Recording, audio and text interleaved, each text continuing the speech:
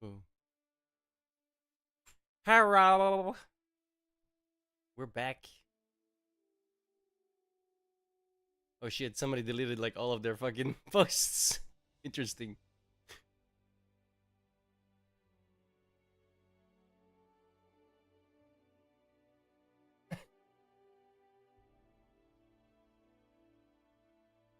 Skip.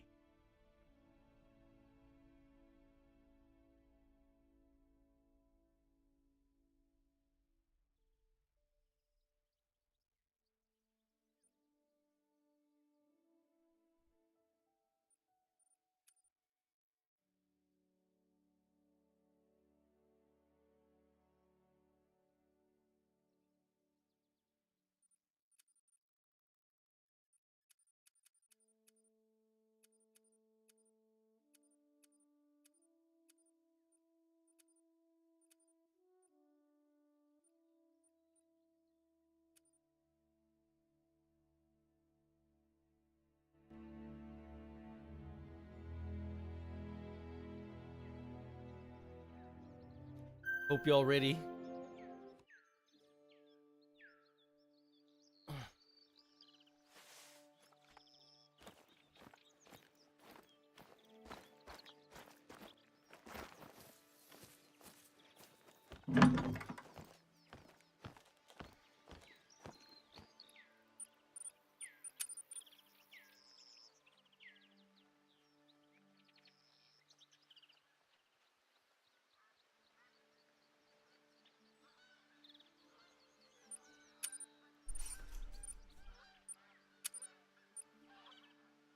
Oh my god, this shit's expensive.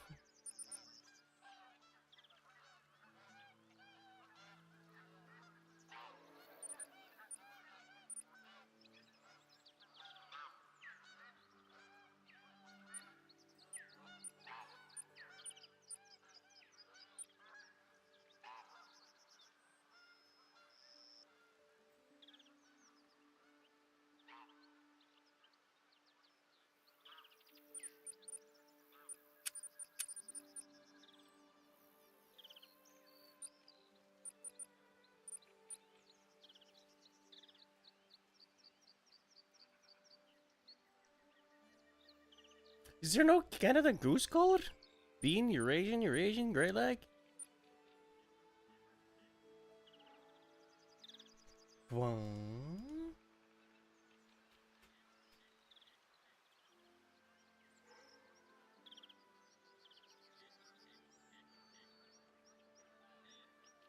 Short read Canada Goose. Did I ever look over it? No.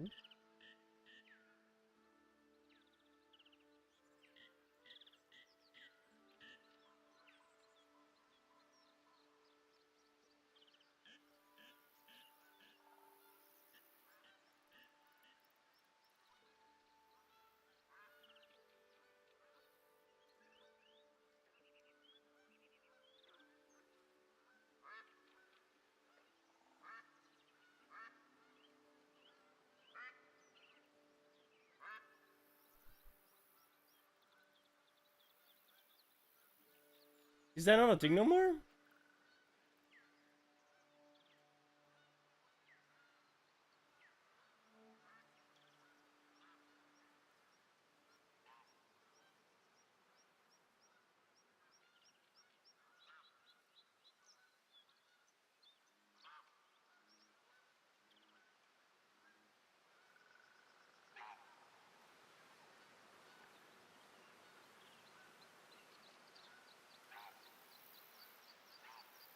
I'm confused.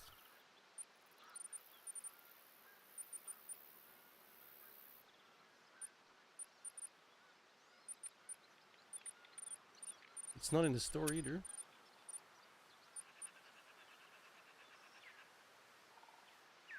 Oh, it is. I'm just fucking blind. Never mind.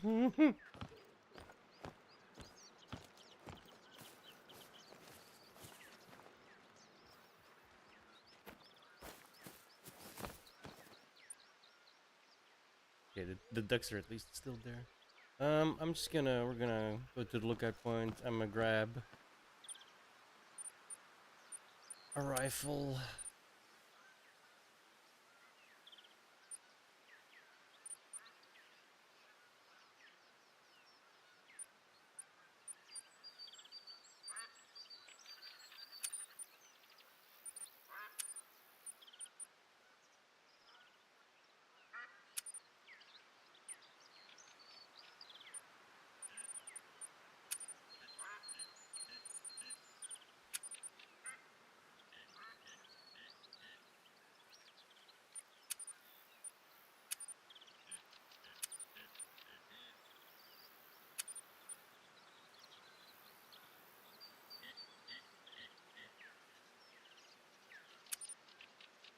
Hmm.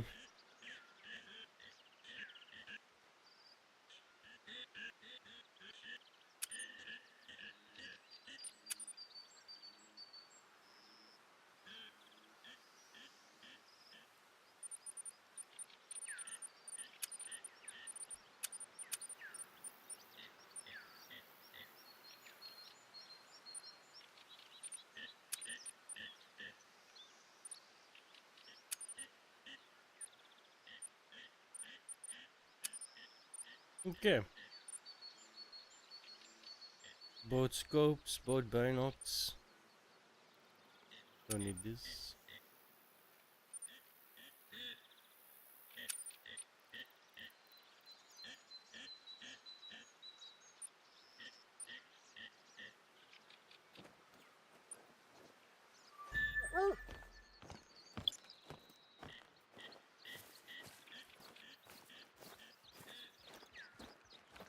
Where's my garage?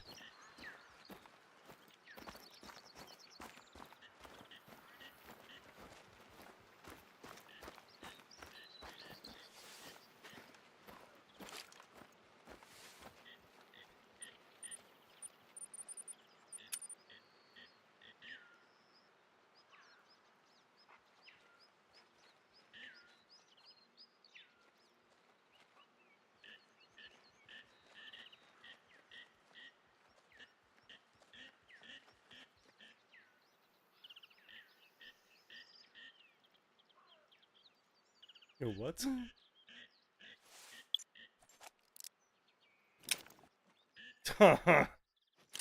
The fuck?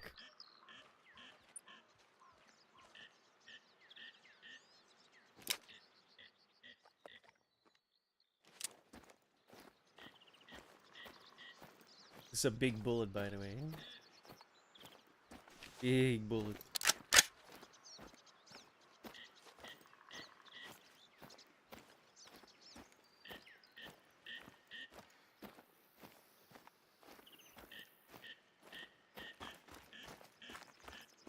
Is there no garage on this map? The fuck? How do I get my fucking quad?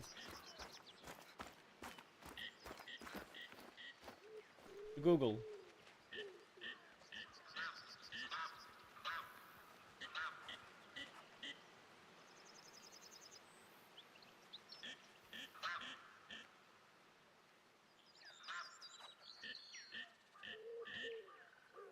Those are some nice tracks. Want to follow them?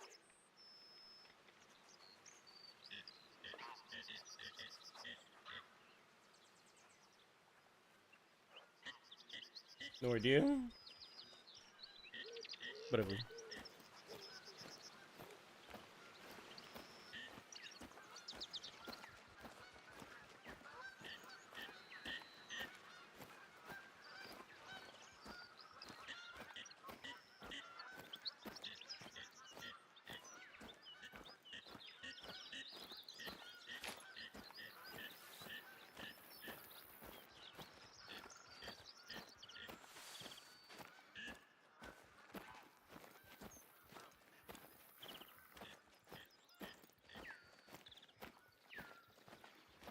Where we going?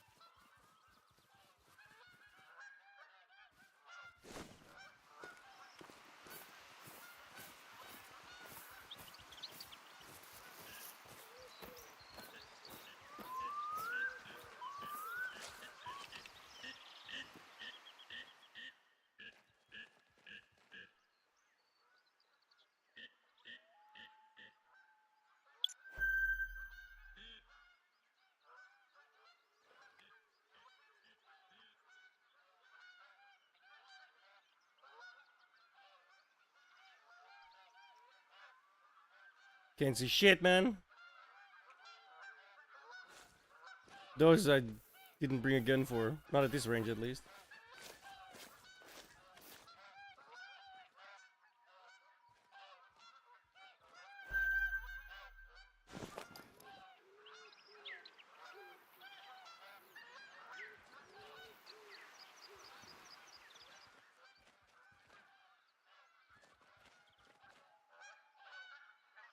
I need something bigger.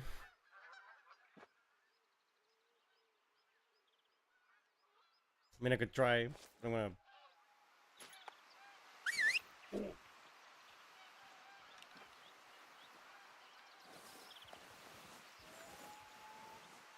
gonna explode the damn thing.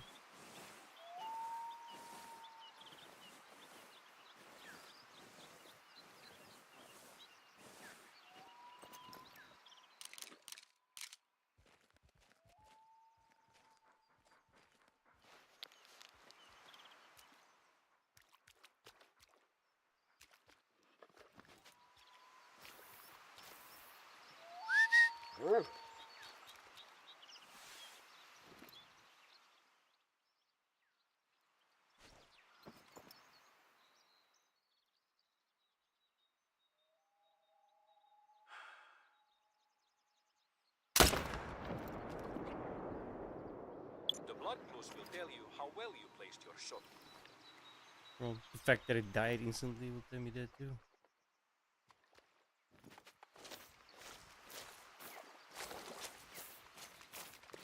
Poor little wabbit.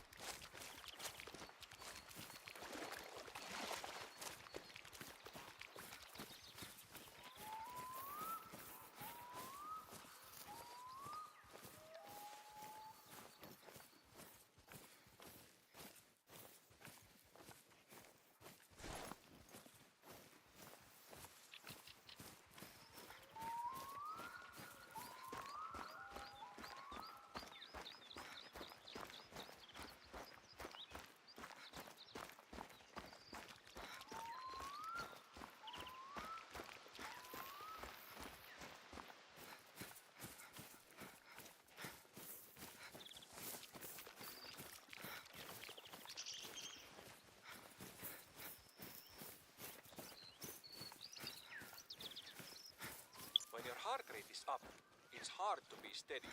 Try to relax by being still before it's time to shoot.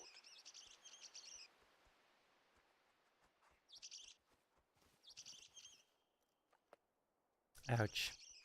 Yeah, that'll do it.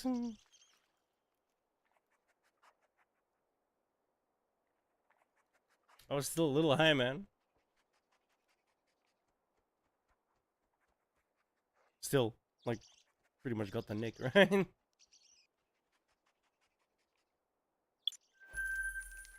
Barely grazed it. Yeah, with a bullet like the size of the thing. Shock alone would have killed it. Like I was using a .223, man.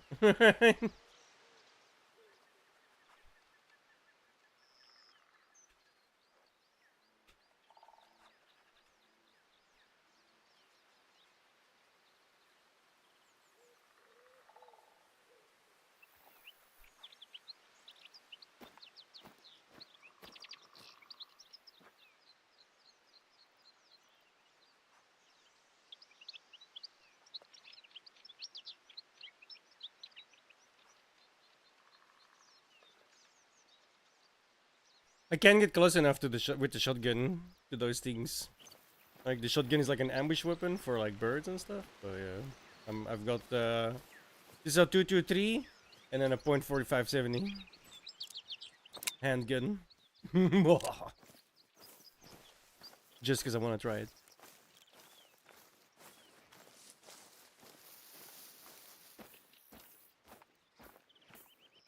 How you doing, Knight?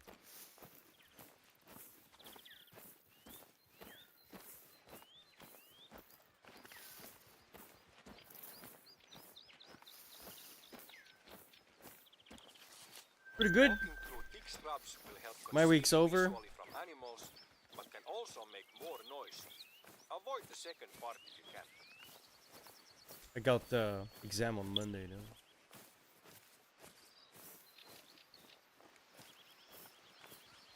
That kinda sucks.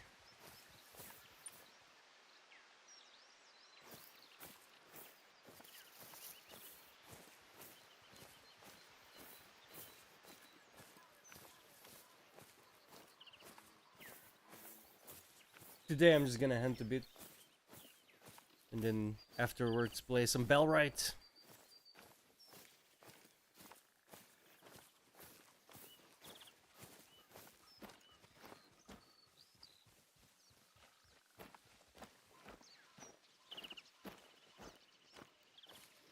I've not played this map yet ever, so I have no idea where I'm supposed to go for like the bigger game.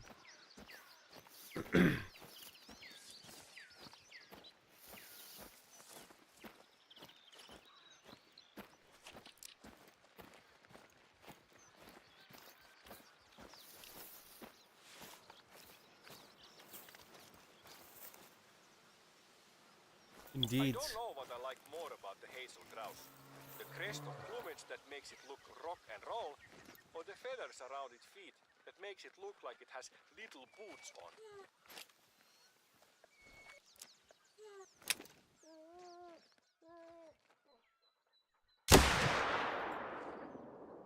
Probably missed. I had to try. Just because I want to see the bullet.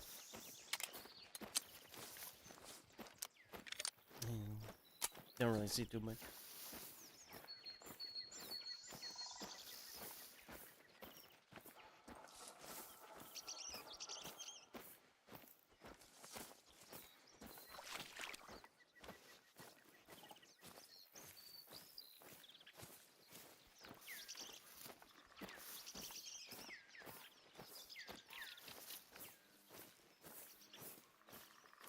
Bro, look at how gorgeous this game is though. Fucking hell.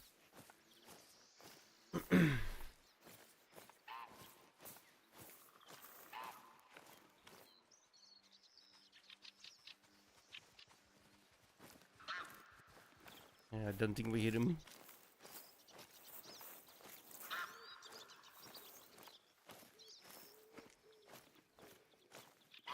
No. Too bad. We won't see him again.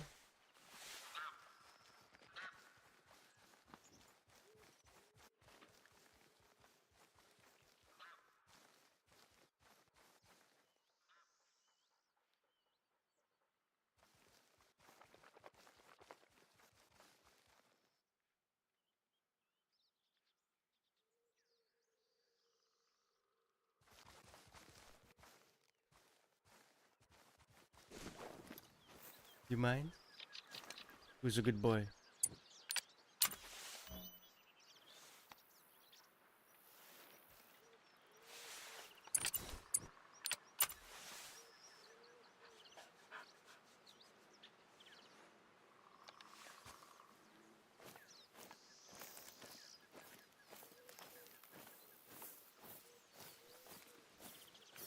Luna, what you doing?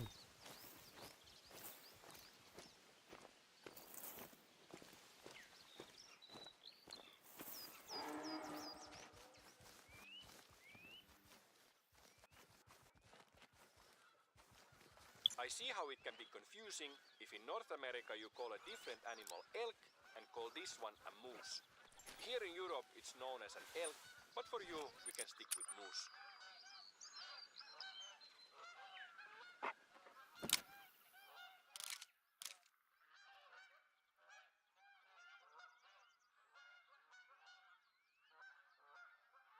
I lost it.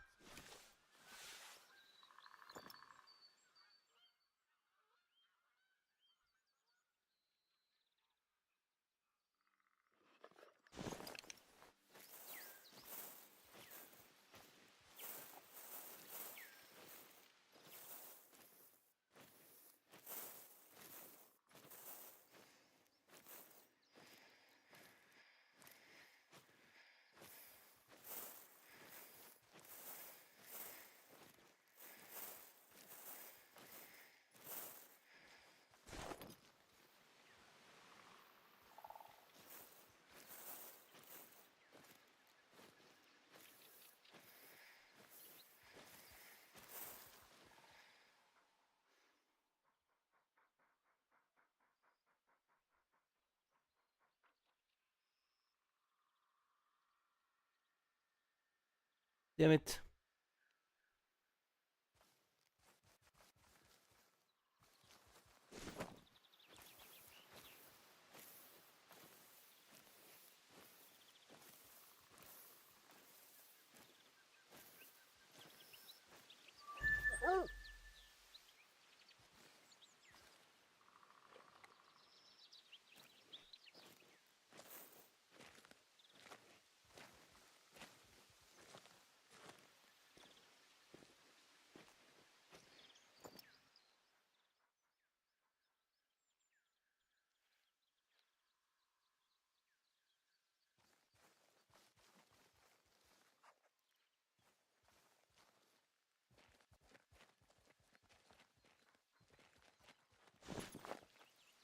Almost bagged me an elk.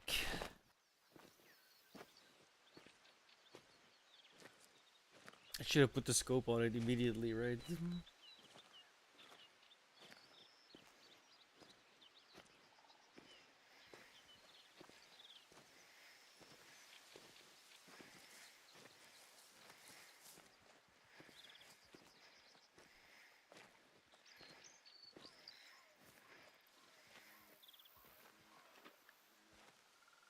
These fucking geese need to shut the fuck up, man.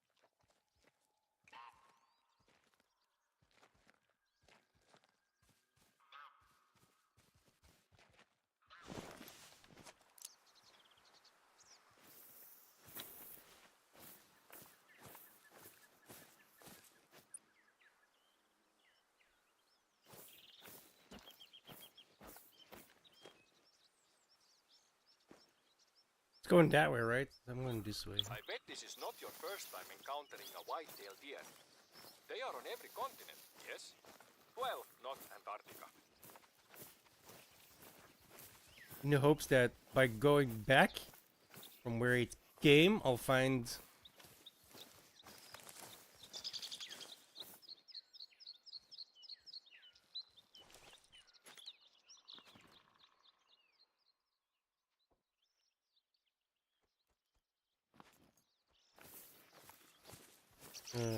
like a watering hole or a sleeping hole, rest zone, feeding zone.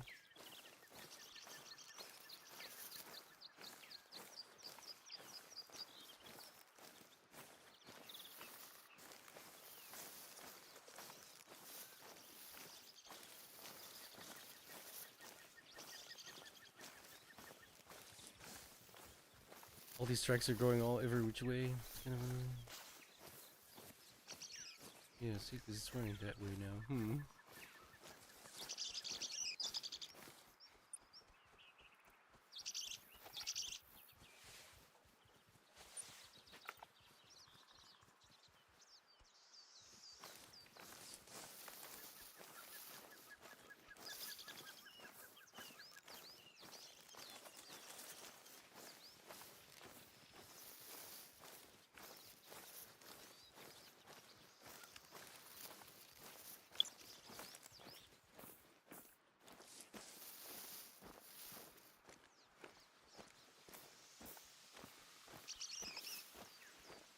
Tracks all over the place here, though.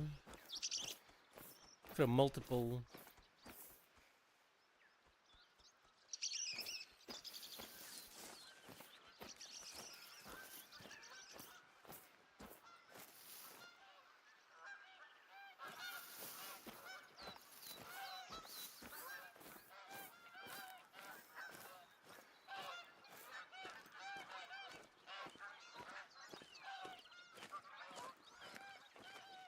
Whatever. I shot a hare from like 150 meters away with a much bigger bullet than the hare. I barely grazed it, still killed it immediately. Oop.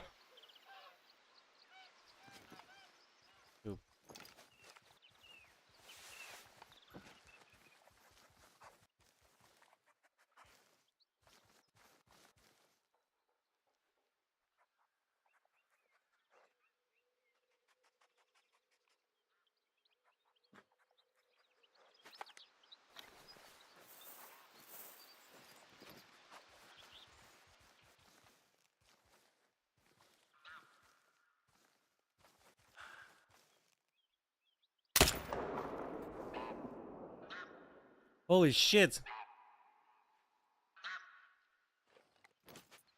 That thing for real? It survived a shot to the back of the head? Like, I got that. I thought I had the back of the neck, man, perfectly. That sucks. I was trying to sever the spine. The fact that it didn't drop instantly means I definitely didn't sever the spine. Should have used the other gun. What was that? It was a white-tailed deer.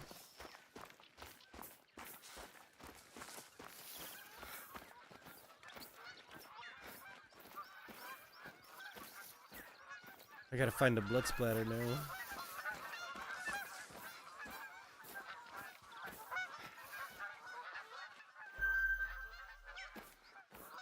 Oh, found the drinking zone.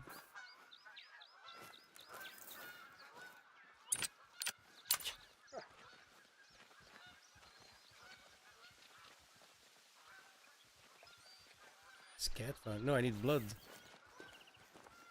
that this thing right here? No, that's too. Where the fuck? Did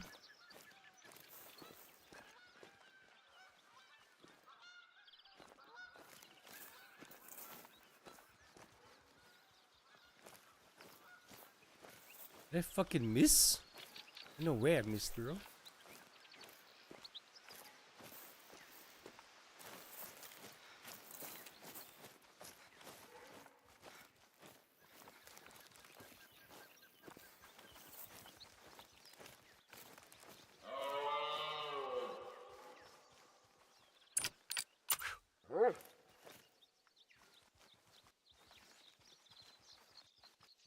Bro, it's not finding blood.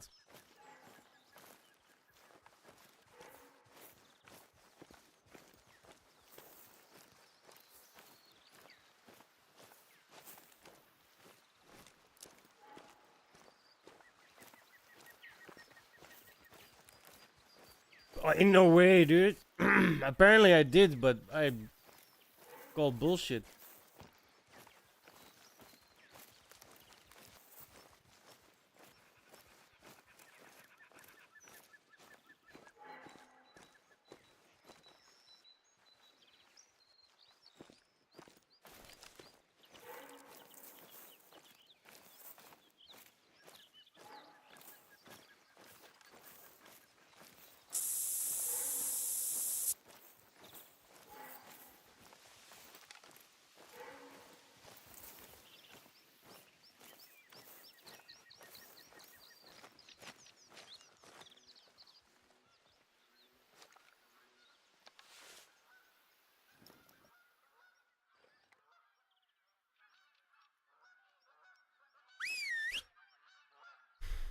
I pressed the wrong button.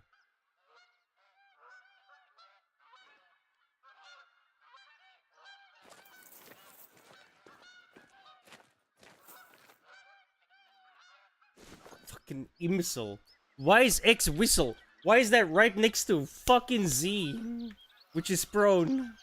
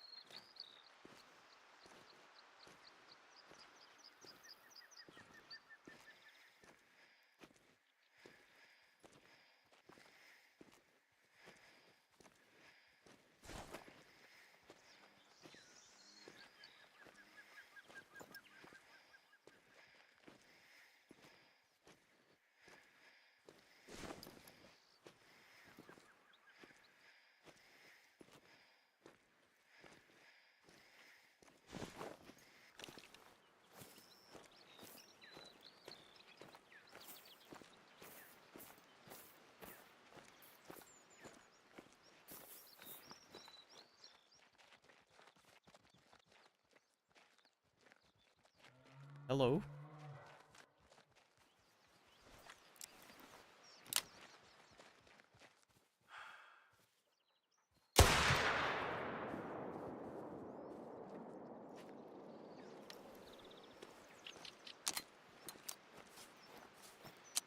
Yeah, at the birches. I'm kind of hoping again I was in the Nick area, Nick slash back area. Unless I missed again. I may be adding a little too much elevation. That was only 100 meters realistically, right? 200 maybe.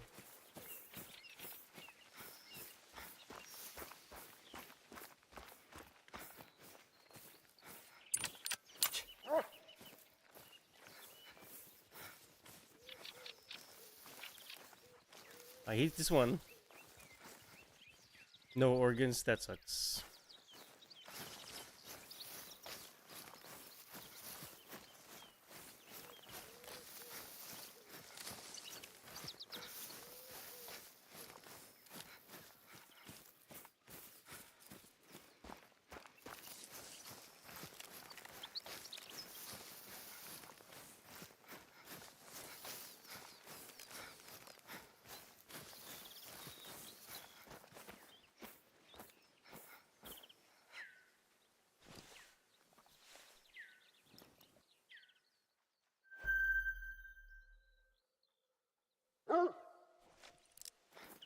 You're lucky. Oh,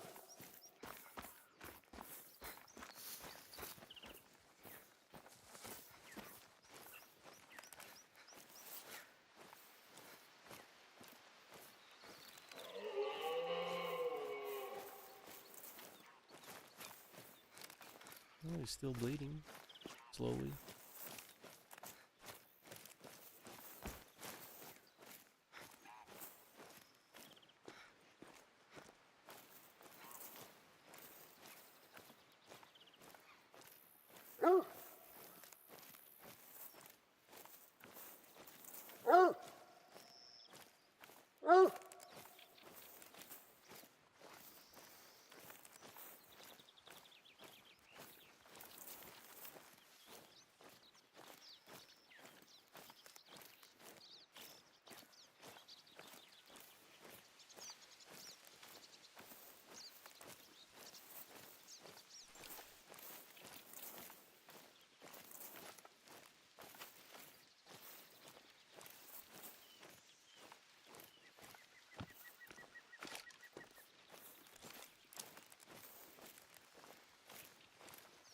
Like, how do I know when I'm getting close and I have to start skulking again? Because the dog is just running behind it, right? Is it not gonna scare the bear off constantly? So we're just gonna run behind it constantly? How does this shit work?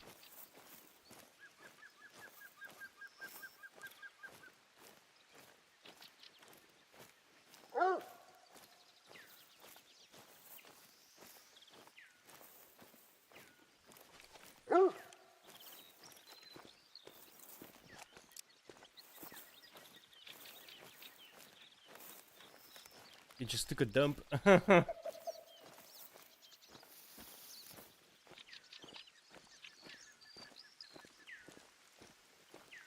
another one.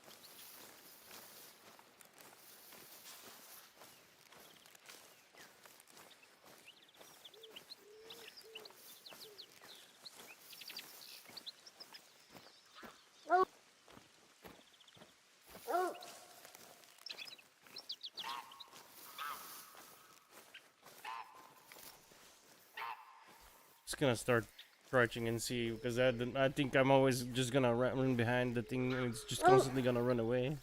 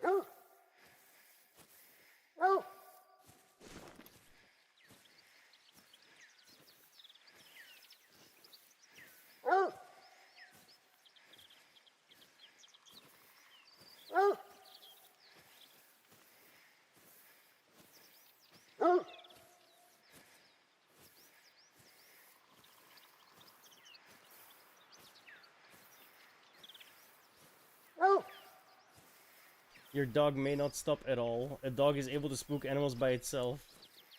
You feel like you're getting close to an animal. Shit. I leveled up. You must stop your dog by yourself. See more information in a dog visual behavior.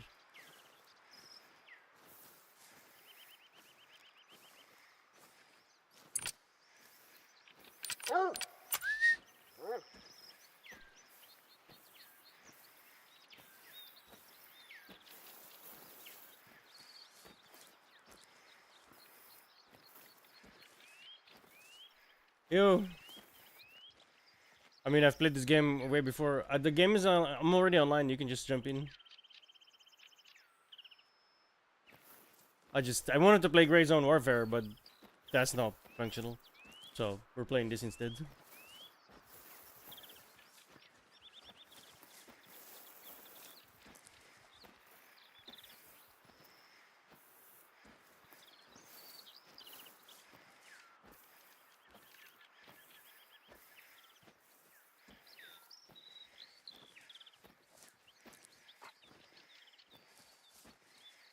I couldn't get above 35, 40 FPS, and it was like very, very, very laggy whenever it had the load shaders and caching, which is a lot. Yeah, while I was streaming, obviously. This is all while streaming.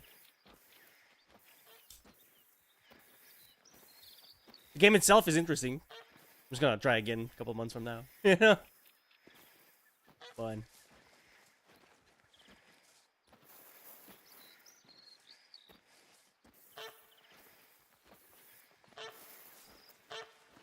Hey. Ew. Yeah, see, it's still running. I feel like my dog scared it off every time it moved up, so now I'm like still further behind. I just wanted gunplay, and this has some of the best gunplay in the game and in the business. So.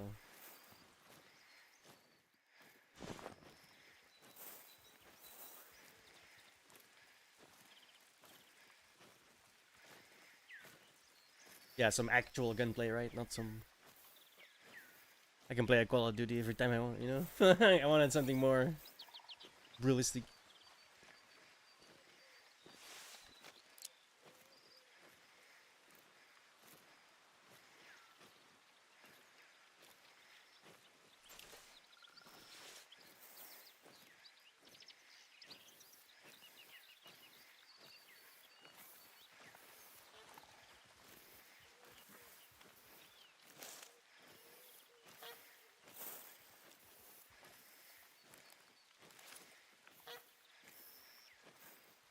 How you doing, by the way, AK? What's going on?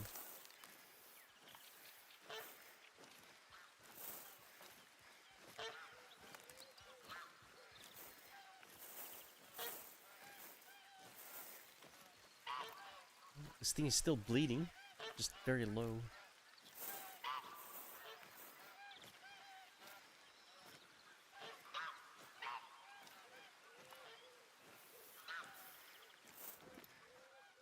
Oh, hey, we found it. Nice, I killed it in one hit then. Perfect.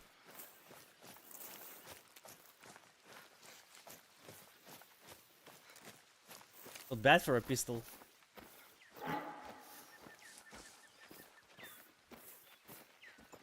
There's a moose.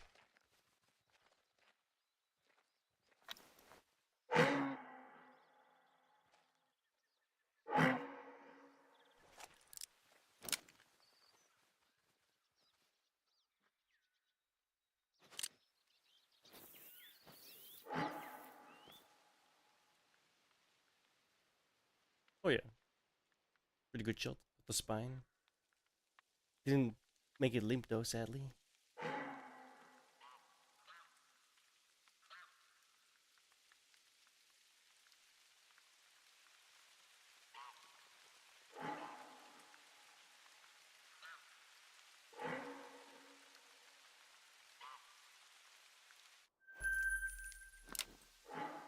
Oh yeah, yeah.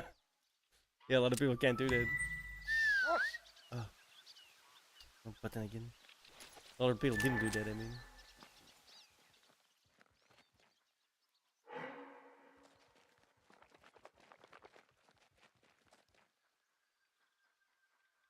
It just sounded the coolest to me.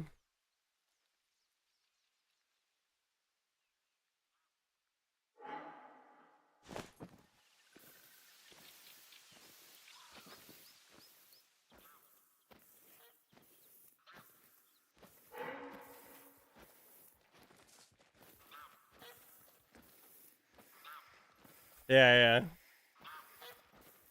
Well, it doesn't really matter now, right? I refunded. Yeah,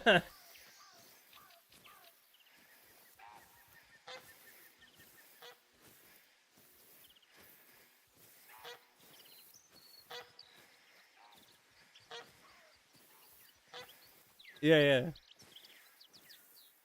I mean, I couldn't run it while I was streaming, so what's the point? I'm a student now, right? I could use that 35 bucks somewhere else. Well, I used it here because I bought DLCs, but you know, picked up some guns.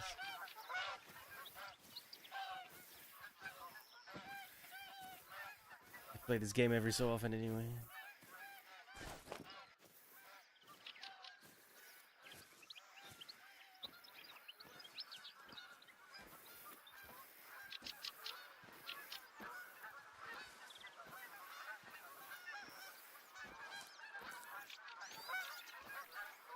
But you don't want to play the PvE, right? Because I do not want to play the PvP in that game.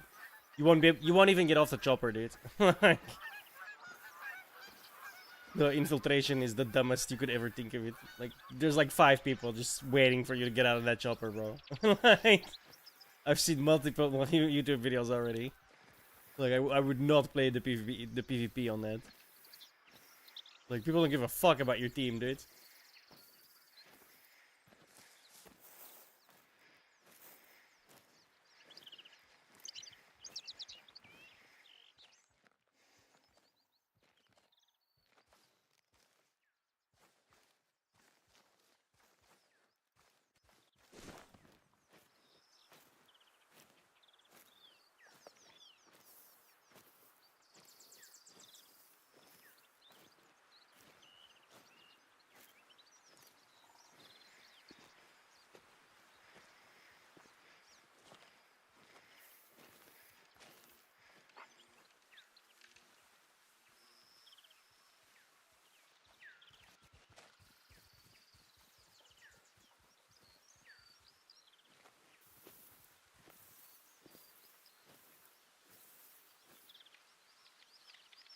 Oh, I said you want to play the PvP, and I do not. I would play the PvE only. Because the PvP is like, you won't even get off the chopper. They're just camping the infiltration. People don't give a fuck about teams.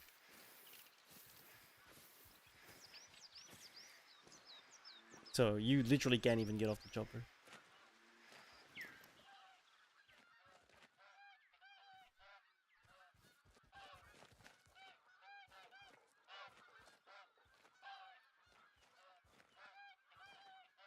Yeah, it's one or the other.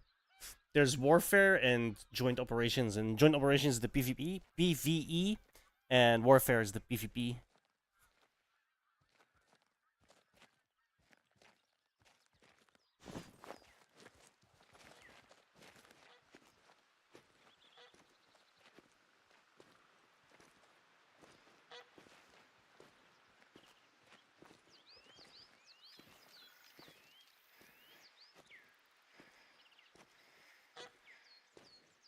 Indeed. It's on a weekday. And 26 days from now means I'm in the middle of exams, so I'm not sure I can like show up to the station. I'm gonna be honest.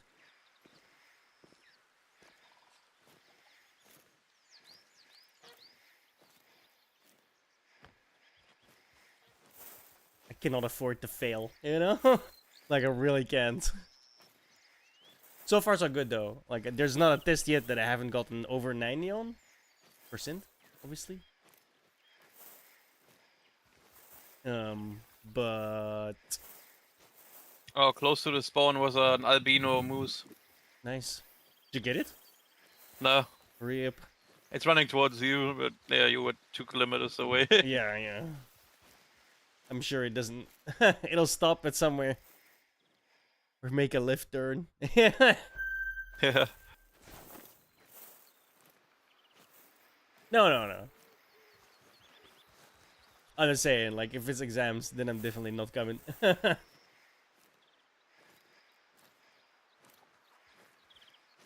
Yeah.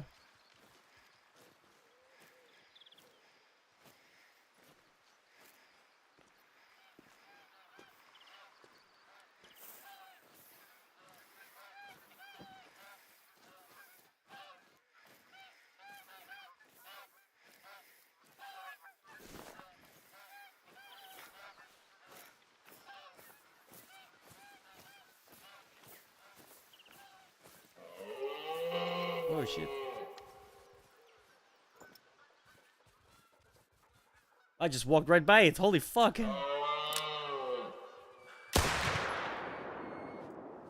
Oh, that that's sounds so fucking good, man.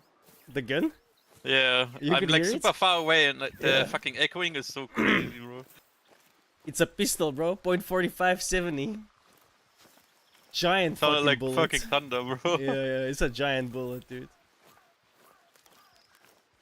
You won't hear shit from me. I'm Or did I running miss it silent again? now. Where's like the fucking entry? Shouldn't there be like a blood spot, the exact spot I fucking shot it? Normally, yeah. If you hit it, there should be blood on the ground. How could I miss it? It was like right there.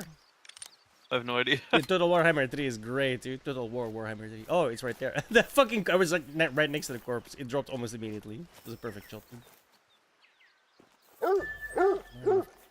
See the blood track. Don't tell me. Oh yeah, I severed the spinal cord. Perfect shot.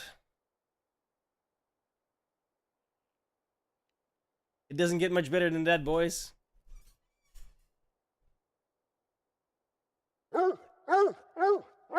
Theoretically, these are terrible spots to aim at because they're so small, but that's why I'm aiming at them, right? The heart is also perfect, yeah. But with the heart, it can generally it runs a little bit. This one ran a little bit too. Like it got away for 3 feet, but you're trying to sever the spinal cord for the best shot.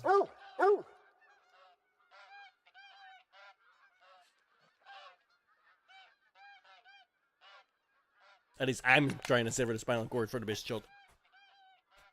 Like I said, in terms of like actual hunting, don't do that. Just aim for the heart, because as you can tell, this is a much bigger target than this. You know what I mean? But that's exactly why I'm shooting here instead of here. Also, best info, I don't know if you have it already. Like hold your middle mouse button, then go to your gun, and then you can switch the ammunition type on with Q. So you don't have to open the fucking inventory every time you want to fucking change the like ammunition, you know? Yeah, I didn't bring separate ammunition. I just brought 3 separate guns. Yeah, good, that works too.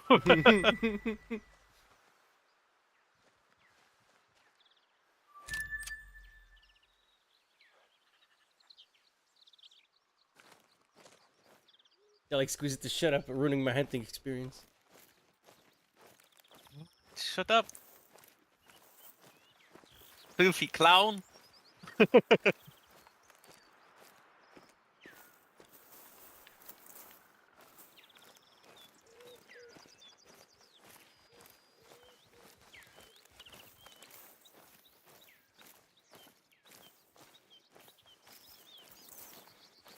No, at least I'm making Oh, some I money found now. the fucking egg again.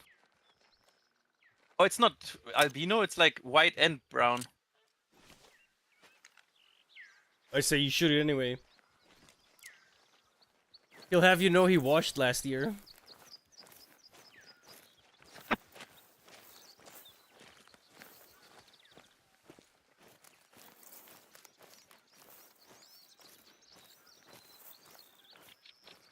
Dude, I want this one for my fucking hunting lodge. I'm gonna come your way. There's like a whole herd right in front of me. Deer? Moose.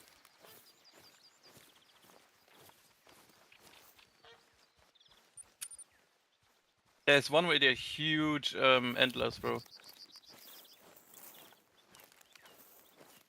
But I want that fucking white, brown Examine checkered one. carcass. What the fuck?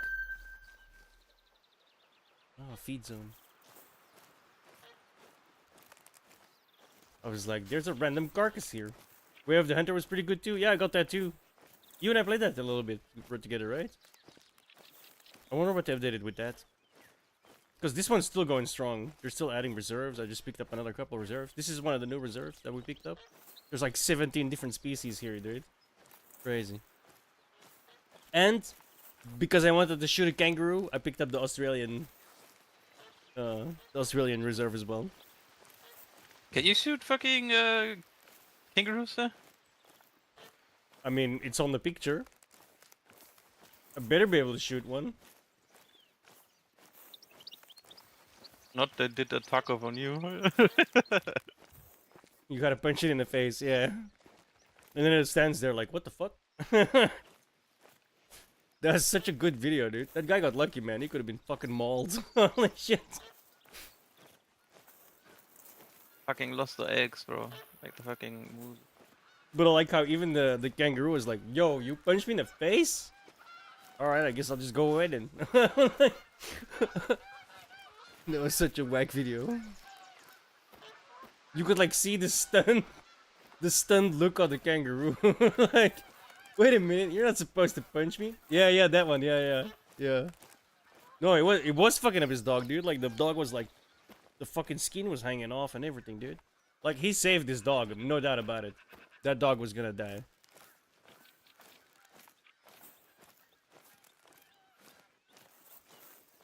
Right? Bro, they look so fluffy and cute. And then they like fucking rear up on their hind legs and you see the fucking boof. Oh my god, this guy has guns. Run away.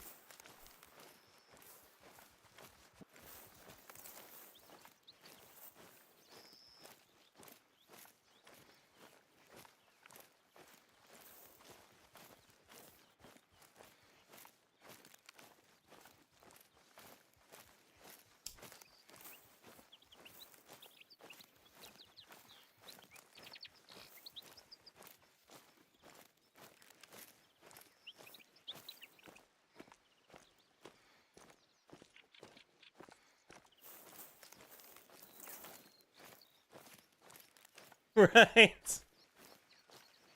Pretty much.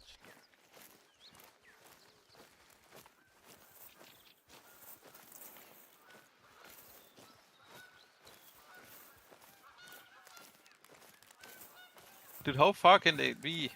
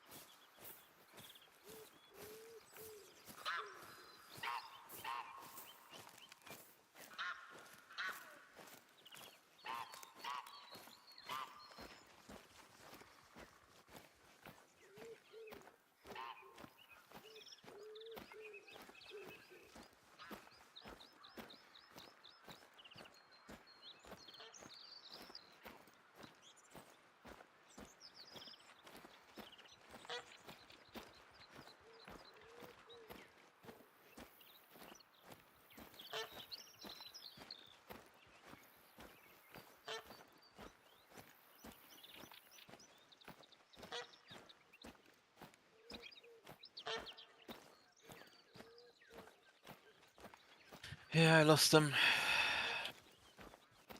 Rip. Or just not. The opposite of rip.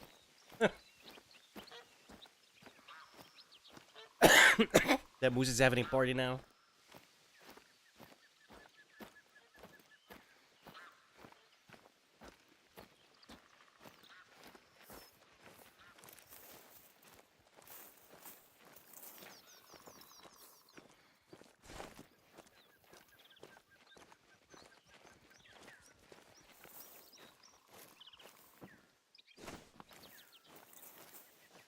I mean, I got their tracks, but oh, where the fuck they at?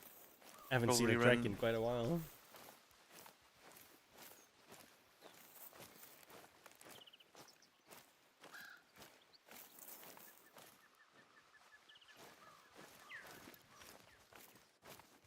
Brown bear coming your way.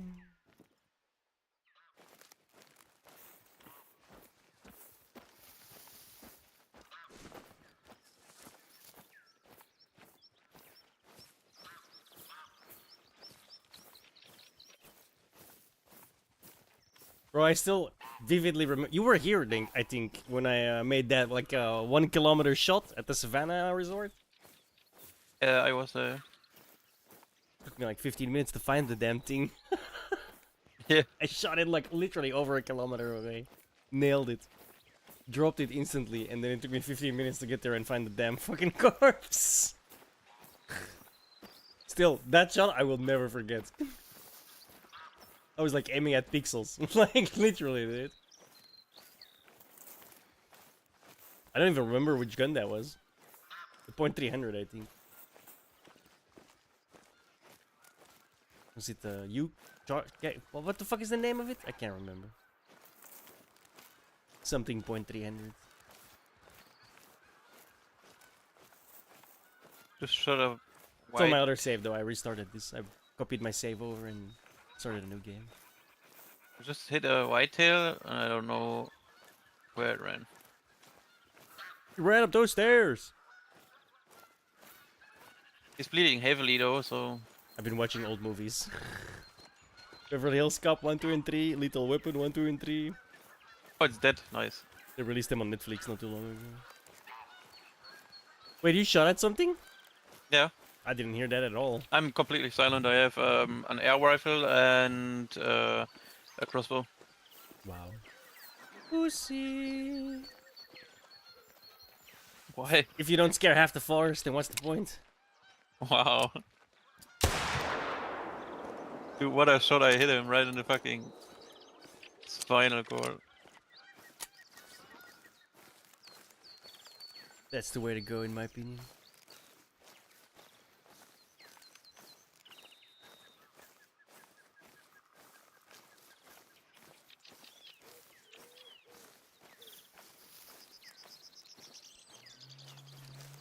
Low score though, because I didn't hit a organ.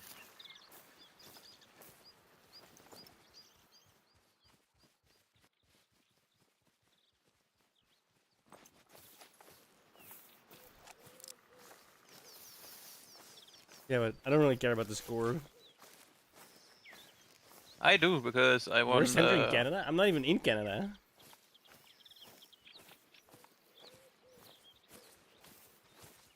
I do care about the score because I want to, like, good score. I want to put in my Wait, fucking. what does it say log. when my dog says critical position? I don't know. I never had that. I don't know. He spotted something? I don't know. I guess, yeah. It said critical position and then just stop. Oh, I know, I didn't mean track.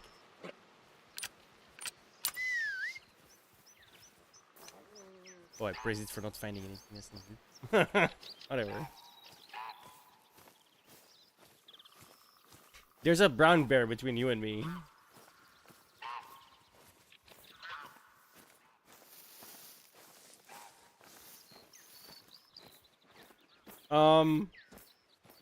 Does the dog DLC actually add anything worthwhile? I mean, it does nothing that you can do, so It's handy because yeah, it just like, does it better. Yeah. Yeah. And also it comes with perks, like if a fucking wolf or something is near you, you can call your, like, you can tell your dog to howl, and then yeah. wolf comes to you. It also has like skills and it levels up. Best DLC though is, in my opinion, the fucking what are they called? ATVs, RTVs, whatever. Yeah, The ATV, fucking all-terrain yeah. vehicle. I couldn't find the fucking garage here, dude. It's right. It's by the lodge where we were. Oh, No, where you can. it's really Yeah.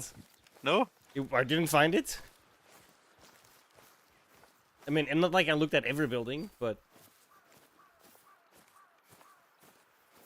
when I get to Belgium, yeah, you can, if you're lucky, you'll see the one wolf we have still in this country. Pretty sure some fucking douchebag ran it over not that long ago, actually. So I'm pretty sure we're back to 0.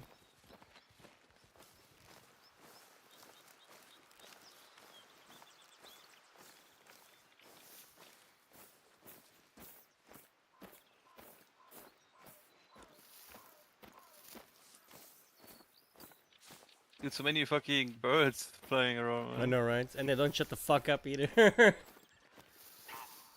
Oh yeah.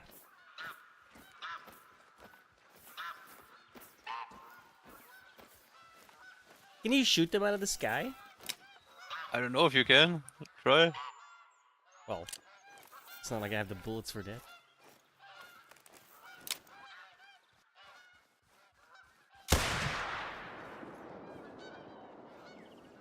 Oh, okay. Poor thing stuck on the tree. You gonna die already? I shot you right in the fucking... Yeah, it's dying. I think. Hello? Yo, what? What happened? Ain't no way, it's still alive, dude. No organs? Ain't no way.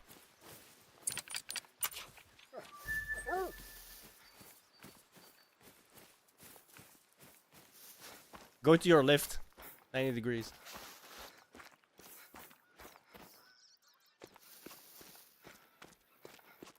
I know, right?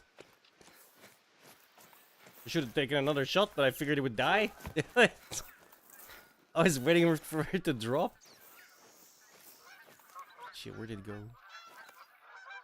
Where's my dog? I have no idea.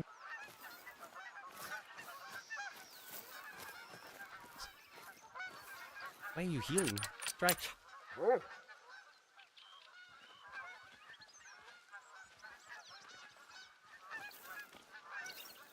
Oh, found it.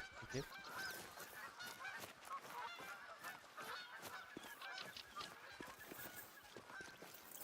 At least they're big blood things and not small ones. What did you shoot? A moose. Or technically it's an elk. Yeah, it's right there.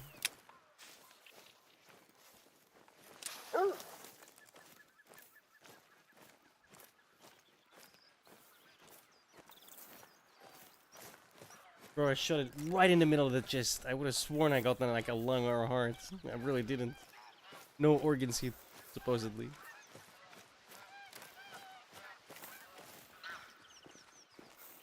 There's a bear, watch out. He's coming right to you. Oh no, he's running away. I think I missed. That was a little quick. Bit of a snapshot.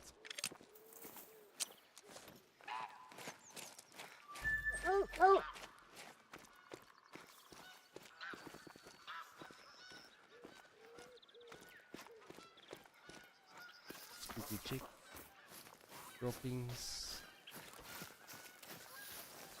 Yeah, we missed.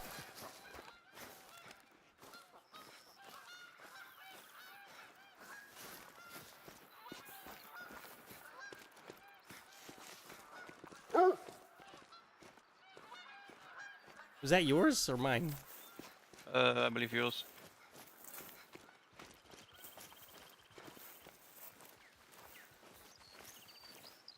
I believe they only bark when they're on a track and Yeah, yeah. tracking. Yeah, that's what I was about. That's what I was asking. Because Yeah, it I'm sounded not like it came tracking. from your direction, so I figured.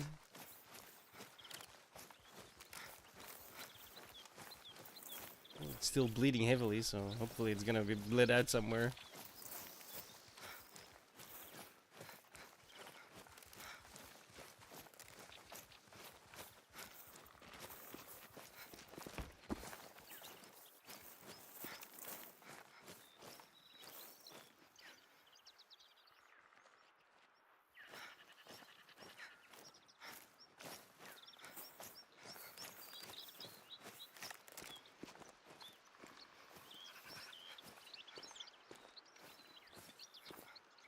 Was it male or female?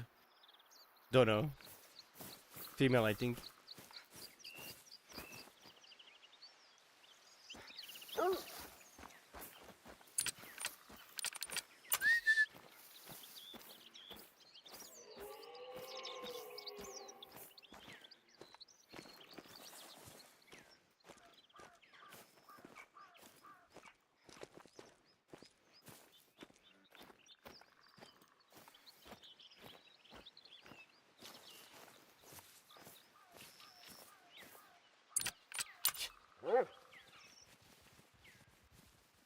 Come on, boy. Girl. It's a girl. Come on, girl. I keep forgetting.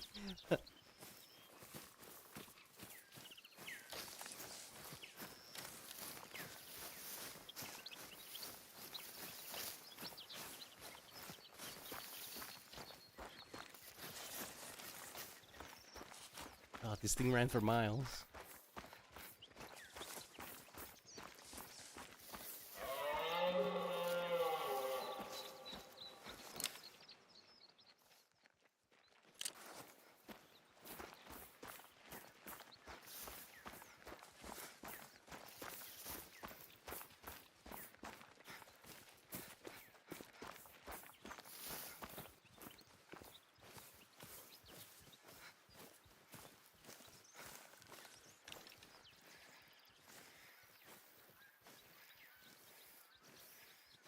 The dog's slowing down. Why?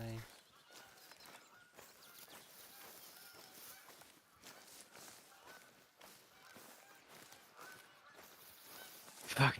There was a moose running down the street right here next to me. I don't know if it's yours.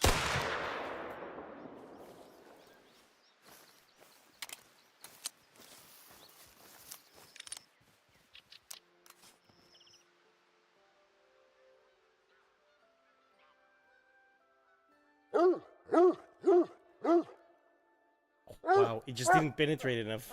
Jesus. That one barely. Alright, we got it. The one that you tracked down? Yeah. You got a bear near you. Yeah, so Which way is it running? he's running south.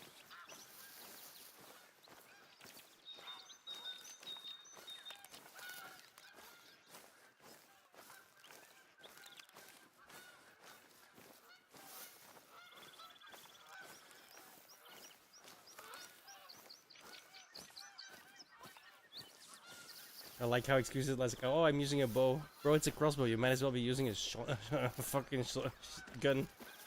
Same diff. You gotta use Oh, the yeah, recurve bow, bro. it's like a crossbow, not a bow. Yeah, that's what I'm saying. You might as well use a gun then. Why? Same thing. Oh. You gotta use the recurve bow. The elks right in front of me, like, and a bear too. 3 bears and 1 elk right there in front of me. And south. Yeah, I see the elk or whatever it is. Bears over there and the other bears over there. Do you see them when I mark them? I see the outline, yeah, but there's a berm. They're behind the berm. I can't see them.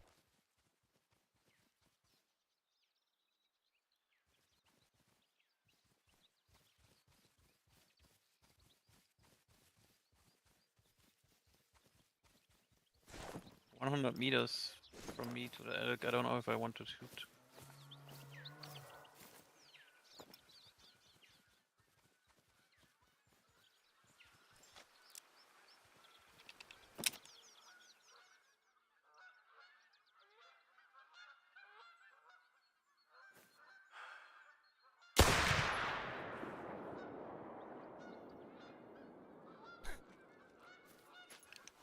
Freaking out again.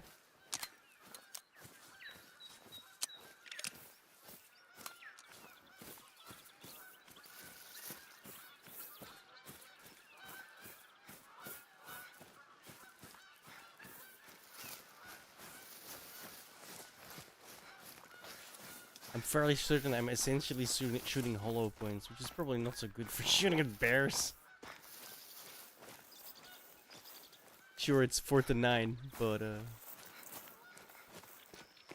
killed it in one hit though. Oh, that's a perfect. Get a blood splatter. Vital organ. The left lung.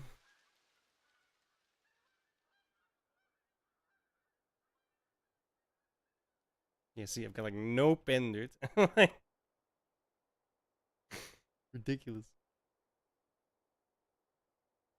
Sneaking up on that elk. Now it's only 70 meters away.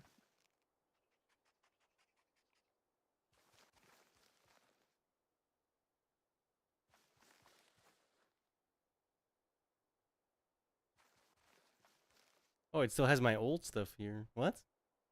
How the hell do I have old stuff?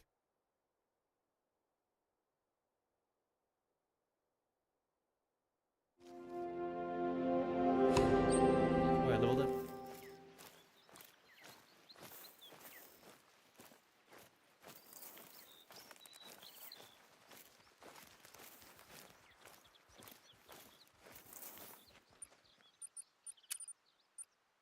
I'm 40 meters away from this fucking elk.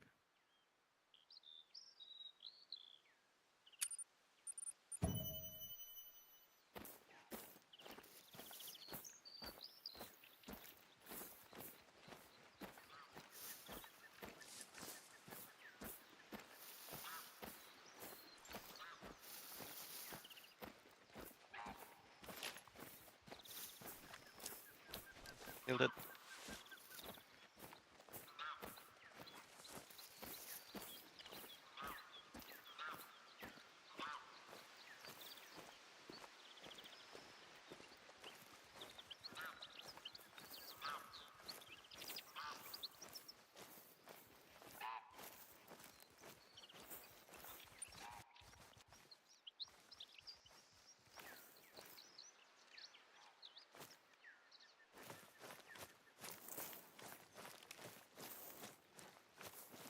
My brown bear was worth way more.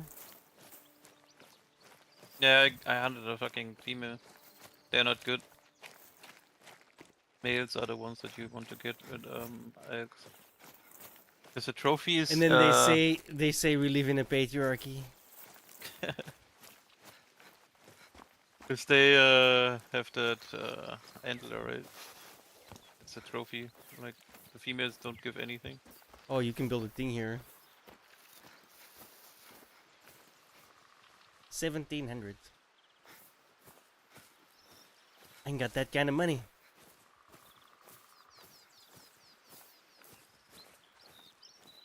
I don't know which dot I have to take when I'm shooting long range.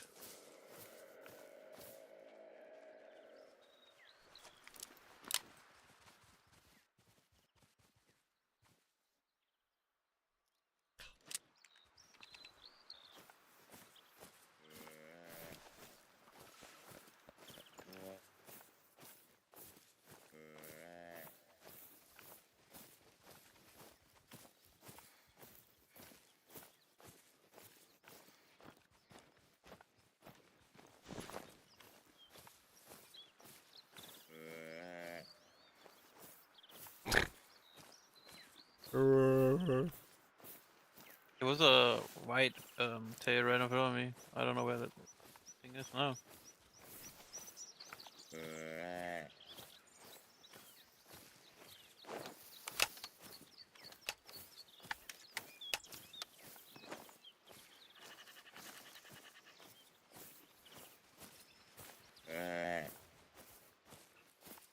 Indeed. On, I guess.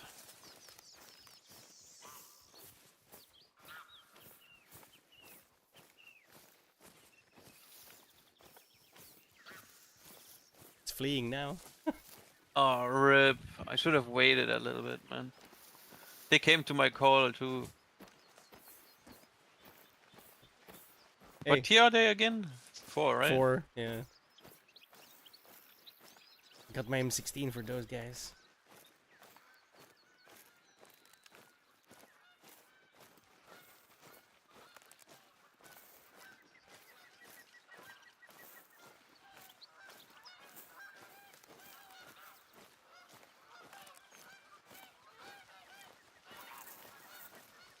They're over there.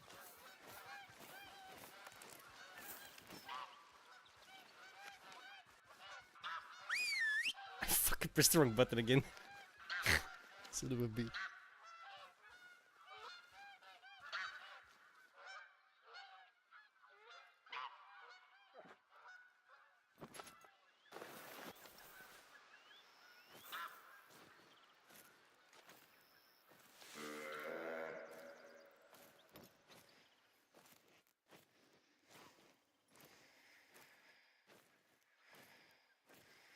As a female. Oh, but that's a male.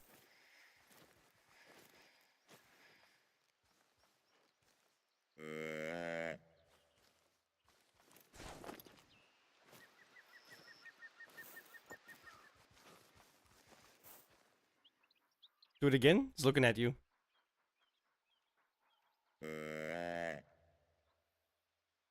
There's a male right behind it too. Yeah. Just barely not see it from here. It's like behind the tree.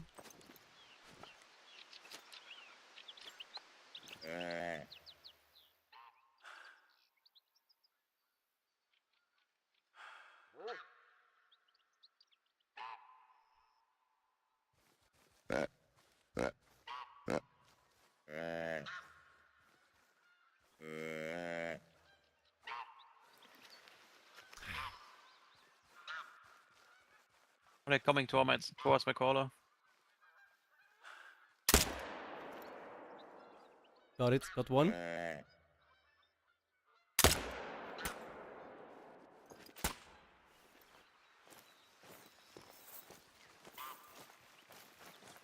One's definitely down. I dropped instantly. I hit a second one. Whoa. What was that?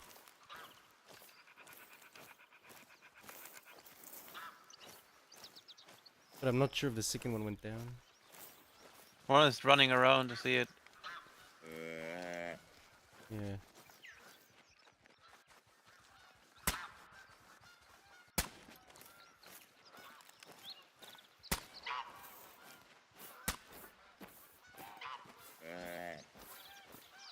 Yeah, I got 2 hits. 2 big hits. Yeah, I got 2.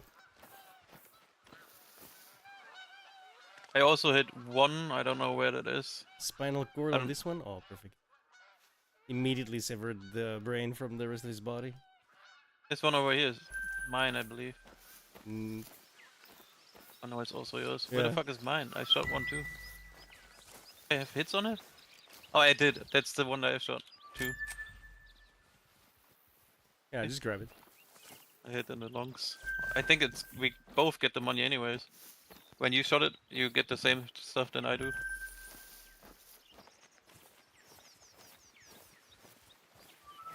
Like if we hit both the same animal, we get half points. I Oh, is believe. it? Yeah. What did I hit? Because I couldn't see. You just hit muscle, and I hit the lung, left lung. Yeah, I was like shooting through the foliage and everything. I saw movement, bang! Oh, I got it.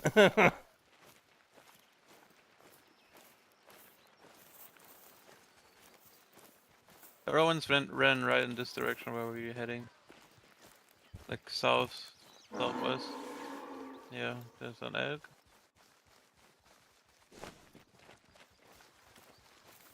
Oh, spray yourself.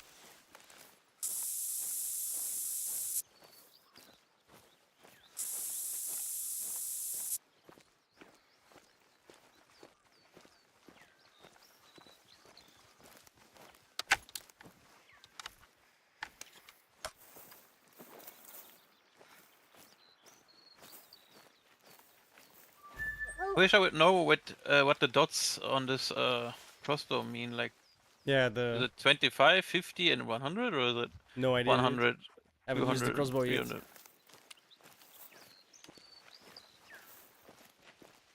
Maybe someday.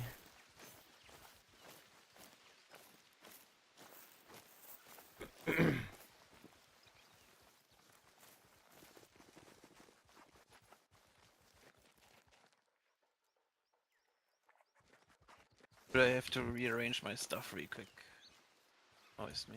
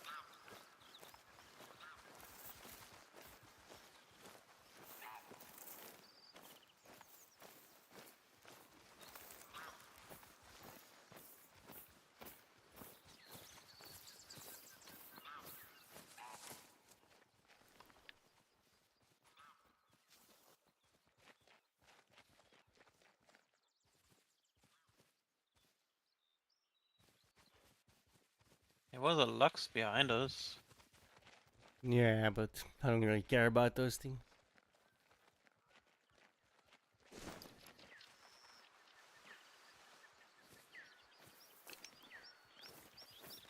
I'm gonna go near the water. Have a look see.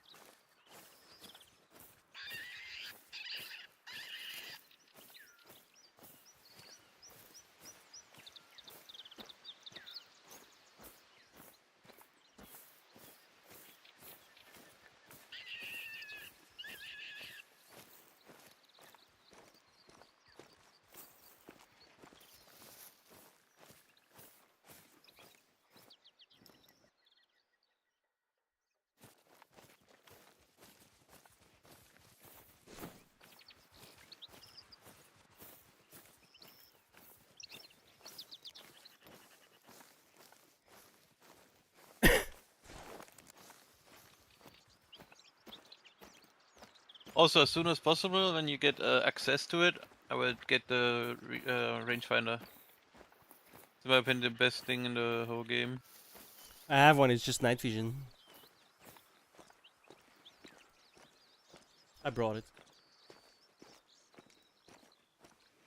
I have one without night vision. I don't know when you can get it, but it's the one that I just bought instantly because,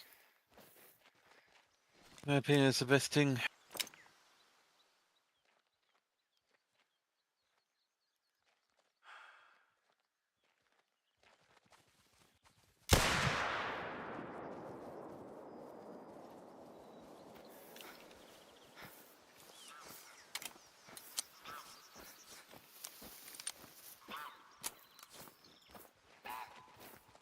I might have hit the shoulder. I was trying to get it right in between, but I don't think it's gonna happen.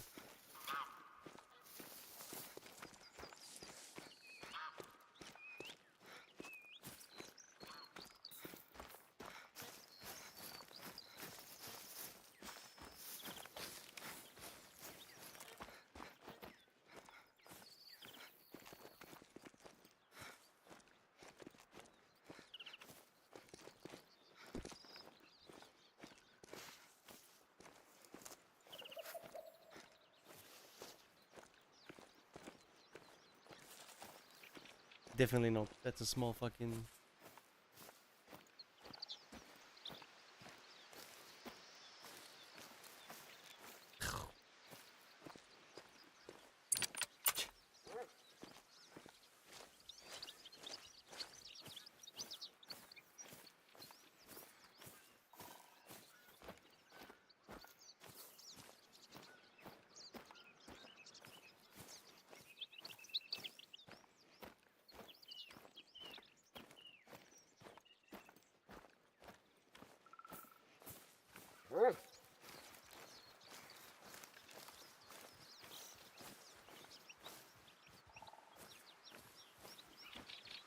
Dude, I only see dead tracks.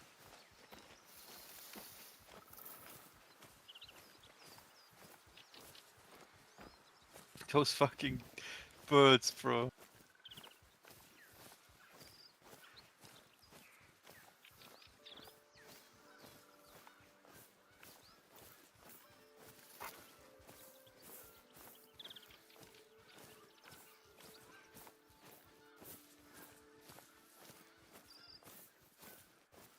Finally, it's getting cold over here, you know. We're definitely getting thunderstorm tonight. Still 29 in my room.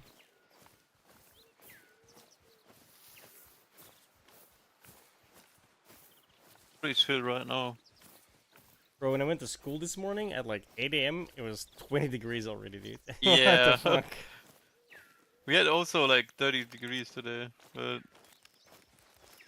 now it's getting cold finally.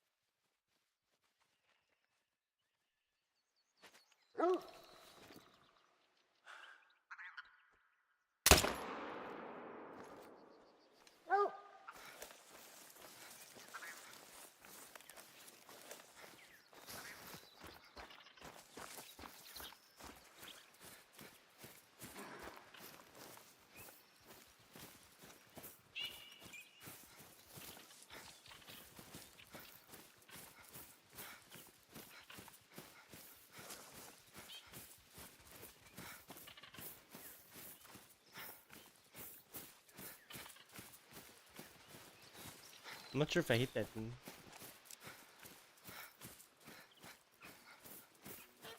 Did you shoot? Raccoon dog, whatever it's called. Oh, I hit it. He's running, I saw it right here. I don't Not know where red it is medium. now. Unless it's a different one. I saw a raccoon like running around here. No, no, I killed it. I got it already. Isn't it was his friend? I'm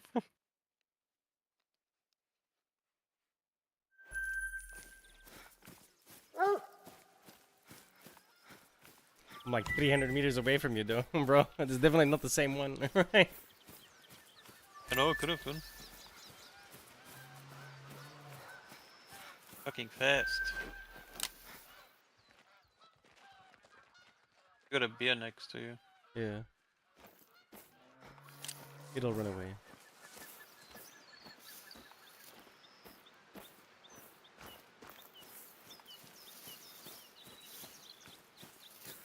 Still tracking a moose? Still bleeding?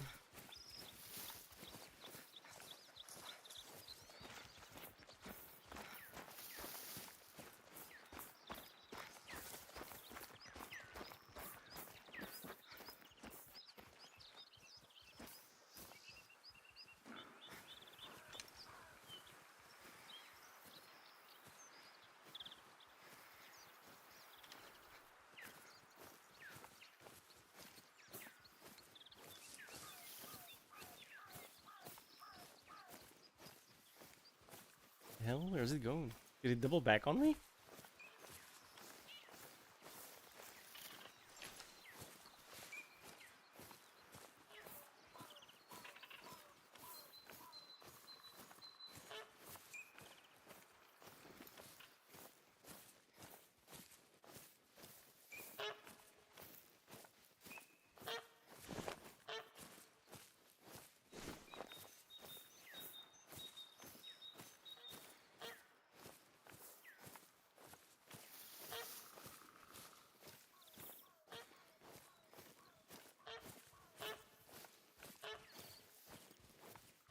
The fuck? It says Crazy how striking many prey, birds on this map, bro.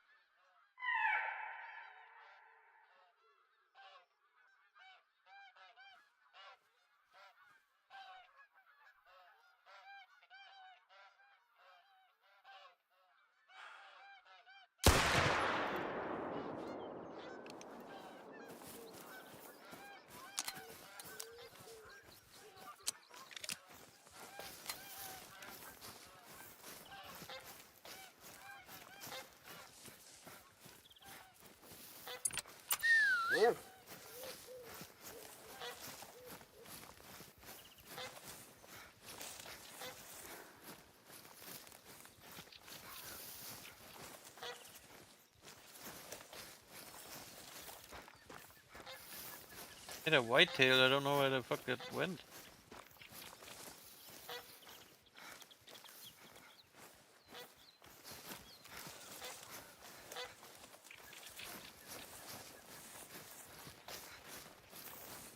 I can never find the fucking blood splatter, bro.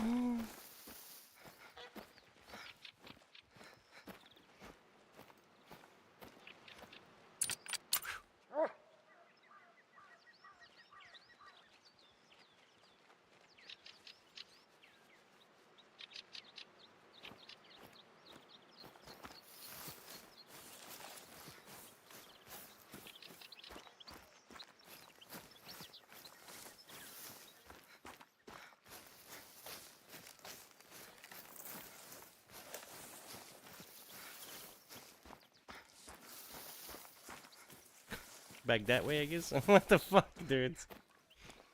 Ugh.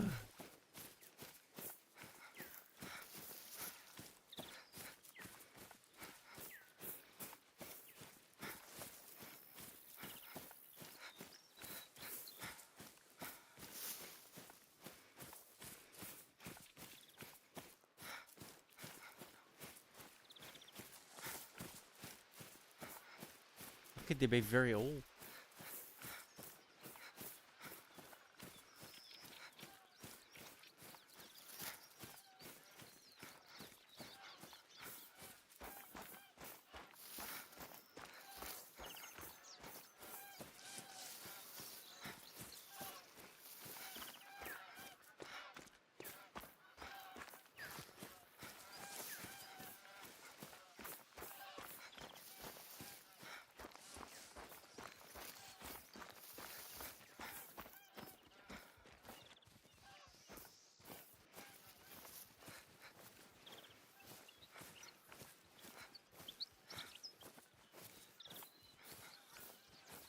You know what they need to add? The Wild Hog DLC. Where you go into a chopper and then you start blasting. You ever see those videos? Yeah. Fucking crazy, dude.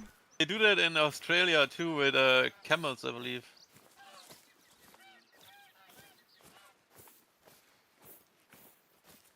I believe it was camels in Australia. Camels in Australia? Yeah. I believe it was. Australia has camels? I thought so, yeah. I'm pretty sure it was. Sounds weird. There's a fucking bear sitting on a fucking street. Bro, this guy is bringing me into in a circle, man. This fucking dog.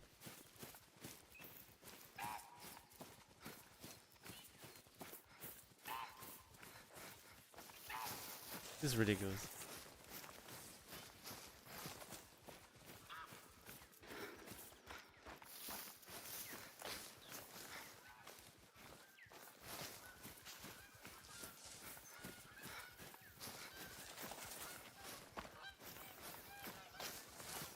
Look, shut the fuck up.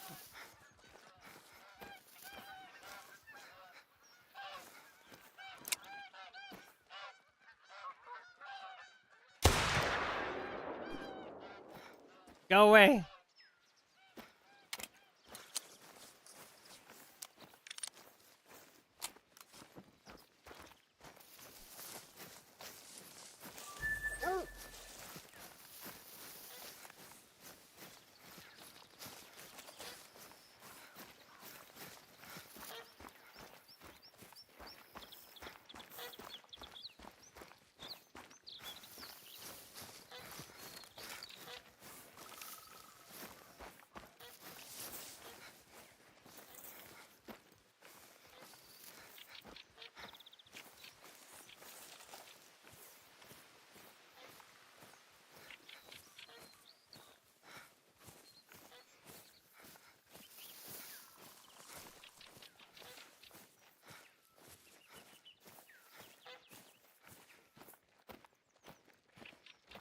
It's going the wrong way.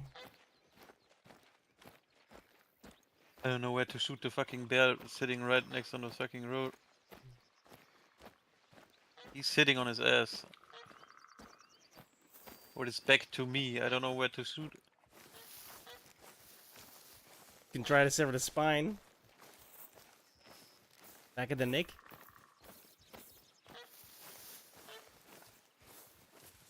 But with a crossbow, I'm not sure you penetrate far enough. Gonna get super close to it. Then shoot it with 600 pounds. Should fucking kill it.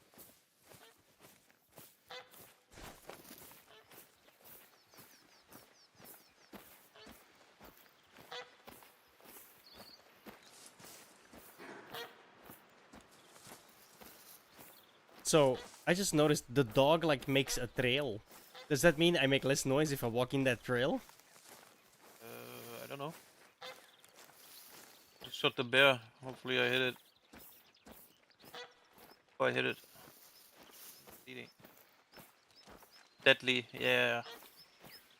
Deadly hit. Oh, he's already dead over You there. can see that?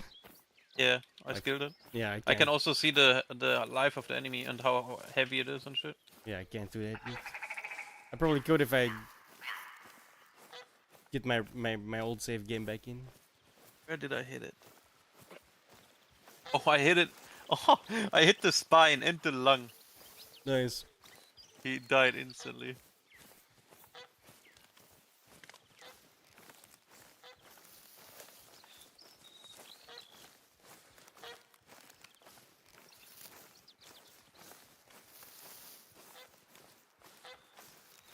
Because I wanted to play with the crossbow now because I want to level up my bow, you know, my skills for the bow. I almost have every skill for rifles. I also need to play with pistols too. I never played with pistols. That's what I'm doing right now.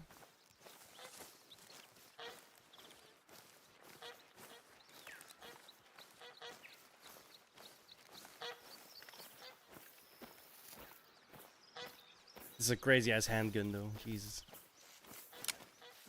I mean, there's a literal full scope on it. That says it all.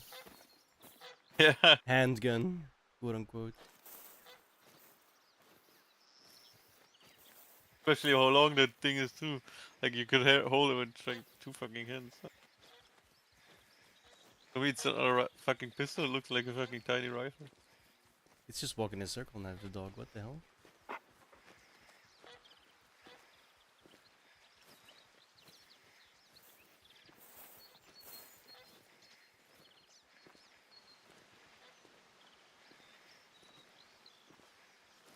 Tracking prey my ass. It's just, what the fuck is my dog doing?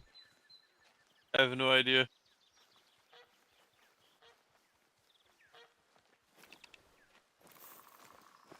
Maybe you lost the track, I don't know. No? It still says tracking prey.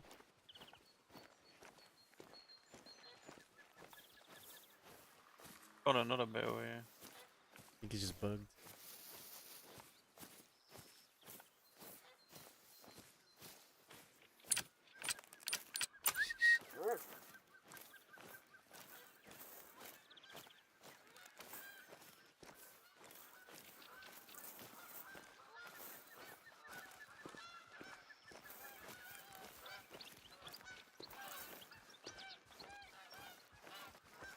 There's a bear coming towards you. Oh, never mind, you like almost.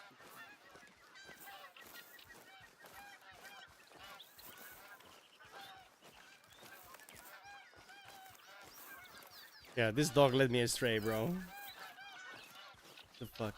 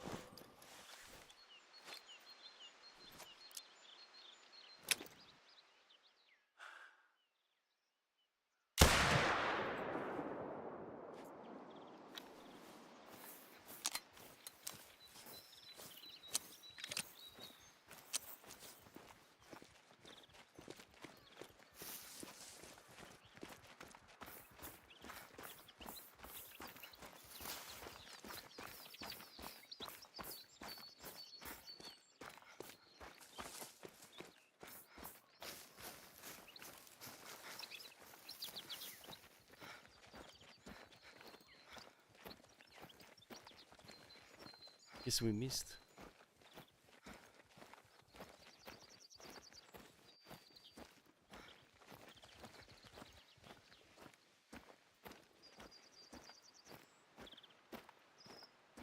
Nope. No organs.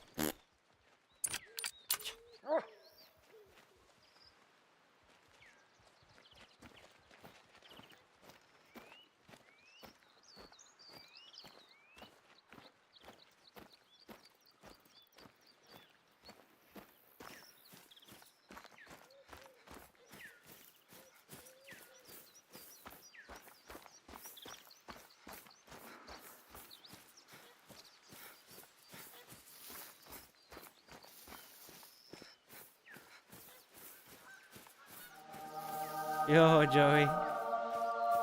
No ducks, not yet. Bears, elks, or moose. Moose. Shot a raccoon dog. What else? Yeah, a bunch of bears and elk.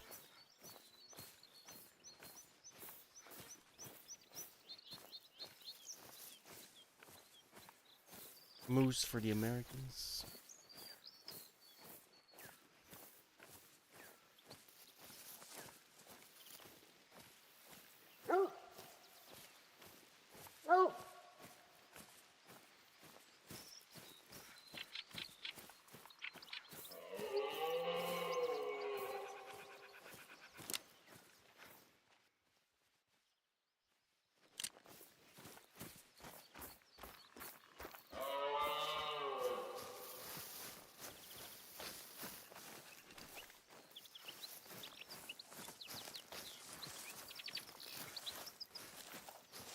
Thank you so much for the subs. By the way, I should probably mention that as well instead of just answering the questions.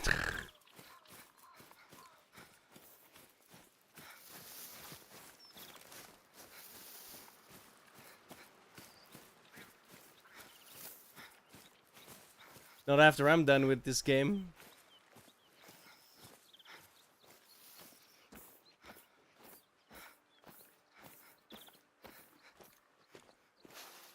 Oh, there's no tracks near me right now.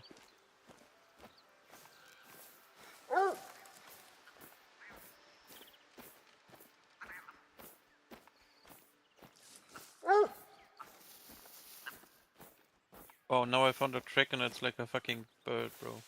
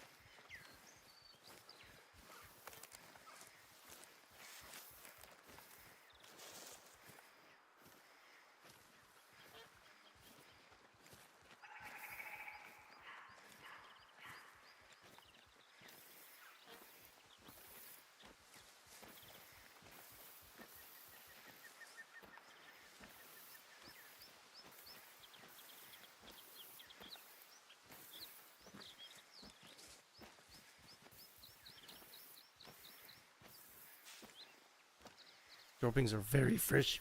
Should be around here somewhere. Oh, squeeze it lift. I got kicked. It says I got, like, the connection got I'm still lost on. connection.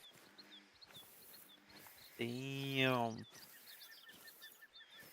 I was just making sure your points were back 0.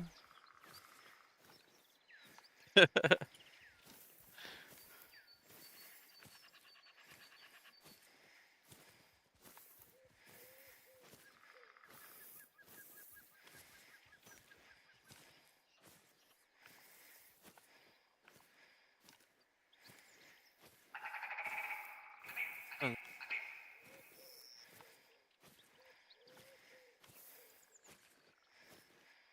gonna bring a fucking gun too now. At least pistols, I would say. Bring the Glock. And then good luck. I think I'm gonna bring a revolver.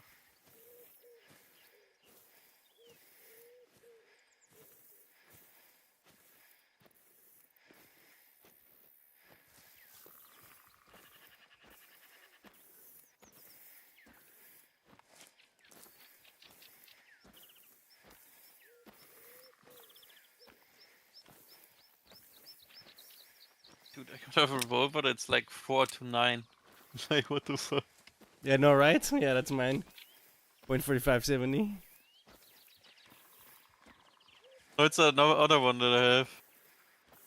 I got that from a quest when you done the, like, you have to do a certain companion quest and then you get that one. What's the shoot? 454.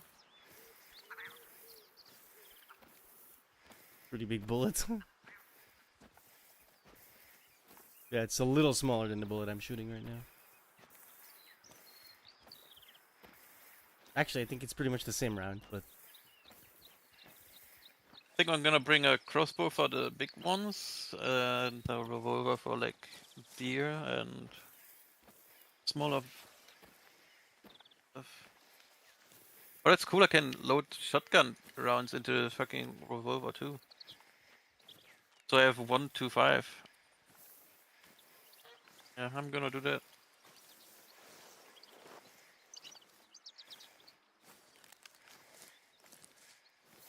So I can hunt birds as well if I want to.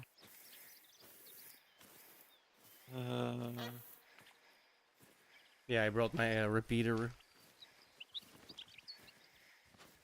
I don't think I will hit shit with the fucking revolver when there's like a fucking tiny ass bird, you know? Who knows?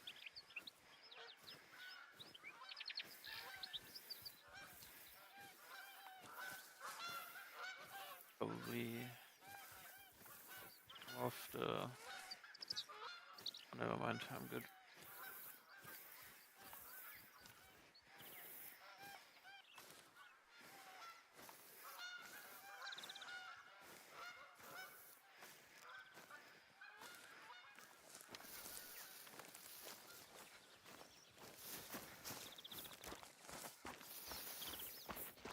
Swear, fucking thing keeps running off.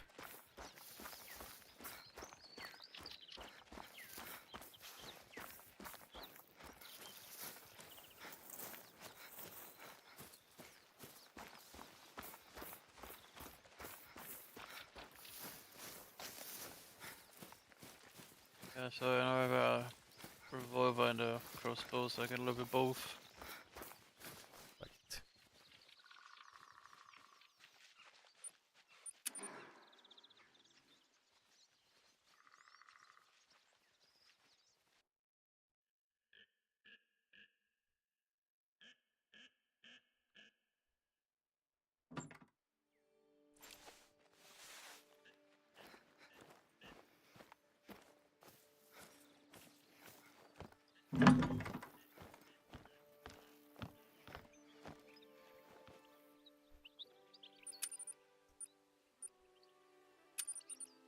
Are you at? Oh, oh, never mind. You teleported back. Yeah, yeah.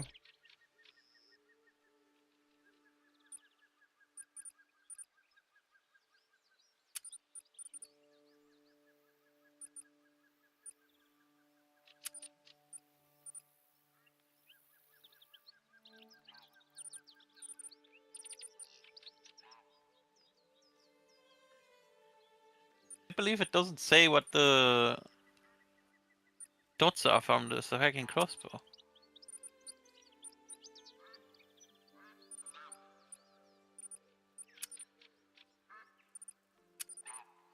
It's 1.5 times 30.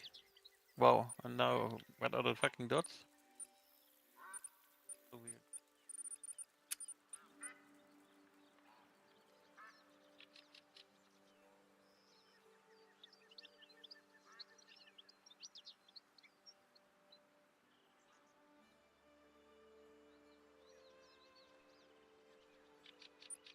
I found an egg over there.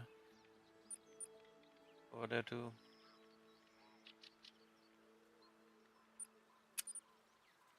I want this one. The one has awesome antlers.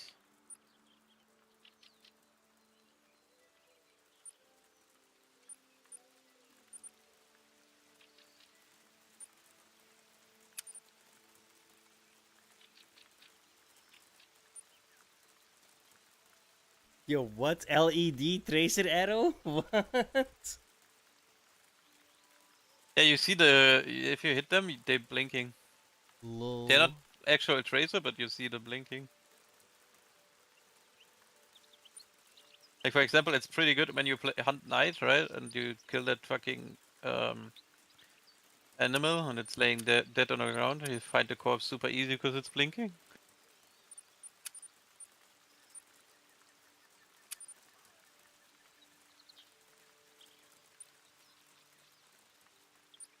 Well, I'm broke now.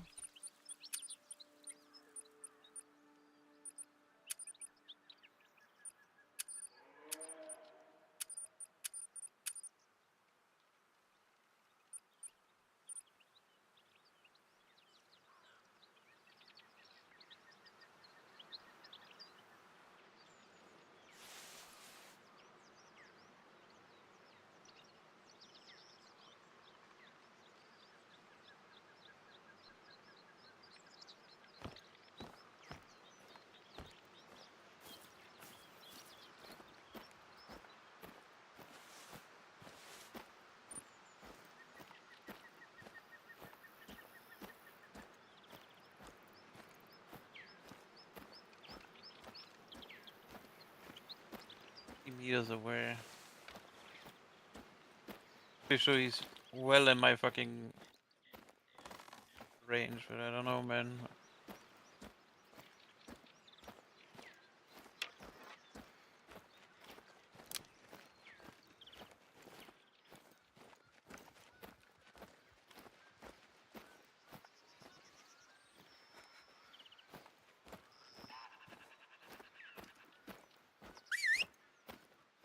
It-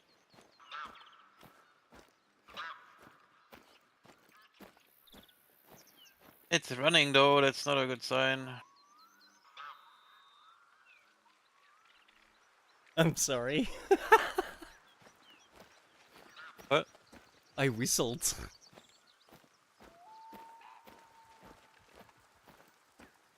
Problem I hit it though. Oh, it's deadly. I hit deadly. Nice. Oh, it's dead over here. There's two more over here by me.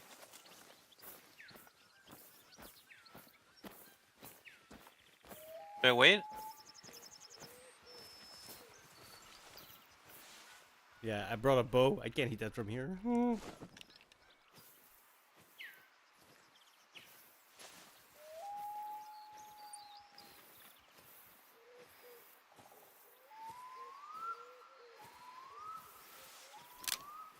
do-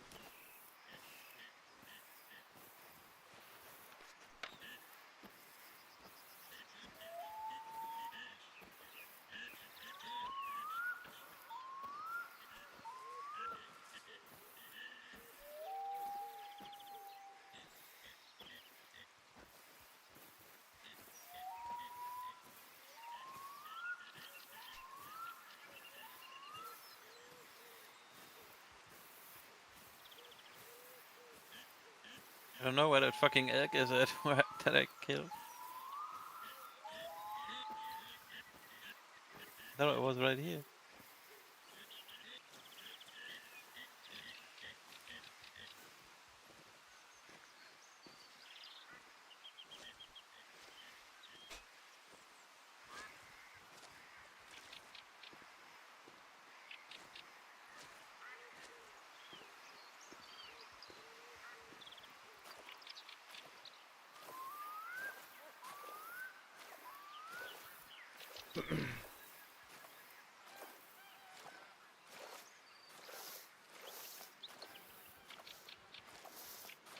Oh, it's dead over there. Okay.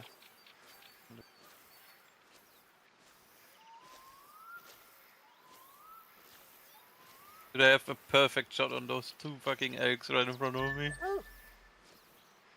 Yeah, hang on. I'm crawling in closer to see if I can take a crack at this with the recurve bow. AKA, this is never gonna work, but yeah. I'll try to get closer. I'm like super close right now. 40 meters away. Like I have I got no idea how foliage this in front shoots, of me. right? Like 0. This will be interesting.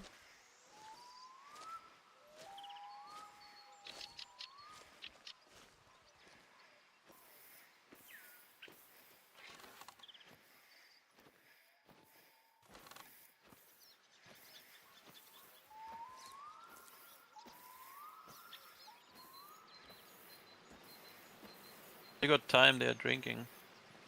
Yeah. I'm gonna try to get in a better position for the second one, because I want to take the left one so you have the easy shot.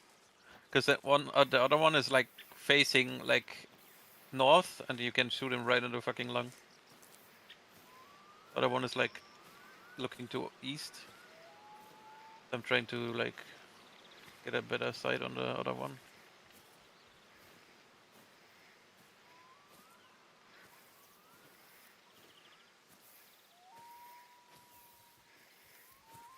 Got a perfect sight on the other one too now.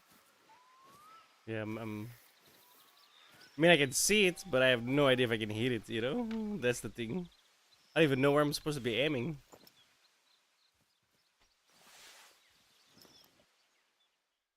70 meters is kind of far.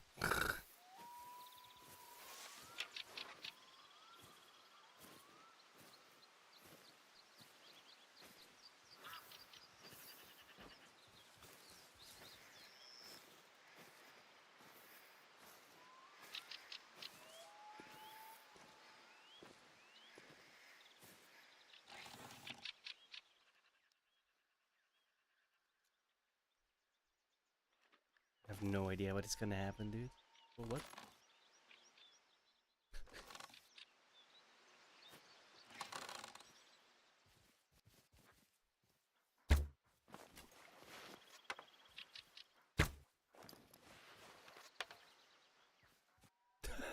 I guess I missed twice. I can't see it fly at all.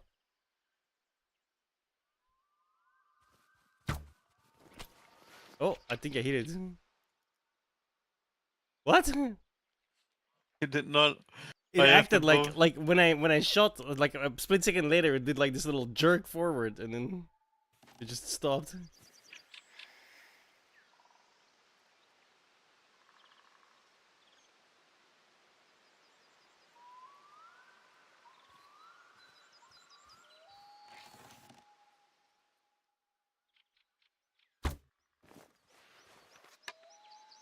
Cannot see this thing fly. I have no idea where these guys are going.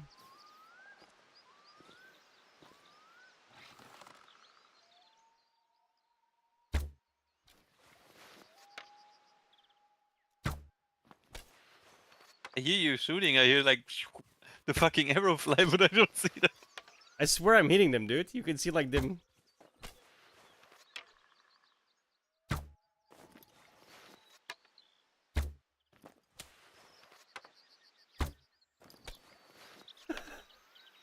What the fuck? One just died. Yeah, I'm telling you, I'm hitting them, dude. I just. Oh, now it's started. I died again. I got both of them. What the fuck? The second one. I just ran away. That I hit that one. Yeah, look at all the arrows, bro. You can see them sticking in. You can see them sticking out. I only see one arrow, and that's mine, the orange one. Oh no, I see mine too. Yeah, I have like 2 arrows sticking out of that guy. And I can see the blinking here. Like there's 2 arrows sticking out of this guy And there's too. no arrow for me over here. 3 arrows sticking out of him. No arrow for me. It's funny. There's two other eggs over there across the river. Yeah, 0 chance I can hit that from here.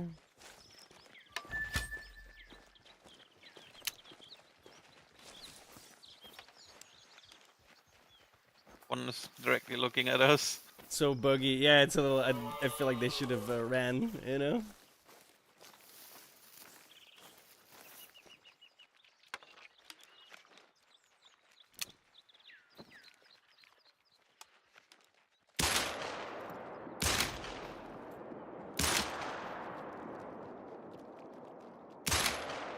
Dude, you seem like you're like... It looks like you're like out of sync or something. Is that normal? No, right? No, you're definitely out of sync or something. They don't respond on you, but they respond on me. If I shoot, look, when I'm gonna shoot them, they're running away. But you can shoot at them like, and they're not running away.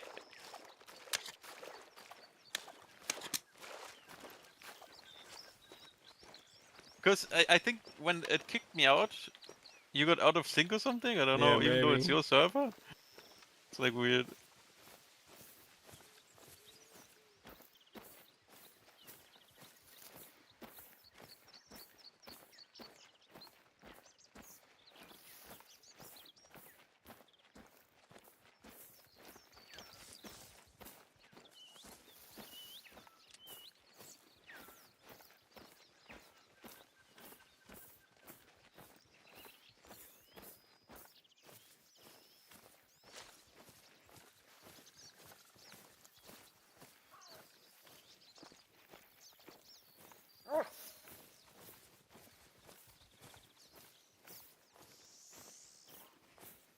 One of us hit. I cannot, like... Oh, no deadly hit. Not even organs.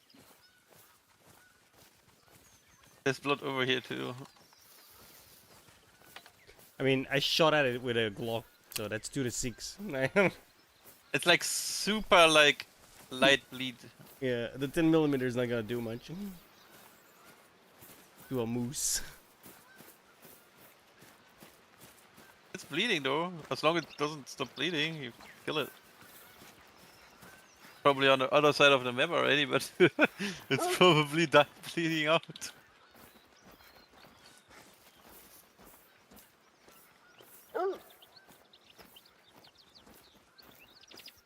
I can see the health too. It's 75 out of 100. That's a lot. Yeah, I should probably restore my old save and then I figured out how to play again.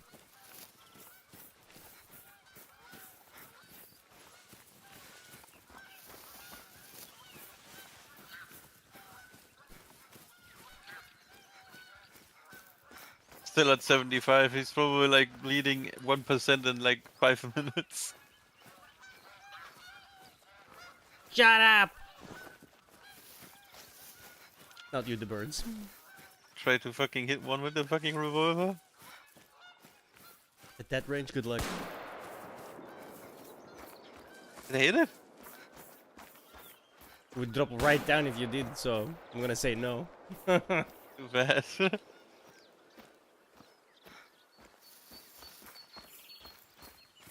Yo, this thing doubled back, man. We ran past it. Clever girl. Look at all the fucking birds up in the sky, bro. Why were they not coming down last time? We had only like a couple, right? Also, what I love about this game, what I think should, like DayZ and shit like that, should introduce is like the foliage when you walk past it. That guy like goes down, you know? Yeah, it makes trails. Yeah, it's so cool. Because imagine this in a like a PvP game. You can track people down. It's like super cool.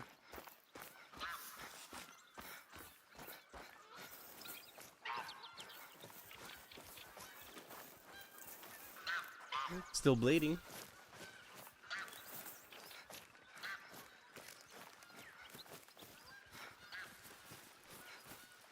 I mean, I put like 3 holes in it with It's the 9 50 now. millimeter. 50 out of 75. 9 millimeter. 50 HP. So as long as it's not stopped bleeding, you killed it. I mean, the blood is like fairly even, so I don't think it's gonna stop bleeding. Probably die soon.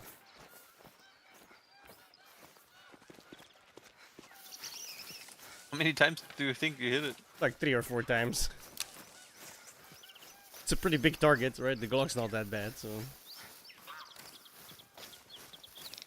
Ooh.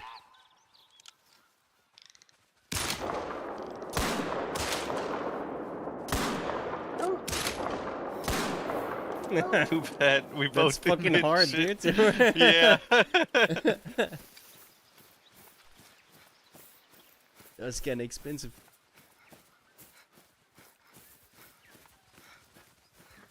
I saw that take off, I was like, oh shit!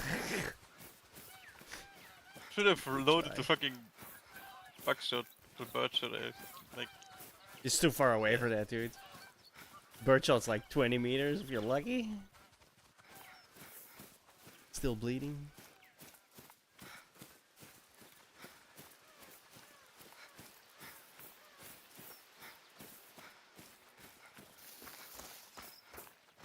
Oh! Oh no, it's a feed zone. Let me discover it too. Oh, a rest zone.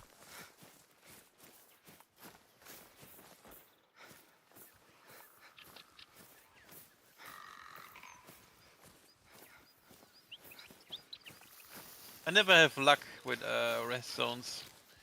Like I see people like on the internet setting up camp near a rest zone, and they wait for the perfect time when they go to sleep and shit, and then they have a whole herd like laying down there. But yeah, whenever I try to do it, there's like nothing.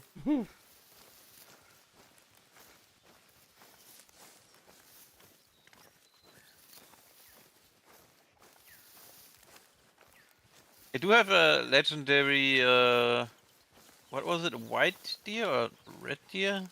In my lodge, with like huge antlers, like super huge.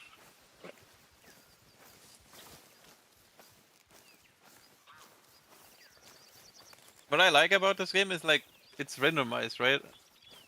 Like the antlers and shit, they can be like different.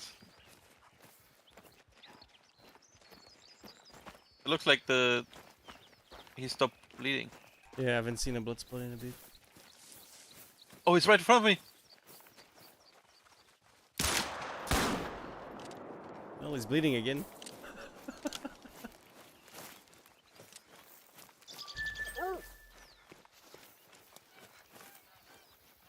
Non-vital organ. Yeah. Wait, what did I shoot him? Maximum 5 and he's 9. Jesus. Yeah, same. I mean, I'm using a 10mm. It's like not gonna do much, you know? It was the same one though. I see the Yeah. the health. It's like 25 now.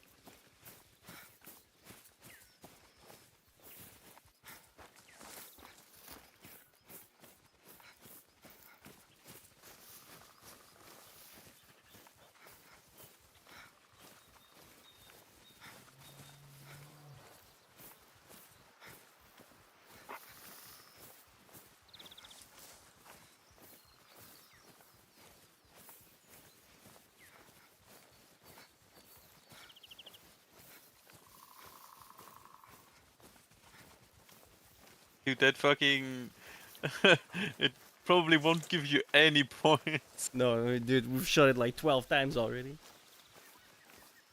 And even with fucking Wonka levels, bro.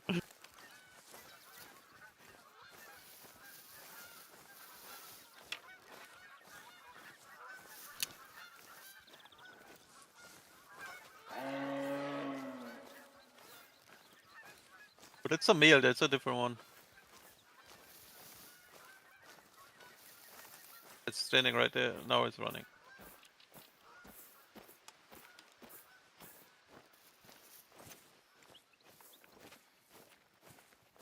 Bro, how's this thing not dead yet?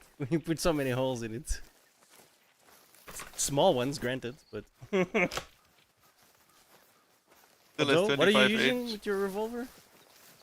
.454, right? That's yeah. That should Yeah, 0.45. that should do damage. I'm using 10mm. I'm like not. It's not it doesn't bounce off, but it's not far off, you know. Yeah. And I'm pretty sure I'm using hollow points, so. Still at Penetration, who's that? 25 HP. Never heard of her.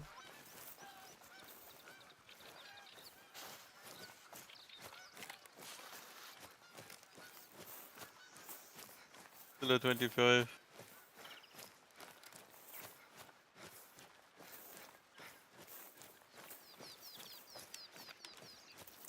Oh, warning. There's a hair. Yeah. So you running away. Too bad I don't have that fucking 22 rifle with me. I could have shot it. I brought arrows for it.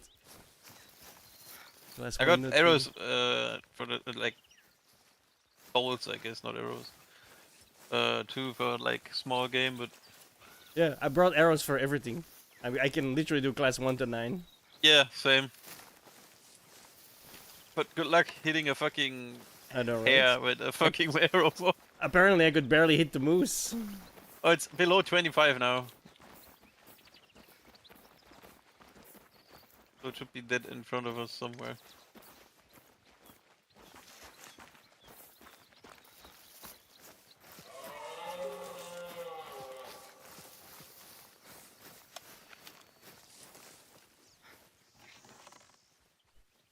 Standing right there. Yeah, I see it. Is that it though? Nice shot. Totally missed. What Totally the fuck fucking was missed. that, you? You did see that? You hit something like right here, and then the arrow went into the sky. Did it? Yeah, on my screen at least. There's definitely some desync going on or something. like it literally stopped like 10 meters from where you shot it. Like, it was just hovering in the air and then I shot think off it's like into desync. oblivion. I believe it probably happened when Yeah, when you crashed. when I got this hit. Yeah. Disconnected, yeah, DC.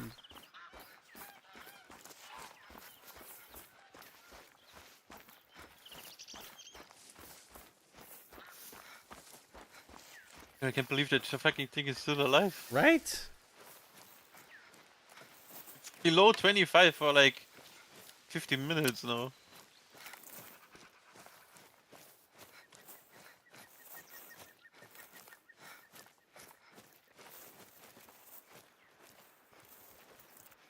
When the heck did it run? Oh, right here.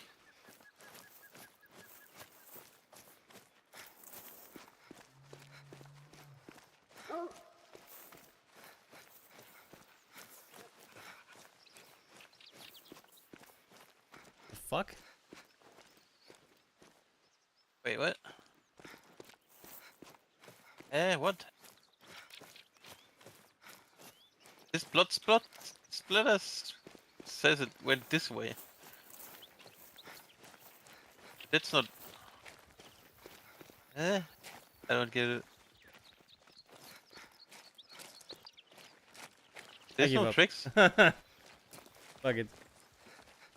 I'm gonna play some Bellrite, I think.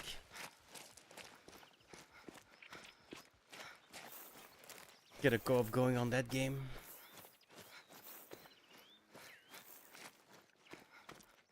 Where that fuck thing went? No idea, dude.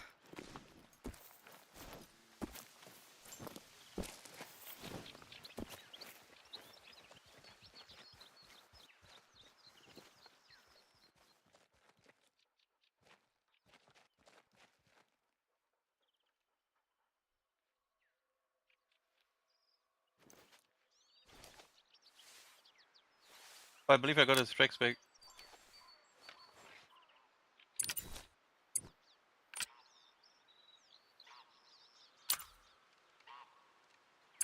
Yep, I got it back.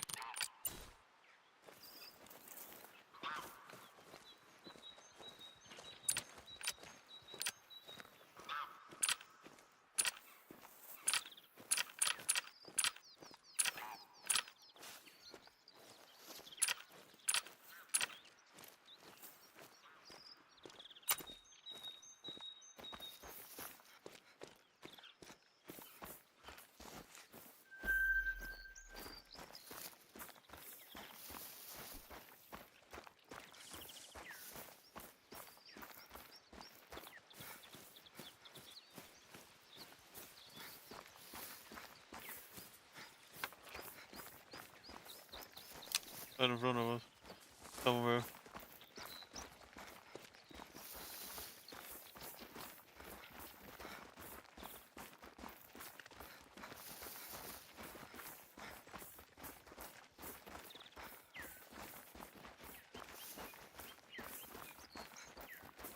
How's this thing still Oh, standing? it's dead. It's dead. Right in front of us. It's laying down. Yeah, I see it. Alright. Take your bits. How many bullets?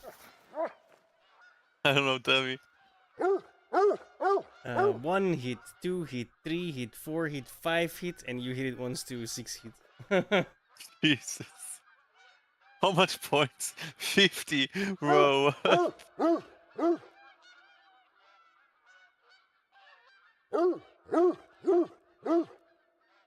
Like, I literally didn't penetrate at all, bro. Except the last shot. You're the one. Your shot penetrated. Mine didn't. Right? Like, the 10mm did nothing, dude. That's funny. Alright, then go play that at the bewar or whatever. Bellrite. What is that game, by the way? It's And I looked it up. It looks like Life is Feudal or whatever it's called. What it's called? yeah, feudal. Yeah, it kinda. It's like, how do I put it? It's like Palworld with humans, Oh, okay. and you can have your own armies and stuff. Eventually, right? Yeah. Oh, excuse me. Alright, thanks for the games. Then I'm out and sitting your stream then. Oh, actually,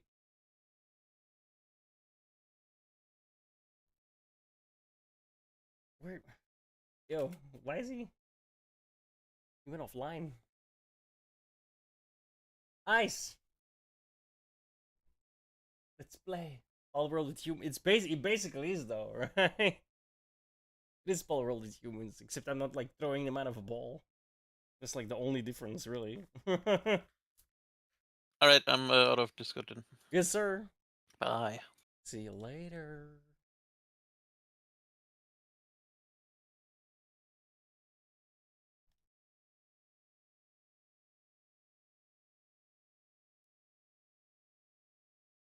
Oh, it's dark. I need to go downstairs, close the blinds, etc.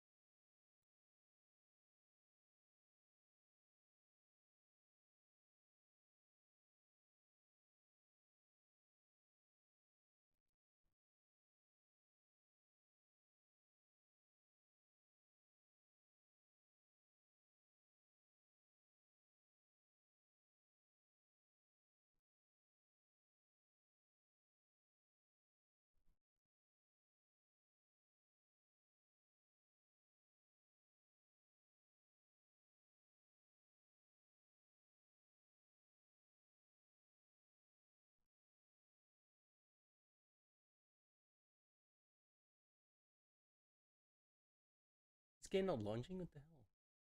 It still says launch. Oh, it's downloading. It's patching. My bad. I was like, why the fuck am I waiting so long?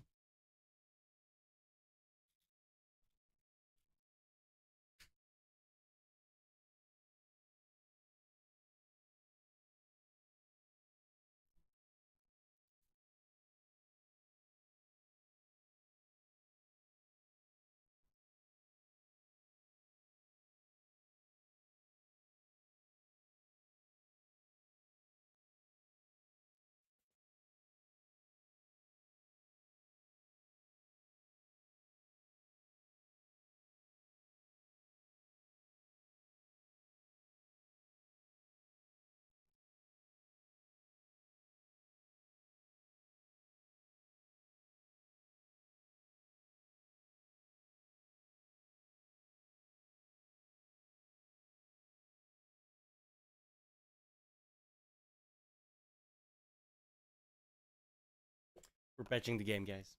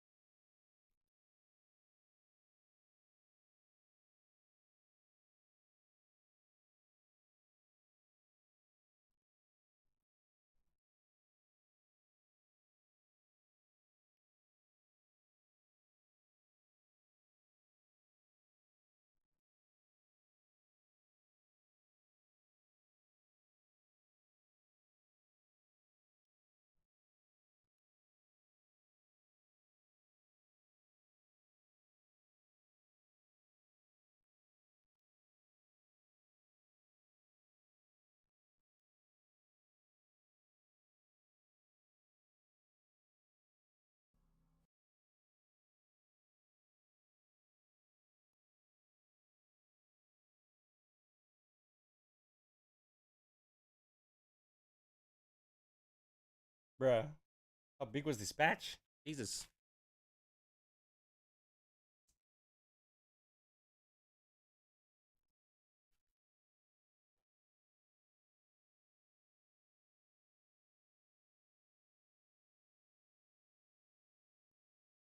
Thank you.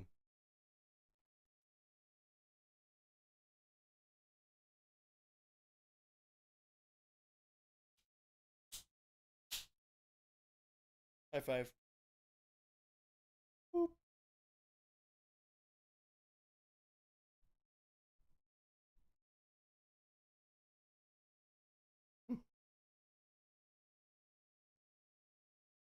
Staring at a black screen now.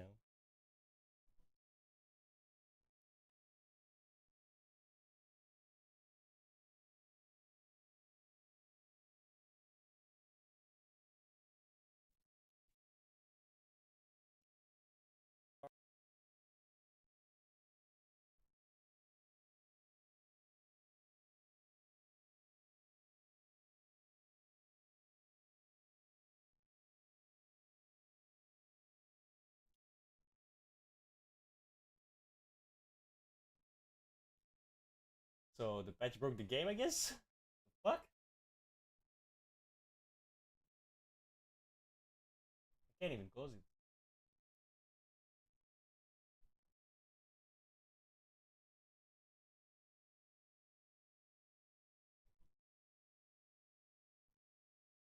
Try this again.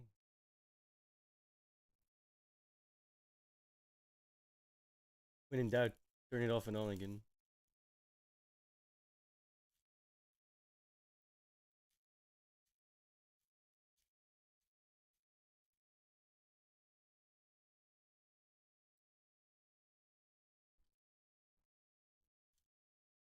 That worked. IT 101. Have you turned it off and on again?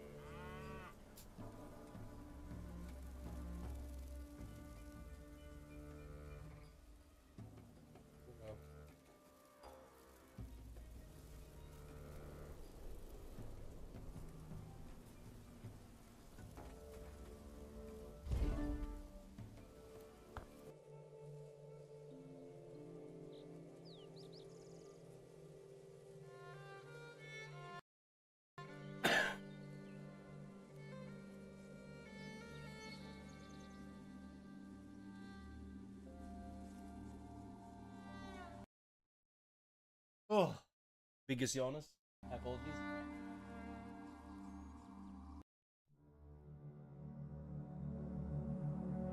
Isn't it funny how one small decision Well, this can goes have along. I've seen the intro. I'm gonna consequences go to the that bathroom ripple and through history? close the blinds. Or are we victims of a predetermined path? Was it chosen for you the day you visited your favorite woods on your 10th birthday? Was it destiny that the royal family were hunting there at the same time? From a tree on high, you watched as Prince Voldar and Princess Osen laughed, talked, and tracked wild animals without a care in the world. And you watched in helpless horror as a stray arrow bolted through the trees, hitting the prince in the chest like a lightning strike. Just like that, the prince was dead. And when the princess found you standing over her brother's dead body, it felt as though the gods were playing a cruel trick on you all. In the panic and confusion, you ran from the scene as fast as your legs would carry you. Fueled by rage and grief, the king demanded the head of any child who fit your description. Fearing for your life, your father asked a friend to bring you far away. Away from the king's wrath. In the middle of the night, you were taken from your home and brought away on horseback. In tears, you called out to your mother, but it was too late. Your old life was over. For years, you hid from the royal family, your resentment growing. You heard stories of your homeland, the rise and fall of a rebellion, the death of the king, and the reign of the evil Queen Osen. But on the eve of your 20th birthday, your guardian, the man who smuggled you out of Carvinia and kept you safe all these years, was brutally killed by a mysterious assassin. As he died in your arms, his hand clutched a coin with a strange sigil emblazoned upon it, a clue. Now, you have returned to your homeland for answers. Through choice or through fate, vengeance would be yours. But how will you fare in a land you no longer recognize?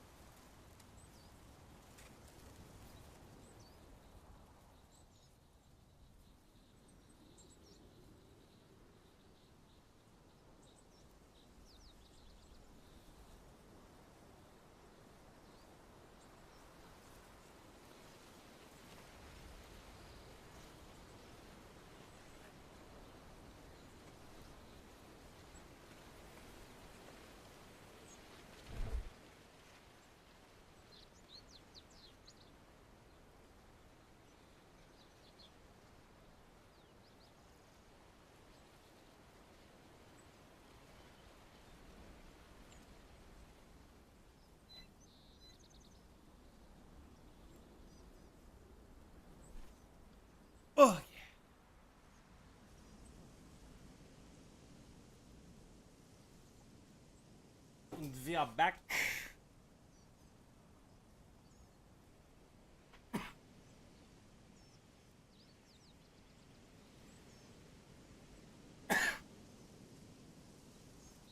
Ice hasn't responded yet.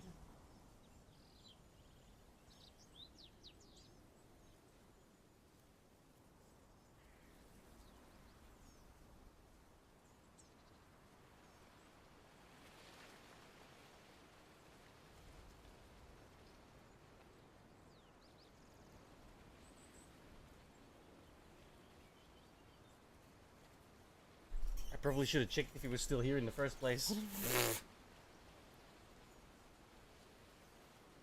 Damn it.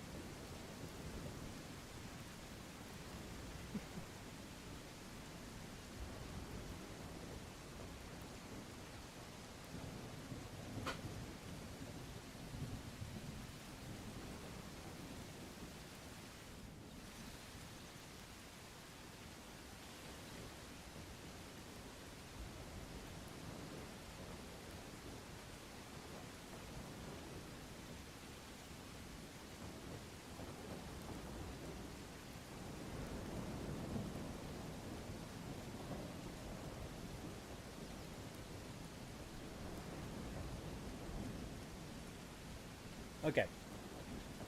This is why I don't play multiplayer, exactly. I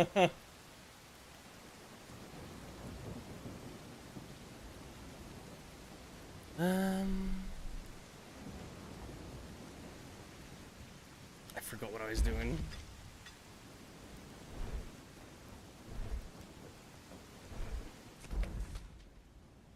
Alright, I placed the travel sign.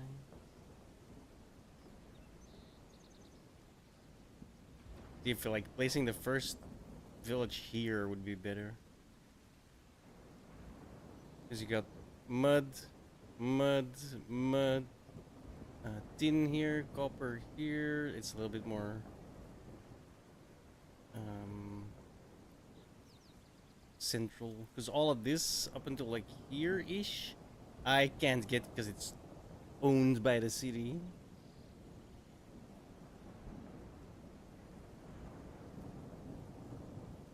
which honestly I think is kind of bullshit. Fuck off, you know.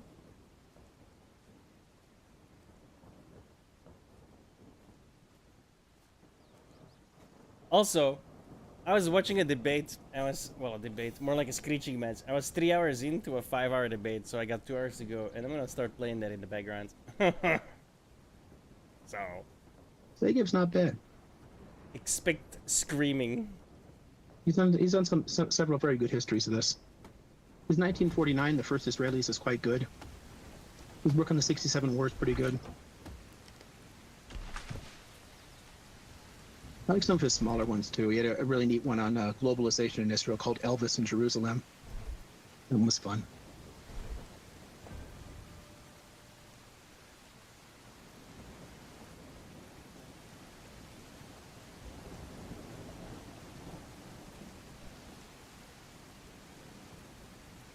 The part I can't wrap my head around is if somebody tells you over and over again for years what they're going to do, and then they do it, that just makes sense. Trying to then dismiss all the times they told you what they were going to do and then say, oh, they only did that because of this other made-up reason that I have, it's just, that's not even toddler logic. It makes no fucking sense. I can't think of any reason to take that position short of dishonesty. Sure, that's why it should be so easy to find. So I'm trying to find supports for your argument in this to state at any cost, but it seems like he was worried about attacks from Arabs. So all I'm finding so far is stuff that supports my position, but maybe I'm just continuing to read. We'll find out. Well, again, even simple readers that cover tons of Zionist shit would help, but you don't have to read all the original. Well, I mean, essays and books and whatnot. But again, Zionists have been arguing the same basic things for a long freaking time. Leave her alone. Get off my phone. Come on, get off my phone. I mean, just look at the Biltmore thing. You can find interesting discussions of that online. In 42, Biltmore, Biltmore, and then it led to a significant fracture. The group Ehud formed, unification, to continue pushing for binationalism, because Ben Gurion had seized control of the main levers of power in the international Zionist movement at that point to create an ethno-state. I mean, this is again very basic.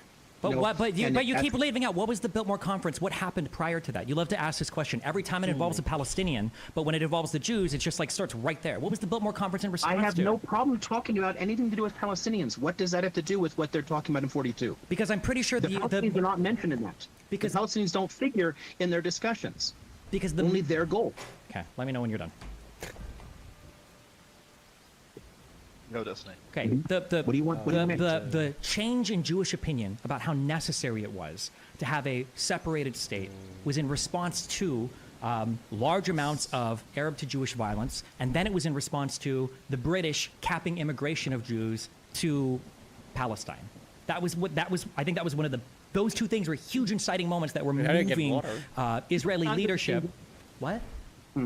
You can undermine that just by looking at the British government's own positions in 1929, because they already recognized why are we talking about 29 compared to the... Because you just said you're never gonna engage. Before that caused them to change their mind. I'm not saying before 15 years before. I'm saying the Arab revolts and the British limitations of immigration that also led to all the Jewish-British violence that you guys said happened all the time, but it really started like in the 40s and onwards. You do history because you reject the basic principle of cause and effect. You can keep saying I don't want to do history, but the reality is you're the one that isn't citing to anything that's you just like pretend like, oh, the Biltmore in 42. Well, I wonder why the Jews really wanted a state without any Arabs in it. It couldn't have possibly been because the British people were f***ing them and because the Arabs were f***ing them at the time. They were just like super Zionists, I guess. Like it's such a weird representation of what was going on.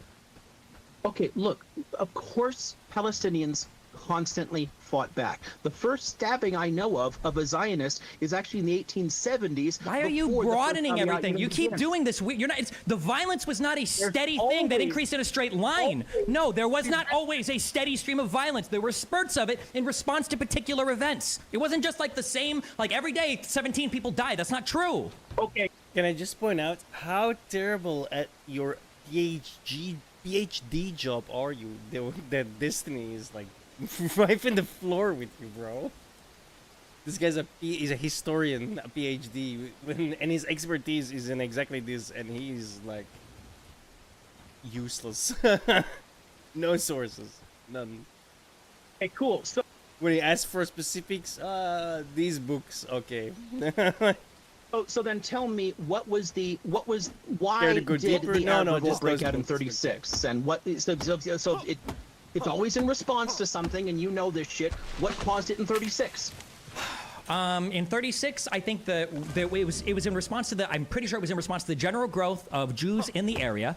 It was in response to the fact that they were getting more and more territory, and that other mandates around them were starting to expire, and they were starting to feel like they weren't going to have a state that was allotted to them. And then initially in 36, we call it the Arab Riots from 36 to 39, but initially, pretty sure these were just strikes. I think that it was just people. I think that it was like the largest, strike maybe in all of history. I think for about a year or year and a half, and then I think British commanders showed up, and they're like, "This is bullshit. We're putting you down." And then I think eventually Arab middle class and upper class people started to get more involved and tried to direct some things. They got a little bit violent towards the end, especially as Britain started to annihilate local Arab resistance. And then after 39, Britain was like, "This is f***ed, and how we're going to limit the Jews coming here because we don't want to be involved in this fighting anymore." You're way That's my way understanding. past the starting point that I asked about. The starting point I asked about was you responded with a generality that they're upset about more and more Zionists moving to the Yeah, country. I'm unaware of a specific inciting event to the 36 riots. I think that was a general.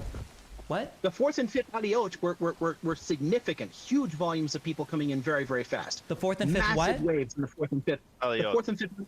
So the waves of migration in the 1930s. I'm here. I'm sorry. I can't. The 4th and 5th what? Aliyah, Oh, sorry. Okay. plural, Aliyot. Sure. Okay. Yeah. Yes. Jewish immigration and everything was especially picking Yes, up. the 4th and 5th waves of Jewish migration. Huge numbers coming in. Obviously, they're more upset, so the scale of violence goes up. So yes, it's worse at different times, but always the same basic issues.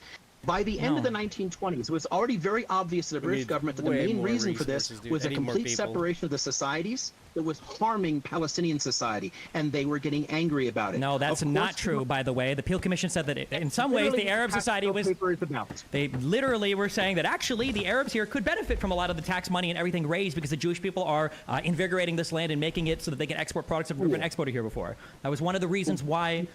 What? Your response is why? Response is why what? Because that's your response to what I said is to lie about it. There were 2 different white papers produced in 1929. The first one they couldn't accept, so they shelved it, and they got a second commission, and they came with the same response. I'm talking about And the in both Peel Commission in cases- 36. No. No, Has to be what? it. No, it's not. I'm not talking about the Peel Commission. That's Okay. a different Thanks for document telling me. entirely. Yeah, Read it? you're saying Hell. okay. I don't know what the white paper in 29 said. I didn't read that entire white paper. Yeah, I don't care. You don't have to have read it. Again, that's again why historians do their job. So you don't have to read all the government white papers.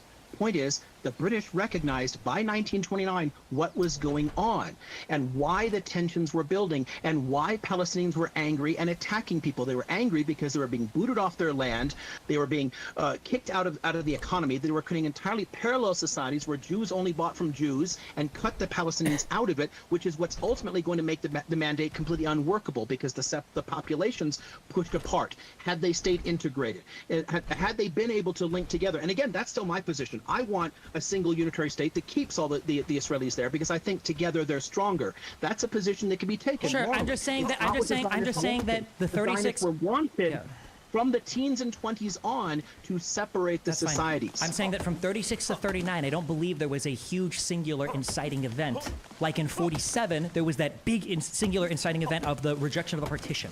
Now, there were other things that led up to the rejection of the partition, but that was the big moment where the native Arab population was like, we're kicking these people the fuck out. And they had the support of the surrounding neighbors to do it as well. But there are obviously... Hundreds of thousands of people showing up is definitely an incitement. Yeah, but it's not a specific event. The Aliyah didn't happen in one day. It's quite a specific event. It's when you're. I don't know. I'm sorry. I forgot what words we're using. It was immigration over the period of decades. Yes, over a period of 20 years. Yes. Largely in the 1930s, accelerating it, but the dynamics in play during the 1920s set up all the rest of this. Without understanding kibush havodah and the actual Zionist policies towards Palestinians, you'll never understand why they're angry. To you, they're just irrational. They hate Jews. They just want to stab people. And there's this no. There's no this is reason for again any the of it. pro-Palestinian apologia is inventing things I've No, never there's said. no I've said in this apologia own here. conversation a million times. I've said to you exactly that I understand why the Arabs would fight. Makes sense completely. I've never said the fantastic, delusional, crazy, like anti-Jewish, whatever the fuck exists in your mind. Whatever you just said, I've never said that before. You're boxing shadows right now. Okay, cool. So all the discussions there about how the Palestinians turned down partitions, that's where the problem is, and that's what justified the ethnic cleansing or whatever you want to call it. I've never That said they any of that turned it either. down. I just said that that was the inciting event to it. You literally said that they turned down the partition, Yes. and that's what it pushed. Why it pushed the Zionists to Yeah. attack and seize all of it. Yes. Okay, that's nonsense, and it's just It's what I not said a minute ago. nonsense. If a man walks in and his wife is cheating on him and that's why he kills her, that doesn't mean you're justifying morally why he kills his wife. You're just explaining causally what's happening. Yeah. No, it's not. It's inverting causality entirely. How can you invert causality temporally? Did it in the future? Were they borrowing from future dates? Okay, so does 1910 occur before 1936? Let's basic question. Well, I'm not sure. Now I have to ask you academically, how do you define the year 1910? Are we using the same calendar? My understanding, my layman understanding would be that 1910 comes before anything 1930X. That'd be my guess, but I'm only have like a little bit of a math background, so I could be wrong on that. That I'm describing. What? Ergo, causality applies in the way I'm describing. If you can see events building across the 90s, the aughts, the teens, the 20s, the 30s, all pointing in a particular direction, if you can see all the arguments made, the steps made all along the way, you can see where this is going. Yes, but when you're talking about inciting moments, maybe you should remember what you read. When you're talking about inciting moments, you usually don't broadly refer back to everything that happened before. If somebody says, why did the United States invade Iraq to depose Saddam Hussein? I wouldn't say, well, World War II. That doesn't make any sense. Okay, why would you say in that case?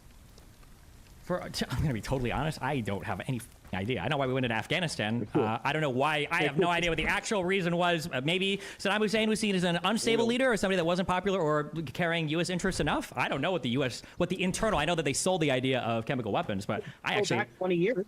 What? The reasons do go back more than 20 years. For what, to the first Gulf War? So, or well before that point.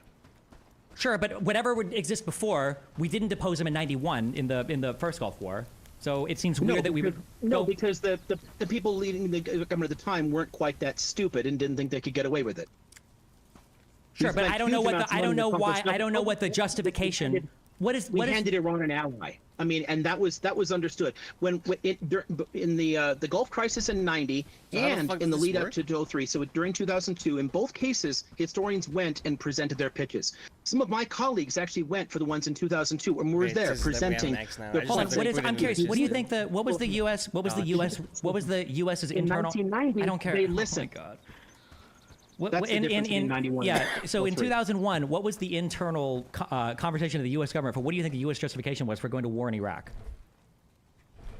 There was nothing in 2001 to justify going to war with Iraq. There never was. It had anything to do with 2001. That's I'm asking why. Why did it happen then? The why is so that Junior could finish Daddy's work. Okay, you have no idea then. My money. bad. Jesus Christ, what a stupid question for me to ask. answered it. I No, don't it's a stupid answer. Never mind. I don't know why I thought Okay, there was one. so the stupid answer, the whole shelf on Iraqi history. No, it's all then good. is I'm my good. stupid I'm good. answer. I shouldn't have asked. My bad. That You're was good. my mistake. You're good. Yeah. Sure. Yeah. Because I mean, I can't help you find some balls. Honestly, I mean that might help though. Okay. It might really help if you're going to man. He's so face triggered. reality It's so and funny. actually look at what the scholarship says, what documents say. If you need to hold an ideological position, which you're always accusing me of, and I'm not pro-Palestine, pro-Israel, pro anything. I think all the governments are fucked. I think that people are stupid everywhere, and I want all human beings to get along. Yeah, but I'm pretty sure you have more weight on one side than the other. If I were to ask you who's more evil, Hamas or the IDF, are you going to say they're both the same levels of evil? There can be justifications for things. If someone comes in and breaks in, and as a generality, breaks into your house and does something, I'm not going to sit here and play like, well, let's go the back and forth. There are sometimes clear answers of these people were in a position where they didn't do anything to the Jewish population migrating in, and they were taking the land. My grandmother didn't do anything for her family to be killed. My grandmother didn't do anything to take her land away. My grandmother didn't do anything. So this ideology of like, well, no, they're both perfectly equal. No, sometimes there could be groups, like you said, of cause and effect of, hey, they want to come in here and do something, but that doesn't put it on the Palestinians. So when someone else does something to Jewish people, that doesn't make it the Palestinians' problem to fuck them over. I've never said it was. So then, can you clearly say that the Palestinians got like fucked over for something they didn't do from Jewish people who got fucked over from someone else? So the Palestinians, when it comes to the Jewish people and the Palestinians were in a position of we didn't do anything, yet we're losing something. Yes. And the Jewish Welcome people to are history. coming Yeah, a saying, lot of "Oh, people get f***ed over for shitty reasons. I've never denied that. That's why I've said, like, for the 27th time, I can understand why they would fight back. jump in Discord. Make sure I write the do the right one, not. Yes.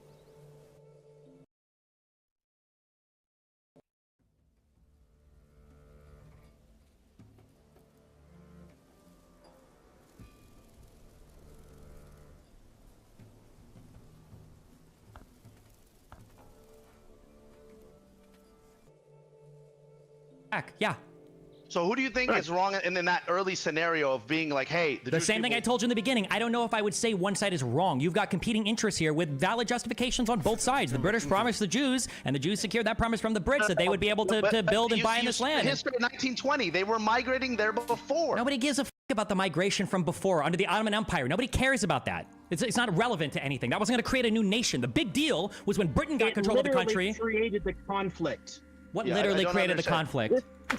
This is why you shouldn't be having these Wait, I'm sorry. conversations. What literally? Hold You on. need to stop. You think need that to with back that? Okay. up to 1520. You think that? Do you think that the Israeli? Bro, this guy is just holding up a book. Oh, this thing says like. Holy shit. This is so hella. This kind of. I've been enjoying this, man. I'm not gonna lie.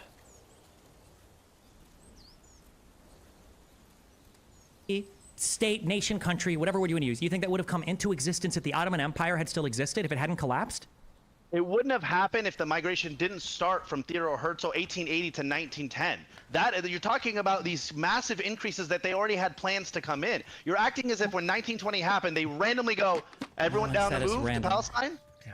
Then why did they randomly move to Palestine at that exact time? They What, didn't, did but they that, have it a was meet- after they had the Balfour Declaration. That's when way more no, f***ing money how started to did- pour, and that's when the society organization How got did- way more how extreme. did all of the Jewish people populations from all different areas of Europe start all coming into Palestine?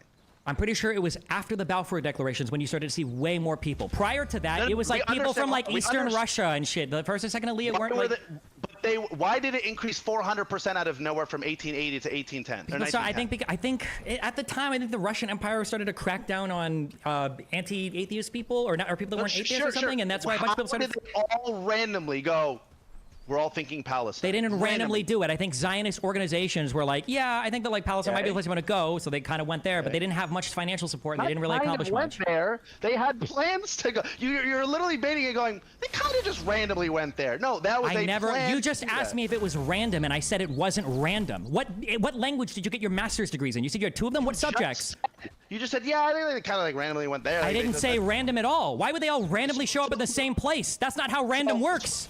Where was that headed? Let's use logic, right? Where was it headed? Well, it depends. Historically, where it ended up going was the formation of. Not where Oh my God. historically You're went. acting Where like was you're it? acting like the Jews in the 1880s knew that they were going to get the Balfour Declaration or knew that Israel was going to exist as a state. None of this was known 100%. That was the goal. They didn't need it. They were They going didn't there in the need first it. place. You asked a simple question, and my answer is one word: yes. If the Ottoman Empire had not collapsed and the British had never stepped in, Israel would still exist. You're okay. All right. Where do you think Somebody joined my what do you game. think Ooh. logically Greece would exists, happen? the same reason Romania exists, the same reason can I Bulgaria tell? exists, the same reason Serbia exists. Yep. Nationalist movements active on the ground would have achieved their The goal. Ottomans would have just had hundreds of thousands of Jews coming into their country, and they would have started to stay. They would have had no way to stop it. It would be like, oh well, f me. Okay. It would No, have, no, if you understand Ottoman history well enough and the situation at the time, yes. Okay. There's no But way they that's- would have ever prevented it. Palestinians couldn't have prevented it, nor could the Ottomans. Without the British, it still would have happened. It would have taken a little longer. It still would have happened. No Holocaust, no World War One. Not even that. Hold on, it still would just have to touch on this. Just to touch on this. You even said they were obviously fine with 400% increase. Why were they fine with that, Destiny? I don't know if I said they were fine with it. I just said it didn't lead to as much conflict. No, so what did the Ottomans do when there was an increase from 1880 to 1910? What did the Ottomans do? I don't know, but prior to 1850, I think there were no Jews allowed, and then I think in the early 1900s, after 1850, they reformed who could buy land. What do you mean there's no Jews allowed? Hold on. What do you mean? But prior to 1850, I'm pretty sure foreign Jews weren't allowed to buy land from the Ottoman Empire. I think that was one of the reformations they did in 1850. Land could not be owned anywhere in the empire. No one owned land before 1958. No Can they one. migrate there? Yeah. I mean, between 1858, right? Before 1858, Yes. no one owned land. Okay. I don't think they allowed people. Land code, foreign land purchases were Just making legalized. sure it was you. For what? So the first time private property rights existed, as of the Ottoman land reforms, people could buy land from the outside, and Zionists began the process. There were times between the 50s and What Dom's getting to is the Ottomans actually responded by limiting sales, by trying to stop. did the sales Ottoman to ever did the outside. Ottoman Empire ever specifically limit sales of land or try to limit sales of lands to Jewish people? To Zionists, yes. Okay, to thank you. To That's what I outside was referring Zionist to. Okay. agencies, It might yes. not have been prior to 1950. Maybe it was out after 1850. But they tried to do that. Jews Well, bought stuff and they because moved no in. one could buy land at all before that point. Okay, that's fine. And Thank you. the point is, And that's the- and- very clearly. Yeah, go. I don't Yeah, want to cut you. so they started to move in, but I don't think it was enough to where the Ottoman Empire seemed to care that much. That's Sure. I don't Where do you remember. think it was headed? Do you think that They the clearly Zionists they had a cutoff? They were like, all right, 50,000, we're all good. Where do you think it was naturally headed? Because what was going to naturally You're saying happen? naturally headed because you're looking historically as though it's the only thing that could have happened, which is a privilege that we have in 2024. And where was it headed? The goal was Yeah. for Jews to control probably a decent chunk of the entire Levant. That'd be my guess. Obvious at the time. Using Okay, only you're dead sources wrong. You're Yeah, it's utterly fine. clueless. If you truly believe put that the it was a check, foregone conclusion that, like that Israel Jewish. would have existed as a state in the late 1800s. where In was the year their goal? 1900, What they was didn't their even know there was goal? going to be a world war. But you're trying to imagine that in 19... I said it would have taken longer. You don't know So who... you just lied about what I said. I said it would have taken longer. How long? Not happened 50 years earlier. Okay, are the Kurdish people inevitably going to get a state? You can tell me with 100% certainty right now. In the Ottoman Empire to that movement but before the 1890s. They were already recognized, and the problem we have Ottoman records discussing that they already understood the problem. Besides Wait, that, I wanna let get me hear that. Let me hear that. There are Ottoman Yeah. records discussing that the Jews in their country are going to form their own nation state? That Zionists were purchasing land with the specific object of disenfranchising Palestinians and taking land. Yes, was Okay. already understood and played a part yes. in the World War I. And they calculations. they tried to block that. And they tried to stop land ownership. So the Land idea sales, that it was a etc. foregone conclusion, what if in World War I, what if that side would have won? What if the Ottoman Empire would have been on the winning team? People still would have kept moving in. They didn't need to own the land to do that. They owned 6% of Palestine, and they took how much? 78% in 1948. So owning land is not relevant to what they were doing. Well, As because long as they were nobody able owned the land. It physically was enter by- country. it's the And Palestinians- The Ottoman Empire couldn't stop that because the Ottoman Okay. Empire wasn't controlling When you- migration. sure. Honestly, no country was before World War I. When you say that people that could have walked in. okay, when you say that the Zionists had 6% of the land or whatever, you acknowledge the Palestinians didn't have any of it, right? It was 0%, or 1 or 2%, or however much the individual Palestinian owners had, right? No, it wasn't that low, but it was relatively low. Most of it was owned by absentee landowners. Okay, all right. But Palestinian landowners did own significant chunks of it. What qualify that for me? Significant Qualify chunks what? is in like 70% or like 5%. I don't remember the number, but because a lot of it's usually we don't separate between the absentees and the locals. I can try and pull the number up though for you. Did the locals was that considered owning that land, or did they just live there for a long time? I thought after the Ottomans changed the way that they were leasing land to people, that the local people that lived there weren't considered owners of the land. Before 1858, they only had usufruct rights and no one owned land anywhere. Mm-hmm. There was no private property rights in the Ottoman Empire at all. Yes. After that point, the land was all traded off to different people, handed to people who did previously live there. So maybe they lived there for a few hundred years. Here's a deed. Now you own it. That might be the case. I'm not aware of that. My understanding was that, especially leading into World War I, that part of the reason why the Ottoman Empire started making those sales was because the empire needed money, and part of those sales was, I don't even think they technically really sold it, but that they were leasing the land to people who would then collect rents on it and then pay an upfront fee, and then eventually the Ottoman Empire would hope to buy it back, essentially. But it was to raise money. It wasn't, they weren't just selling the land to like individual. You're telling me that individual like subsistence farmers were getting leases to own territory from the Ottoman Empire? I have no idea what you're talking about. Okay. I don't. Why am I I not don't understand surprised? that at all. My bad. The way, no, yeah, because it doesn't make any sense. I The know. way this worked People have usufruct rights. They are farmers. They don't own the land. The Sultan owns the land. The Sultan passes reforms. The first one in 1858, then a later one that follows the next decade. Introducing private property rights into the Ottoman Empire.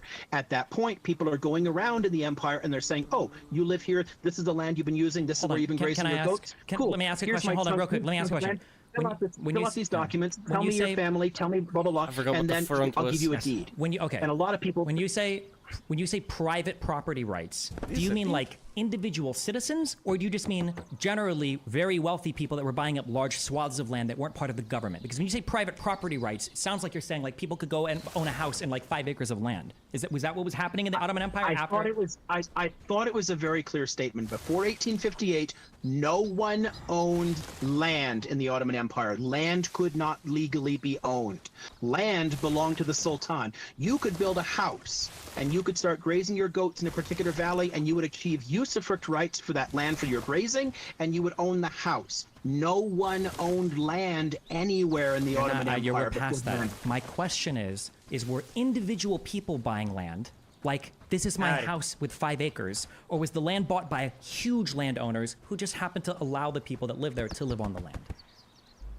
From whom? Like, I don't even answer the question. From when the Ottomans first passed the code, no one had to buy it at all. Give us like a year so we can get context. What year are you asking about it? When you said the code, you said no one had to buy it at all. Wait, so so annoying it to was see what, which is turned the over to front, every man. individual Oh living my on that God, we gotta land? fix That's what that. happened in 58? Crossing out the wall. They based upon usufruct rights and where houses were, they would hand over rights to the land there. A lot of Palestinian fellahin, like many others in other parts of the Arab Ottoman Empire, fell prey to land speculators who walked in and said, "Oh, they just want to draft your sons to war. They just want to tax you. Sign it over to me instead, and I'll pay the taxes." And then they started charging them rent later. It was a scam because no one understood the concept of private property. Significant chunks of land did fall. The Palestinians themselves owned more of the land than outside landowners, but outside landowners did gain a significant chunk of land by conning people who had lived on the land into signing it over to people who lived in Damascus and Istanbul. But no one had to buy it initially. After that point, people could buy and sell it because land rights exist. Ownership rights exist. Before that point, no one owned land. Was it common that if you were a small farmer or you were part of a small village that they all go and register their land? Is that a thing that they actually went and did? It is a thing that happened, yes. It's again many of the. Why do you rephrase when I ask you a specific question? Why do you farmer, rephrase it to something general that you can then answer that has nothing to do with the question that I asked? I'm trying to make it more specific because No, you're not. asking You nonsense generalized it. because I asked you a very specific question. I asked you, was it common that small landowners or people in villages would register their land? And you said, "Oh, well, yeah, registering land is the thing that happened." Okay, thank you. Yes. Okay. I said it happened, but also the people on the people the farthest out from the towns you got, they were the people more likely to be conned by the outside speculators. So the further out you get from people would have any kind of education, the more illiterate peasants, the more illiterate fellahin, they often didn't get to register it. But anybody with any remote skill, so plenty of farmers did do it. It was relatively common. A lot of Palestinians gained land. That would have been how Dominic's family got land, because no one would have had title to property before those land reforms.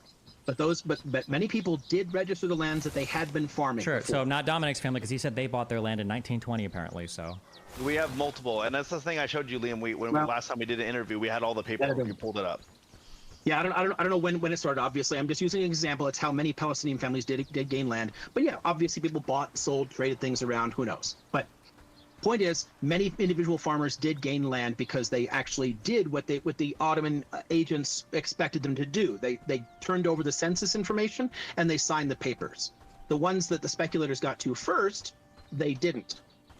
So it's a mix. But a lot of Palestinian landowners with previous usufruct rights gained private property rights, and most of the country was owned by Palestinians before the conflict.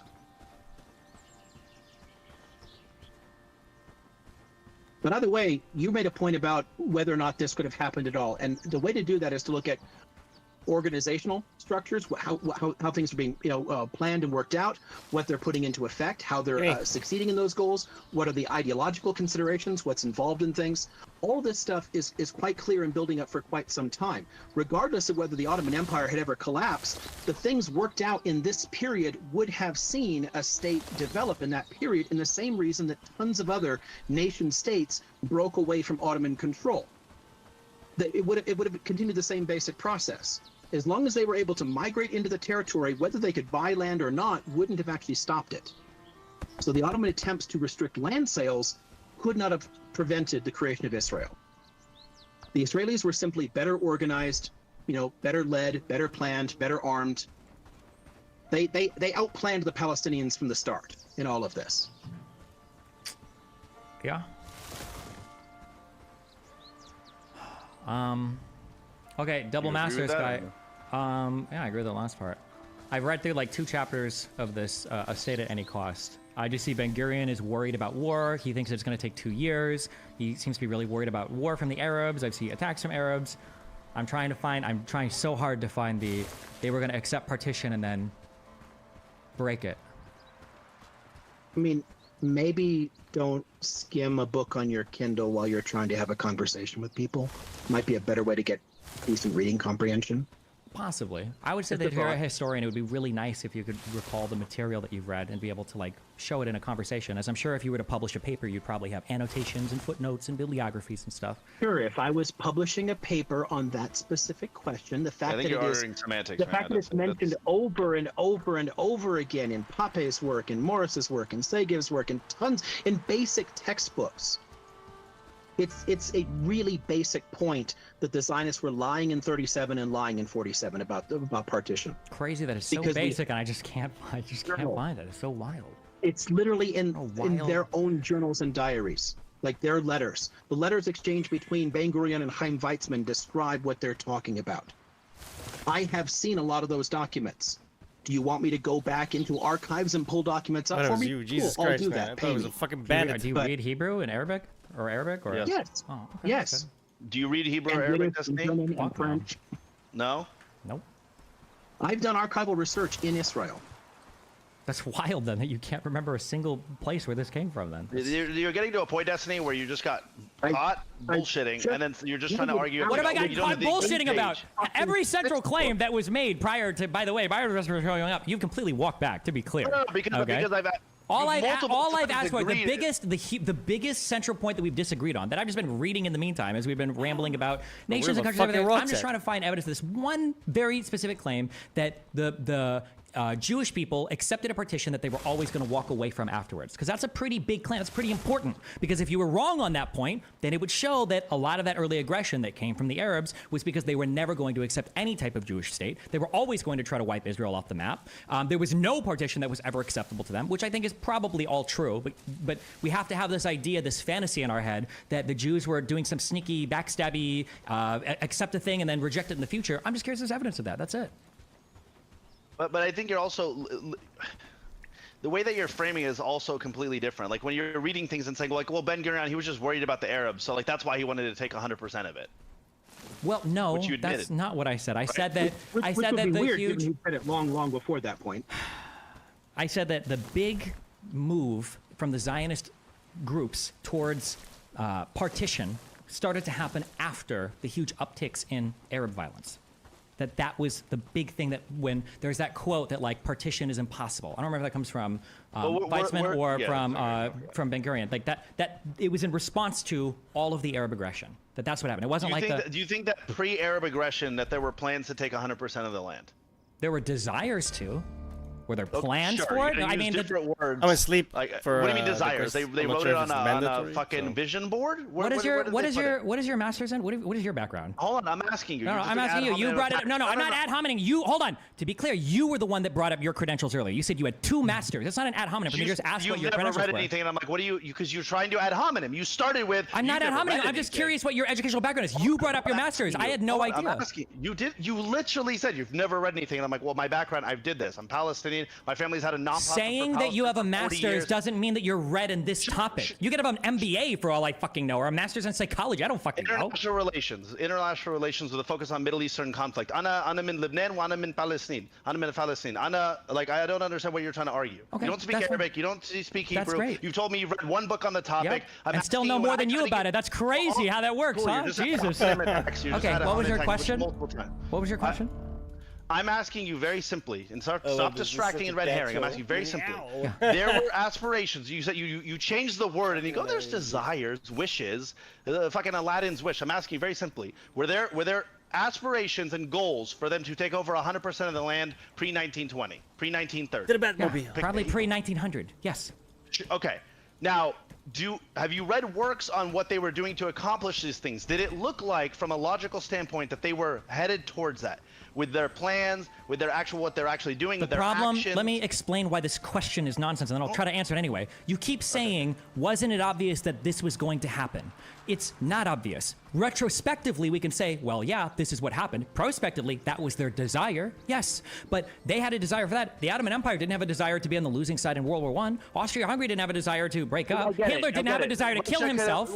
Russia could have nuked them all. I get it. No, it doesn't. Nothing has to be that extreme. I'm saying that, yeah, the goal, the desire was to control a large portion. I don't know what they wanted their exact borders to be, but yeah, it was to control a pretty large portion of that area, yeah. Further than they want.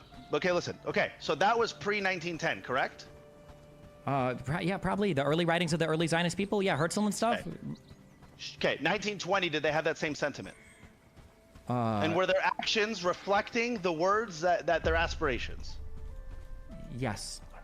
Okay, so could you logically think that now we have conditions for the revolts and things like that leading into 36 and 48 and all of those, correct? Yeah.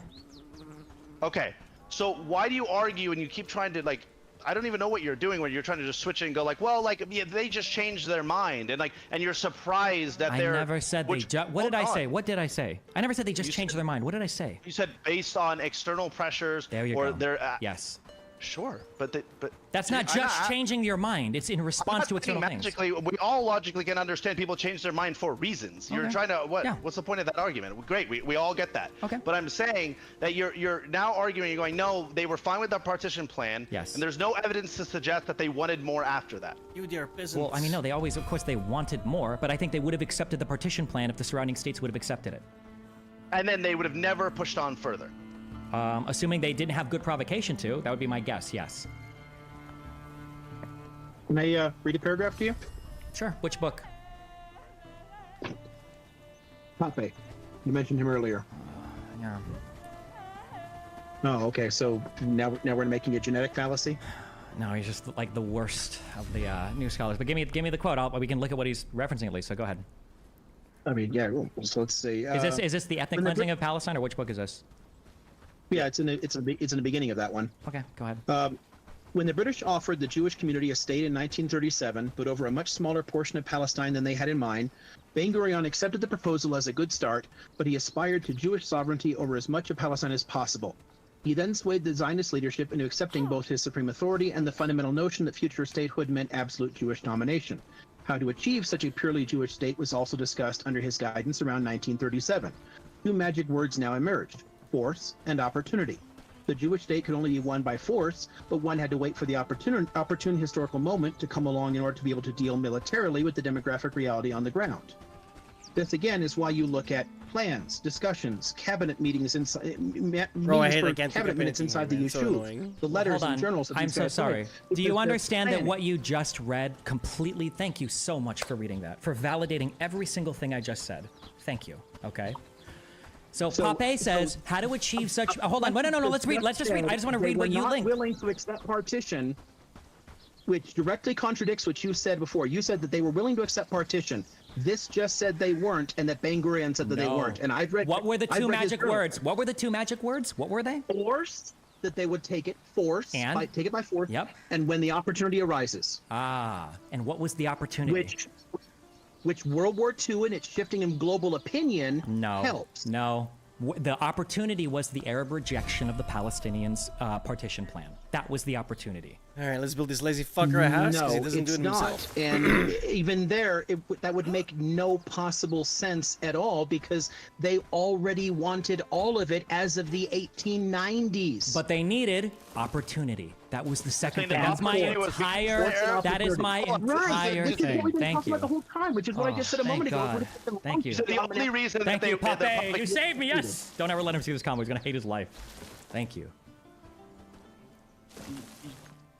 Okay, so that's it. We don't have any quotes of him saying that, like, I'm going to accept partition and, like, backstab anything, right? It was that what I just said that, and I also I What said this you to just Dominic before said. you showed up. I said that, like, It's a- yeah, I think that A Israel good will start, seize but opportunities he to take starts land, do a but sovereignty over the rest. And then again, see how this develops by the time you get to the Biltmore Plan, because it took a few years to seize control of the Zionist movement. As of the Biltmore Plan, 100% was stated. So much so that many Zionists walked out and formed different organizations because they rejected his arguments. But it's long, long before this point. And again, somebody rejecting dividing up their home to people who just moved in, obviously they're going to. If that's your basis that's a good for it, question. then all forms Let's of see. imperialism, genocide, and ethnic cleansing are fine. It puts you on a really weird moral standing. Yeah, and it's not like we're talking about different people here, completely different people. Right here, Ben Gurion, right? The acceptance of a let's do it on partition this does side so not we commit don't, us like, to renounce Transjordan. One does not demand from trample too anybody many to give up his resources. vision. We shall accept a state in the boundaries fixed today, but the boundaries of Zionist aspirations are the concern of the Jewish people, and no external factors will be able to limit them. wait, what is this? Who is this from? Ben Gurion. From what year? This one's 1937 speech. There's a bunch more even later, but I'm just pulling up that one because that one's a very clear one. Okay. So the acceptance of our partition does not commit us, I'll read it again, not commit us to renounce Transjordan. One does not demand from anybody to give up his vision. We shall accept a state in the boundaries fixed today, but the boundaries of the Zionist aspiration are the concern of the Jewish people, and no external factor will be able to limit them. Yeah, that's a speech he's giving. Yeah, to his Jewish people because he he- really he- wants he- to. But if you, hold on, let me- but let they me read the always asterisks. need. Let me just But read the they asterisks. need. It's one They sentence. need. Yeah, Let they me- need the opportunity. The opportunity. Which they had. Yeah, by the Arabs going to So war. they did Yes. But Arabs your went to war. acting is if The well, now Arabs they're went to just war in something- November of 1947. What? Is that what you're? The Arabs went to war in November of 1947. Yes, the Is that what rejection of you're the saying? partition plan and then Arab war against Israel basically gave them the opportunity, which is what he said he was waiting for. So you're saying to the conquer Arabs them. attacked for what reason? But in again, 1947? that's contradicted in just basic histories. A lot of powers, like Egypt, held out until the very end because the Americans and other people were trying to negotiate some kind of, like, let's calm things back down here. By the time any Arab power declared war in May of 1948, 6 months had gone by in which 200,000 people had been forced over the border and into their countries, which is itself an act of war. If I force my population over the border into Mexico, it's a declaration of war against Mexico. It violates Mexican sovereignty. What do you think all the fucking people pushing to Transjordan and pushing to Lebanon and pushing to Egypt were? An act of war. Long before any Arab power declared war. Yeah, because war was already happening. Civil war was already erupting across the entire land because the Palestinians were going to war with the Jews after the rejection of the partition plan. That is exactly what happened. And Zionists, by default, declared war against Arab states. No, they You're didn't trying to declare put war the against. cart What are you before the horse. talking about? No. What? Reading from Pope's book again. Leading Zionist figures not air those books and those views in public, but confided their thoughts only to their close associates or entered them into their diaries. One of them, Joseph Weitz, wrote in 1940, "It is our right to transfer the Arabs, and the Arabs should go." Ben Gurion himself, writing to his son in 1937, appeared convinced that this is the only course of action open to Zionism. The Arabs will have to go, but one needs an opportune moment for making it happen, such as war. The opportune moment came in 1948. No, it began in 1947 when Oh, they began I'm sorry. You might expelling disagree. I'm people. sorry. I was reading from Pape there, from the same book that you quoted. My bad if you disagree with him sometimes when he agrees with you. You're My bad. quoting something that just states what the opportunity was. Yes. Now he's This now is he's such a explaining catfight, that it didn't bro. just start in 1948. They were expelling this is Palestinians in fantastic. 1947. This is It's great because the concept. war had already Small. started. No, it wasn't small. There was a whole civil war that erupted after the rejection of the partition plan. Well, A war they started. The- A war they started because the partition plan in the General Assembly gave them an opportunity. Hold on, But a hold war on, wait. Let they me just be started. clear. You're saying that in 47, Jews started the war because they accepted the partition plan? I'm saying they started shooting to take land that was not granted them by the partition plan. A partition plan, mind you, which never went into effect and had no legal force anyway. It was a General Assembly vote of principle that was meant to lead to later negotiations. Just basic fucking political science. General Assembly votes are not binding law on anybody. Only Security Council votes are. Sure. Not The even all partition Security plan Council votes are, was but put there to discuss whether or that's not fine. the principle of partition was acceptable to the international community, pursuant then to negotiations to figure out how that would happen. Who initiated the fighting Yeah. Who I just told you. No. So wait. So Zionists who chose that they would never be kept out of Jerusalem. The partition plan okay, put you're Jerusalem just in okay. place with Can you UN show me court. that? Can you show me? Where do you see this idea that, because I've always read that after the 47 war, or after the 47 rejected the partition plan, it was mainly Arab violence that was happening towards the Jewish people. That's why in the beginning stages of that war, the Jews were definitely on the back foot and were not doing as well in that war until they started to ship and worship. What? It's very basic textbook stuff. The push up to Jerusalem and the push into the northern Galilee took territory that was not granted them in the UN partition plan. That was the point. Tensions were rising throughout that period, and they were pushing people out because they did not want that land. And negotiations, again, never happened. There was no process to take it beyond that statement of principles in the General Assembly, and Palestinians were never even invited into the discussions. No partition actually went into effect or was produced legally at all. The idea came out, Arabs and Muslims said fuck no, Zionists said fuck no, and everyone No, don't say Zionists said fuck no, because Zionists agreed. Israel agreed to the partition plan. The Arabs rejected it, and after they rejected it, they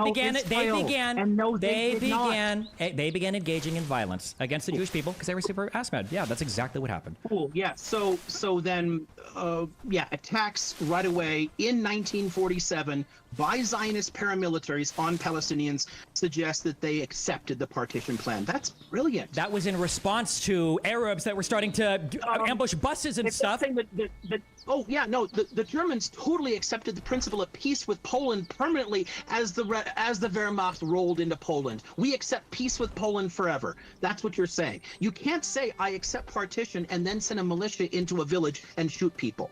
That's not how that works. What do you think was the first big attack after the partition plan, after Resolution 181? Do you think it was by Arabs or Jews? Don't you think this would be important to know if you staked out such an unbelievably strong position on it? You said it was paramilitaries. Which one? Did the Irgun? Did the Lehi? Who went in and started murdering Arabs for no reason? Who were the first attacks? And attacks by Palestinians happened. I'm well aware of them. I literally teach them every year. What I'm not interested in is a bunch of like high school gish galloping bullshit. Okay. All right. I mean, your approach to this rhetorically is weaker than fucking Ben Shapiro. No, Imagine the approach if this guy's rhetorically an is only weak actual because both of you teacher. just screaming you the whole Crazy, time. dude. But you and push for facts. It's just crazy. There's so much education in this room. 2 masters and a PhD and not a single fucking source on any claim. What the fuck do you guys do in school all day? I thought this is what you wrote papers on. It's unbelievable to me. You don't take notes. You don't have annotations. You don't have papers. You don't have a single fucking. That's insane to me.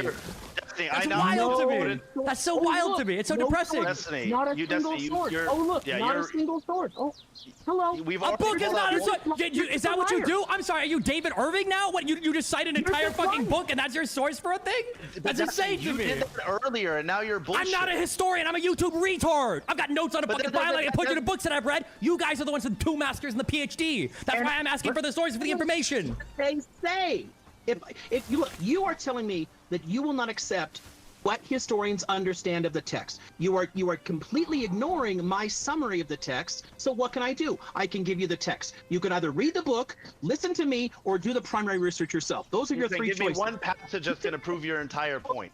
And this is this Primary reductionary view of how history works, of like, read me one passage that proves me all wrong. And then we tell you, hey, you should probably read a It's not a whole- reductionist view. It's like the perfect summation of why academia has fallen out of public favor so much. It's because you have no idea how to communicate a point to any person that doesn't already agree with you. And I say academia, but it's not even academia, because if you were That's writing a bullshit. paper Nope. and you were I arguing was something not to thinking- somebody I was else, looking at the you would ground have for these fucking annotations. trees. You would have But these this isn't citations. an You would do the argument. bibliography. You would know the points of major Hold on. contention. This isn't is a not a paper. scientific study. This is literally This is a paper, and hundreds these of things are years. already I'm listening to proven. the yelling match. This is a paper, and these things are already fucking proven. Fucking That funny, dude. documents are already published. You can read them. You can listen to a historian. You're not You can pointing read me to published any work. documents. You're saying read a whole book. It's got to have it.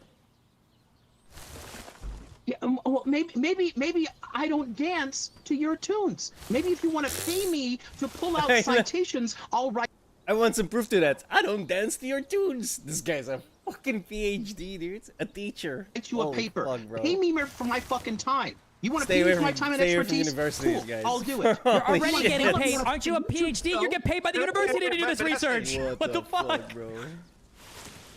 That's it. But then let's just make a deal then.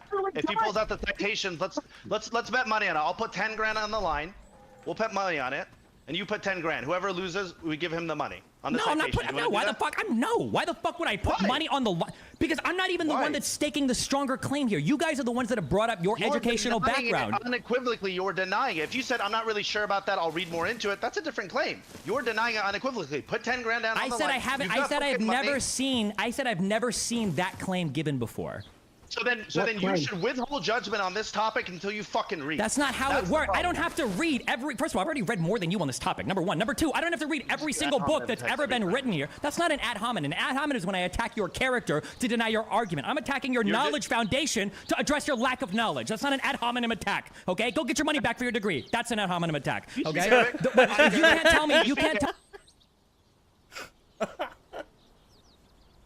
It's funny because I can see their faces, right? And the other guy is not having fun, bro. Tell me, At home. you can't tell me speak to Arabic. read every single book Exactly, to yeah. disprove a claim that you make. That's unbelievable. That's an ad hominem attack, but okay. That's unbelievable. You should be able to give me a, like, here, read this. Look at this chapter. Look at this paragraph. And read this. But we're literally saying, like, here's multiple books. Read them through so you can understand the context of all of it. And you're like, no. Okay. But I'm saying, let's make it easy. Let's put 10 grand down on the line each. confused. I'll Why put did I go- 100 grand. I call will. that shit I'll up? put 100 grand. We'll get a lawyer. We'll put it in an escrow. We'll do 100 grand. Are you down? Yeah, if you give me 100, if you give me 50 to 1, I'll do it, since you're so confident, okay? I'll do Why- 2 why- grand, 2 okay, grand against your 100 grand. 50 to 1. You're very confident. You sound like you're so confident about your Now idea. you're switching it because you're scared. Why I'm not just put switching it 100 because I'm 100? scared. You're posturing. This is an I'm academic telling question. you, Why the fuck are we because putting money on wouldn't this? your If you logic got be- 100 wouldn't grand your- to throw around, why don't you go hold on. donate it to fucking UNRWA or some shit? Like, do something with your money. Help your people, okay? Jesus. Then wouldn't your logic be to withhold judgment on the topic until you actually read that, especially this particular point of it? Oh, this isn't all these books. I mean, this is the stuff I've been saying is just standard boilerplate. I can't believe an academic is using Reddit arguments. I can't believe this. I want to kill myself. You're an academic. Cite something. That's your fucking job. Your job is not to say read a lot of books. Any random retard on YouTube can do that. You're an He's giving embarrassment. you- Holy shit. Hold on. Jesus Destiny, Christ. He read, not only pulled out books and read passages, he's also shown multiple books. That's not a thing. Are we 9 years old? Look at my phone. It's on the internet somewhere. That's You not an just did argument. that- Hold on, but you just did that earlier. and You know showed what? multiple You're books. right. Hold on. 1 second. Hold on. You just did that earlier and did that. Yes.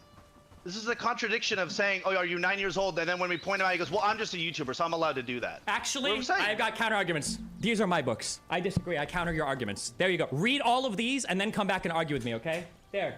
Boom. He read. I win. He read. Hold on. He read a passage. Oh, I read a quote. your you've done passage multiple. agreed with me. So now I've got 2 books. I go grab more if you want. We can didn't. pull all my books out, okay, if you want. it Okay, didn't. so you It go didn't. read your. Yo, it did. It agreed with It me. didn't. It And said that who's the more Jews. like- My initial position was that Jewish people wouldn't be able to expand their territory without the opportunity. And that opportunity was Arab aggression. And that's what happened. And that's why the passage he read from Pape, who's going to be the historian most likely to agree with him, said that they waited for 2 opportunities. See, this is the misinterpretation that happened. It said opportunity and it stopped there. You then We jumped need- and made the assumption Nothing. of the We already revolt had and it. saying that's why. I they did. I are continued reading in the same book. That's I'm literally looking at the cleansing of Palestine. It's easy. I can read words in English. I know I only know 1 language here, so it puts me at a disadvantage, but English I've got down pretty well. Apparently not. I mean, I'm going to obviously disagree because you said something was directly false and contradicted by the passage I read, and then you beat your chest and said it defended you. So Because it did. Because either it showed that they you're- needed the opportunity, and it couldn't just You randomly. said opportunity. We're not No, no, no. disagreeing with the opportunity. What was the opportunity? And then you're just going, it was the Arab aggression. With no citations for that, no action. And we're trying to say, no, there's actually more to it right now. Settler colonization is fucking aggression by definition. By any standard of international law, coming in and taking land is a form of aggression. What do you think the fucking settlers going into Deadwood in the Dakotas were doing? They were violating treaties signed with the That's not Lakota. we're and not they we're moved not in anyway. asking the They were question of whether or not committing settlers aggression. moving in is aggression. That's not what we're discussing. It's right now. aggression. It is But then- literally but then aggression. who which started the means aggression? that And who opportunity started the already aggression? existed. So again, it's either incompetence or dishonesty. That's all I've got at this point. I've lost all interest in this. Like, that's why I'm saying I'm guys. confused. You're Oh, and then agreeing also, that hold that on. I'm is sorry. Wait, aggression. I am learning from this. Okay, thank you. Even through recommending Pape's book. So you kept saying were the Palestinians part of those negotiations, and you said that was a bad thing, right? That they weren't part of the negotiations. Is that what you said? No one ever intended to create a Palestinian state. Hold on. I'm sorry. Let me ask the question. Jeez, are we having communication problems here? Did you say earlier that the Palestinians weren't part of the negotiations? Was the implication that they were kept out? Yes. Okay, so when Pape says the Arab League, the regional inter-Arab organization, and the Arab Higher Committee, the embryonic Palestinian government, decided to boycott the negotiations with UN Scott prior to the UN resolution, it did not take part in the deliberations on how best to implement it after November 1947. What did he mean when he said that?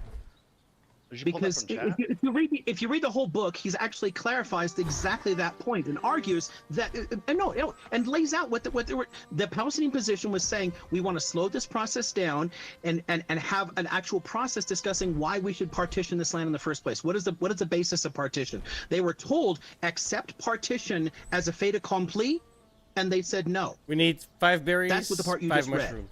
This is what happens when you pull tiny pieces completely out of context. You end up sounding like an idiot.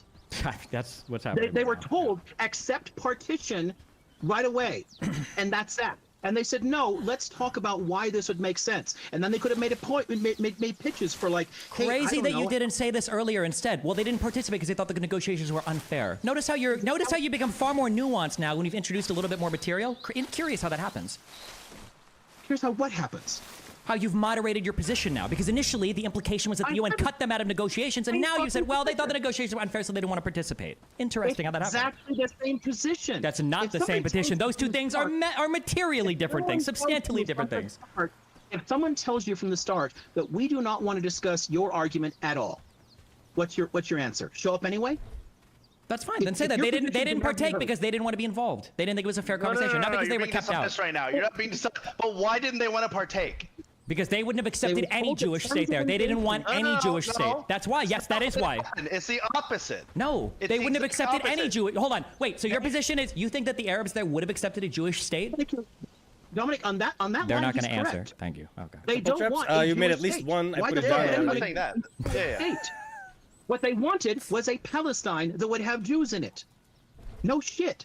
Of course they didn't want a Jewish state. Of course they didn't want massive ethnic cleansing. The Jews and Palestinians were all completely mixed up in every single area, even in the coast strip where Zionists made up a majority. Even there, huge numbers put of it in Palestinians the- lived among them. There was no put the way guy to on, divide the land up researching, without the massive good shit already, humanitarian so. issues. So finding some way for the populations to live together is the reasonable approach. So of course they turned down the idea of a Jewish state. You are presuming this idea of nationalism and an exclusive state is somehow obvious to everyone and people should be able to surrender their homes to it. Of course not. If You that's guys mind the if argument, I introduce the myself? argument is like accept partition or don't show up. Of course they said fuck off. They weren't invited to actually discuss the situation. And then Lona, real quick, I got like 5 more minutes, but sorry, go on. Okay, hi. Do I need to show you which books I've read before I start, or will I just start talking? Let's go. Just jump into it. Okay. I feel like when it comes to the word of aggression, I feel like there's a really good quote from Ben Gurion sometime in the 50s when they're talking about who aggressed first. I think Ben Gurion basically says, yes, we do get attacked. We're surrounded by people who want the Jewish state destroyed and would probably kill a lot of us once they did that, etc. So they attack and we defend ourselves. But that's only half the argument, he says. The other half is that we aggressed on them because out of nowhere, and to them in 1917, a foreign imperial power said, we're going to take this land, which is 90% Arab, and we're going to carve a Jewish state out of it. So that's kind of why the interpretation of aggression is that even though turning up to someone's settlement with a gun and shooting people or stabbing people is aggressive in a more obvious sense, but the act of immigration and going there and buying land and cutting yourself off from the rest of society and excluding people and occasionally evicting people is also aggressive, so it kind of goes both ways. But I feel like we both agree on that to a degree. Even Destiny seems to say that it's understandable why Arabs fought. But I'm just confused at some of the two particular claims. There are a lot more. But the idea that the Zionists were in their meetings planning on betraying the 47 partition plan, even if it was accepted by both sides, and also this idea that Jews were equally aggressive to the Arabs militarily in the beginning of the 47-48 war.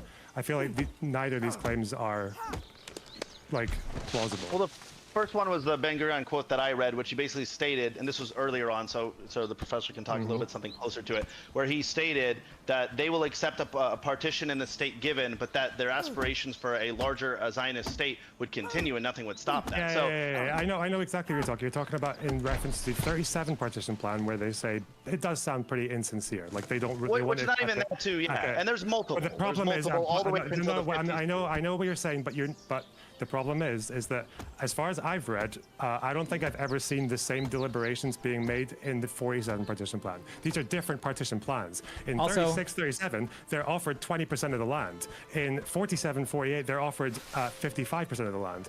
And that's why applying a 37 quote to 47 is fairly unfair, because I don't see why you would do that. They were offered different solutions. I don't But it think didn't matter because there's he any- said, regardless of the solution, we don't care if we get 90%. We want 100. He said that multiple times. You can't say like, well, that was an old quote. He's a changed man. He said very clearly. I'm not whether talking you about- give Sure. us Well, also, 30%, wait. Also, I'm not just as a talking- real quick in response to that, okay? Because Yeah, now I'm reading. Now we've got Pape's book open, so I'll read this from a chapter later. Okay. It is clear, therefore, that the rejection or acceptance of the plan by the Palestinians would not have changed Ben Gurion's assessment of the plan's deficiencies, where he was concerned, because they wanted more land. For him and his friends at the top of the Zionist hierarchy, a valid Jewish state meant a state that stretched over most of Palestine and allowed for no more than a tiny number of Palestinians, if any at all, to be included. Similarly, Ben Gurion was unfazed by the resolution's call that Jerusalem be turned into an international city. He was determined to make that entire city his Jewish capital. That in the end so he what do failed we to need? do so Flex. was What are- only because of complications and disagreements arising in the Jordanian Jewish How many do we need? negotiations How many do over we the need, future though? of the country and the city, of which more like is said 4 later. or 5 still, So at least. it looks like negotiations and other people's plans can actually put a halt on Jewish plans, and I'm quoting from your book here. No one's just saying for it's not sure. going to stop it for a couple No, of that years. is what you. This No, is no, no, why- stop. That is what you said. You said that exactly. picked You up, said that picked nothing up. was going to stop it over and over and over and over again. Yeah, That's what you hold said. on. You're arguing semantics. Do you think that someone can say, you know what, as of right now, we're going to take a break on that? And No, but that means that they're going to stop the it problem, forever. I got the it right problem here. is you're That's a making dishonest point of view. it sound like the plan from the Zionists was to accept the partition plan and then go to war and invade anyway, regardless of what the Arab Not leaders just did. war. It could be. Wait, come no, in wait, I many put different the ways. the you stuff said. I had in my You think- inventory. Are you saying regardless them of what the Arabs boxes. did? So if the Arabs So- accept the Yeah. partition plan, you Yeah, think the Zionists would have that's invaded where the anyway? guys can Oh, him. Yeah. the stockpile. You in have those no boxes source for that, to be work clear. just Because like Pape, again in this one. I didn't know that. Don't so- know. Just Yeah, like yeah, just put in your yeah. private. I've keys read, and, sorry, I've read a bunch of the books you mentioned. I've read first, I'll write as victims. Even in the Hold on, ethnic Loner, I just want to hear Yeah, I his didn't know response. none of that. Atlantic of Palestine, that is not there. Yeah, it's There are like no inside your Zionist cabin. meetings in 47 saying that if the Arabs accept the Well, not partition even a plan, shank, we'll whatever invade you- them you know, anyway. call it. They never Let's, said let's, that. I No. want to hear his response. Actually, in one of the books you mentioned, it does describe exactly that, and actually Pape continues that in his biggest prison on earth with a lot of the later stuff. There. Where do we This is need something the that every flex? Israeli government actually accepted. Ben Or is Gurion it already himself done? stayed a Yeah, it's done. territorial maximalist until just before the '67 war, and then he tried to calm people down. Up until that point, he was actually tried where several you times to put get the this rest cabinet to is? approve a Images. straight-up invasion. And in fact, Mm, they if- did that I by think signing we're all up with, filled in up. an alliance with Britain and Pretty France sure in the we Suez Oh, crisis. hang on then, 'cause with I'm the beelining understanding for the that they stockpile. would be able to seize more I land in know, I Palestine know. in exchange for what they did. And it started on their way into the Sinai Peninsula. They committed some massacres in the Gaza Strip and We need and 5 killing a bunch of logs Egyptian and soldiers 5 as well as small. Palestinians. No, just 5 The logs. goal I'm just there, saying, here's a log. if you in the 1950s can I was put to it get down? all the rest of it. They were prevented from taking the West Bank and Gaza in 48. They had to negotiate drop it? there. The they plan just was put it in there the bench. always There you to go. go back. Whether you can do something all at once or not is not the point here. And again, just okay. So very first scholarly article I find, pulling up these terms here in the abstract. I see The fucking UN where it partition has plan divided fucking Palestine into 50. Jewish and Arab states, with Jerusalem designated an Bullshit. international city. Second sentence: the Zionist leaders accepted, in quotes, the plan, but only as a Right. temporary tactic until Israel could later expand and take over all of historical Palestine. And what was This the is tactic? over. No, but you're misunderstanding. you mean put the mushrooms tactic in is here? because they Or no? knew the Arabs. Sorry? Mushrooms. What about him? Can I put them in here, or where's the special? Yeah, just stick it somewhere. Anything. You can even use the guy's hut, like the house. It has a basket that you can use as well. That's also like, they'll use that too. Would always fight, and that was the most important part of Zionist expansionism, is they could always rely on Arabs to be When horrible you're diplomatic saying and that, I'm military going to take things. over your whole country, and then you're surprised they attack? No, I'm just no, I'm saying that if they wouldn't have attacked, hold on, again, another paragraph. The expected This Arab guy and making it, Palestinian this is rejection of the 0%. plan allowed Ben Gurion and the Zionist leadership to claim that the UN plan was a dead letter the day it was accepted, apart, of course, from the clauses that recognize the legality of the Jewish state in Palestine. have The goal logs? wasn't to violate What? the plan, as you keep repeating over and over again. The idea was, we know the Arabs will never accept it. They're always going to fight and try to kill us. So, boom, that's the opportunity from that So two your parts that you mentioned argument earlier. is if they didn't attack the Given- Israelis Yes, would go. that is correct. We're good. Nope, We're that is good. exactly Yeah, correct. And okay, that's why, hold okay. on. No, wait. No, you gosh. rambled. That's why when Liam brought up that the Suez crisis in 56, guess what eventually turned the Israelis around? It wasn't the military prowess of the Egyptian army. It was the United States telling them to f off and that what they were doing is stupid. And that's why they walked back. So yes, they do respond to political pressure. I will also say, temporarily. again, I will say, having read these books again, like, every big claim in any of these books you can find in like a 2-second Google search. If you have a claim which is as big as the Zionists were planning, have actually recorded meetings, them saying we are going to invade the Arab countries, even like the rest of Palestine, even if the partition plan is accepted, that would be easy to find in 2 or 3 seconds. There's a reason. So what is this everyone all always cites the this about? 37 Anyways, didn't read up on it. The story, you mean? What, like survival? Yeah. Like battle, like kind of like Spartans or something, or Think of it like a mix between Palworld and Mount and Blade. I don't think I did the Mountain Blade. Well, think Palworld, but instead of like capturing guys, you like hire people and you can like use them to go to war. Like that one game I have. What is it called?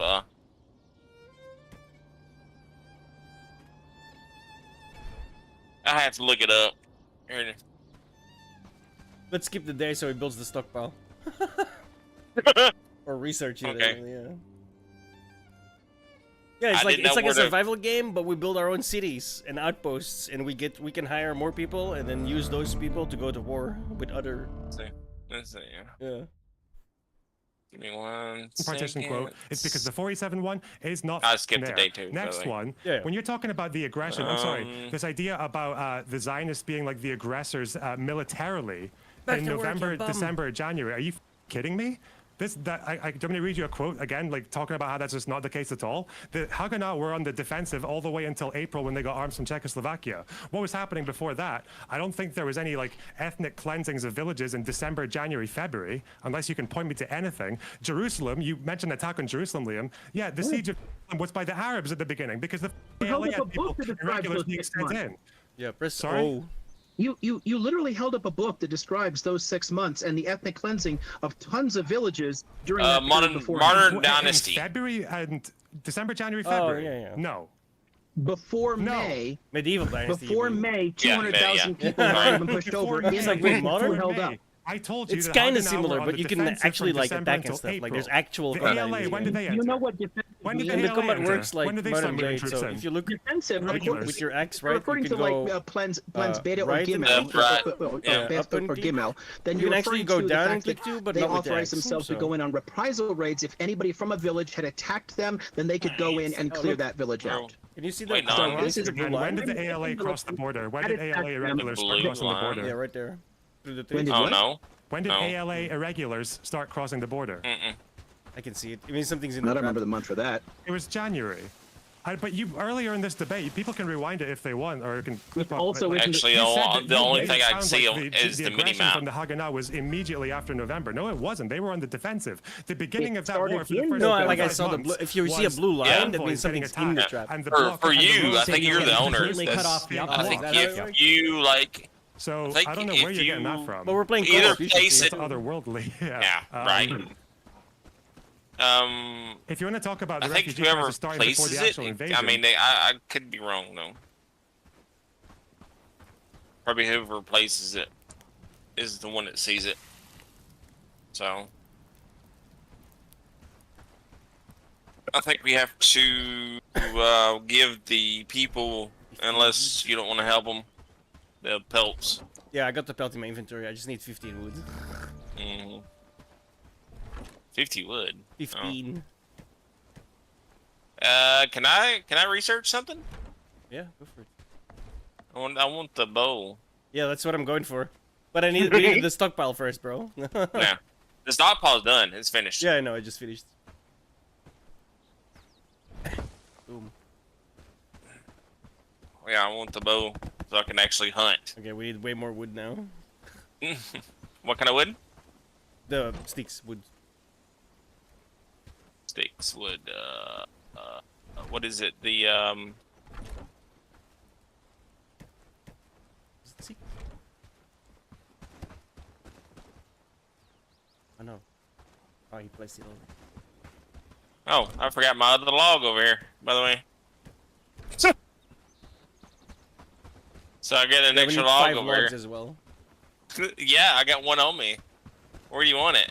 In the building. Right here? In the building, yeah.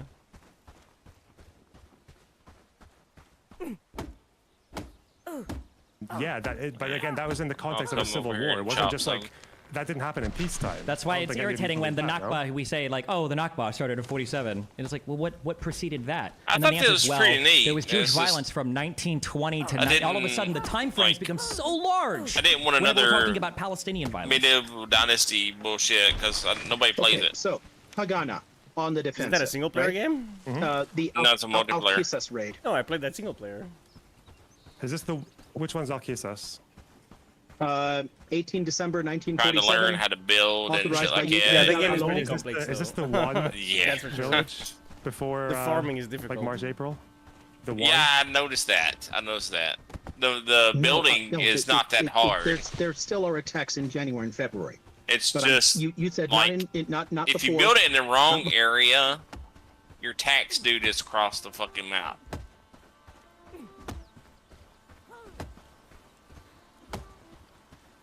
Alright. Here's a log. Here's the other log. Oh, you got it.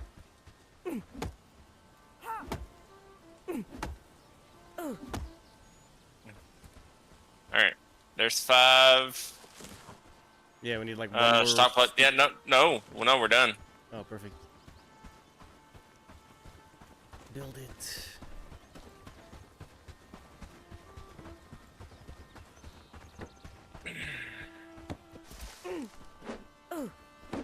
And nobody, like, it doesn't tell you, like, I don't think it, or unless it's changed, they don't tell you where to pay your taxes.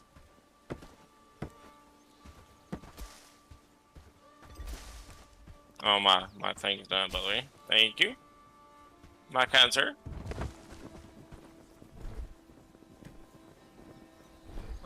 Do we have an, oh, we don't have rope. Simple cord. No, we still have to. You have to do the research the thing first. It should be available, the mill now, the weaver loom. That's why I built the foraging camp as well. Yeah. You have to research And the the weaver loom.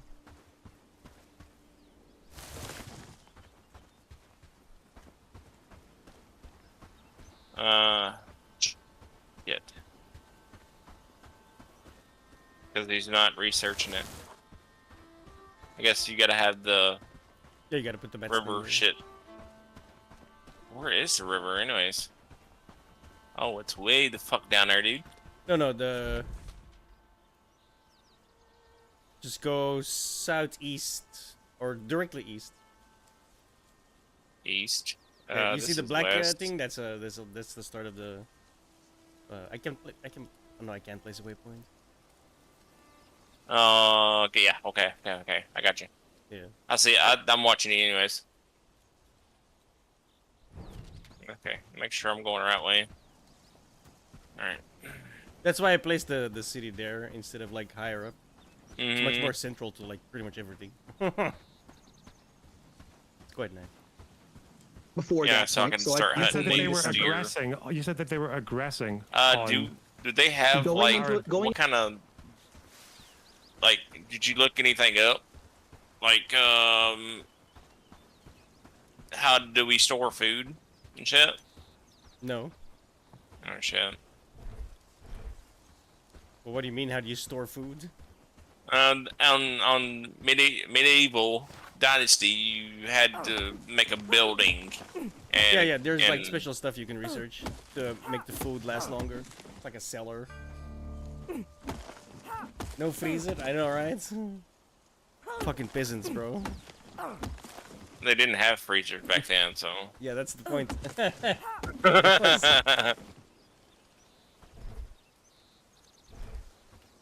That's the joke.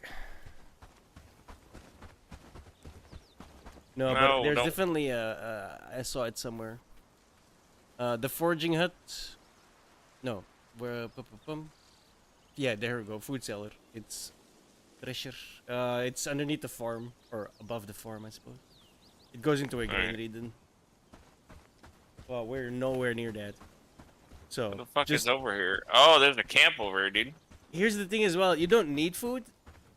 I mean, you do if you want to go attack something, right? But Yeah. you will not starve. Your guy will be annoyed though if you don't have food. Like your business. Yeah. No. That's why I was just asking. I mean, The peasants how don't do like they it store? very much. I think they Apparently leave. they require sustenance. Like they always want about something. Swear to God. All right, I got a couple. Oh, it's finally raining here. Oh, my food is. I think it lowers your stamina bar too if you don't have food. Yeah, it works. Oh Like, shit! excuse me. It works like Valheim. Like you don't actually eat the food. You just equip it, and then you get more stats for a while until the food is quote unquote eaten. It's not really eaten. You know what I mean? Like you can consume it for like a bigger boost of health, but I'm not sure if that works still already. I mean. Oh, if you eat it, it gives you. I don't know about the health part, but the stamina part is. Well, there's like two red things over there next to the river. So. No, what I mean is like if you look at your stats right now, if there's no food in your inventory, you won't actually starve. You'll just have like a small health bar and a small stamina bar. Oh. And then when you put food in those 3 slots, they're like buffs that you equip, right? So, Okay, so imagine like World of Warcraft where I buff you with like power words, health or whatever the fuck it's called. Yeah. I enjoy it. I'm enjoying it so where do- far. It's an interesting thing too because you can like these guys you can have them as companions. You can make squads for your army and stuff. We're nowhere near there obviously, but you know. All right. Where do you even cool. put these? Oh, I wasn't. Put what? Put everything in the stockpile now, man. We built one for a reason. Oh, stockpile. Right here? This? Yeah. Okay, cool. Yeah, and then I'm gonna build like all of the the research is here, the workbench is here. Build like the loom next to it, you know. Like we're gonna build all of the production buildings next to the stockpile because the villagers go to the stockpile, take the food, and then run to the research building. So if you put the research building like a mile away, it takes forever. Yeah, That's why like I'm I building did. everything in like a little circle at least, like all the workshop stuff. I'm gonna go hand in this quest. Yeah, I'm quite enjoying it right now. I don't think it was money wasted. I'm enjoying it, actually. And we're playing co-op now, so we just started. Pretty fun. What is combat like? Mountain Blade. Like if I do like a side swing, right? Or a different side swing, or an upward side swing. And same with blocking, like block, left block, right block, down block. Also have a down swing, but the axe doesn't have that. Like it'll just do the up.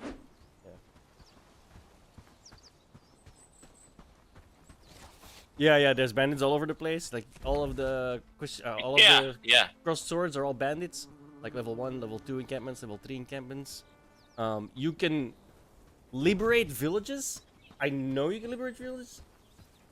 Excuse me. What's up, dude? I know you can liberate villages, but I haven't done it yet, so I have no idea. Right. I'm on like day 12 on my single player, so I've already caught up because Ice is here on my single player. Plus, I know what I'm doing now. I didn't really on my single player. That kind of helps too. But yeah, it was going much faster with 2 people because you know 2 people scavenging is double the speed, I guess. Yeah.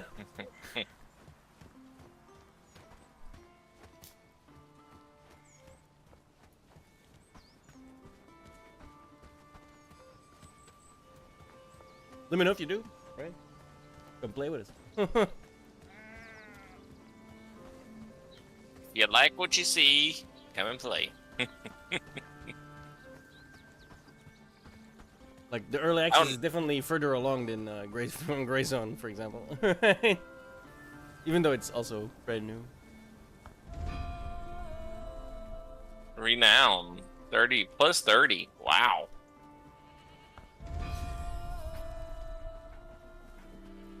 Crazy fucker wants us to kill wolves. Yeah, that's why I said bow. Yeah, we definitely need them. I like the archery in this as well. I want. Crazy. Yeah, like I said, bro, it's not just that. It's like seriously unoptimized. That's why I refunded it. I'm just gonna wait. What is it? Couple months. Oh. Yeah, How'd you say we need the simple chord? Is that searchable or something? No, you need to research the weaving loom. A weaving. Oh, so we gotta cut this off, right? Do we have the weaving? Yeah, it's loom? available. We need do we have any more of the reed? No, we got 3. We need 3. There's 3 in there. Let's Is see. it grayed out or is it white? Like colored in. If it's grayed out, it's white. in there. If it's white, that means it needs it. I guess he's taking it out. If he's moving towards it, then he's good. It says 0. And what does it take? Yeah, it takes 3 of that, 8 of those, and 10 of the flicks.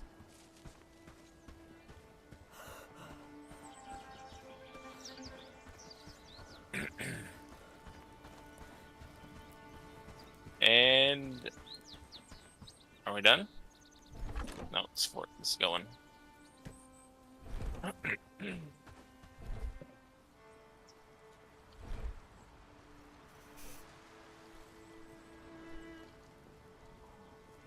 The Bellride guys? I'm gonna be honest, I didn't check who I don't even know who the devs is.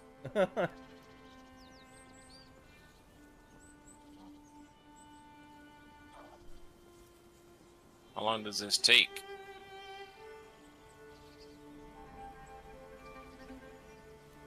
It's got 1 minute and 40 seconds.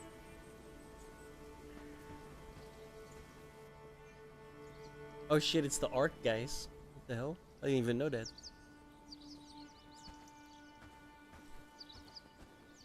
It's from the Ark guys. What? This game. Wow. They're good developers, dude. Don't know. Never played one of their games. I never played Ark. I have it, right? But I don't have it. No. It's alright. I mean, isn't Ark like super popular? Yeah, it Or is. was super popular? No, it is. They're waiting on Arc 2. Everybody's raving about Arc 2. They got Arc Ascended or something out, and everybody's on that one playing.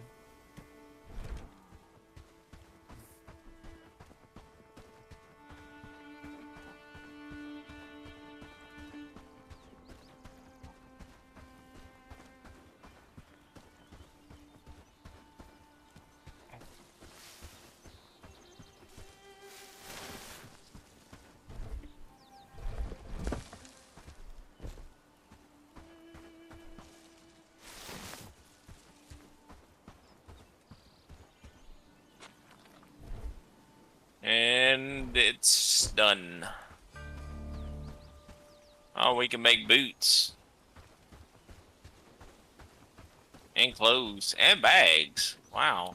Bandages. Now, where do we make that, by the way? The loom. Is it a different...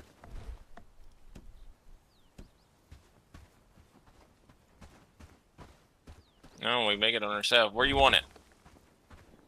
Right here. Oh, let's just put one out too. What do we need? Okay. Watch it because there's like people were next to the fucking river. Yeah, I know. As soon as I left there, they like popped up. I was like, oh shit.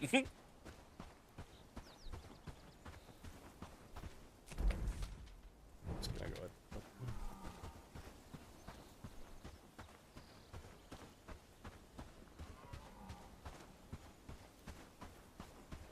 Damn it, put that away.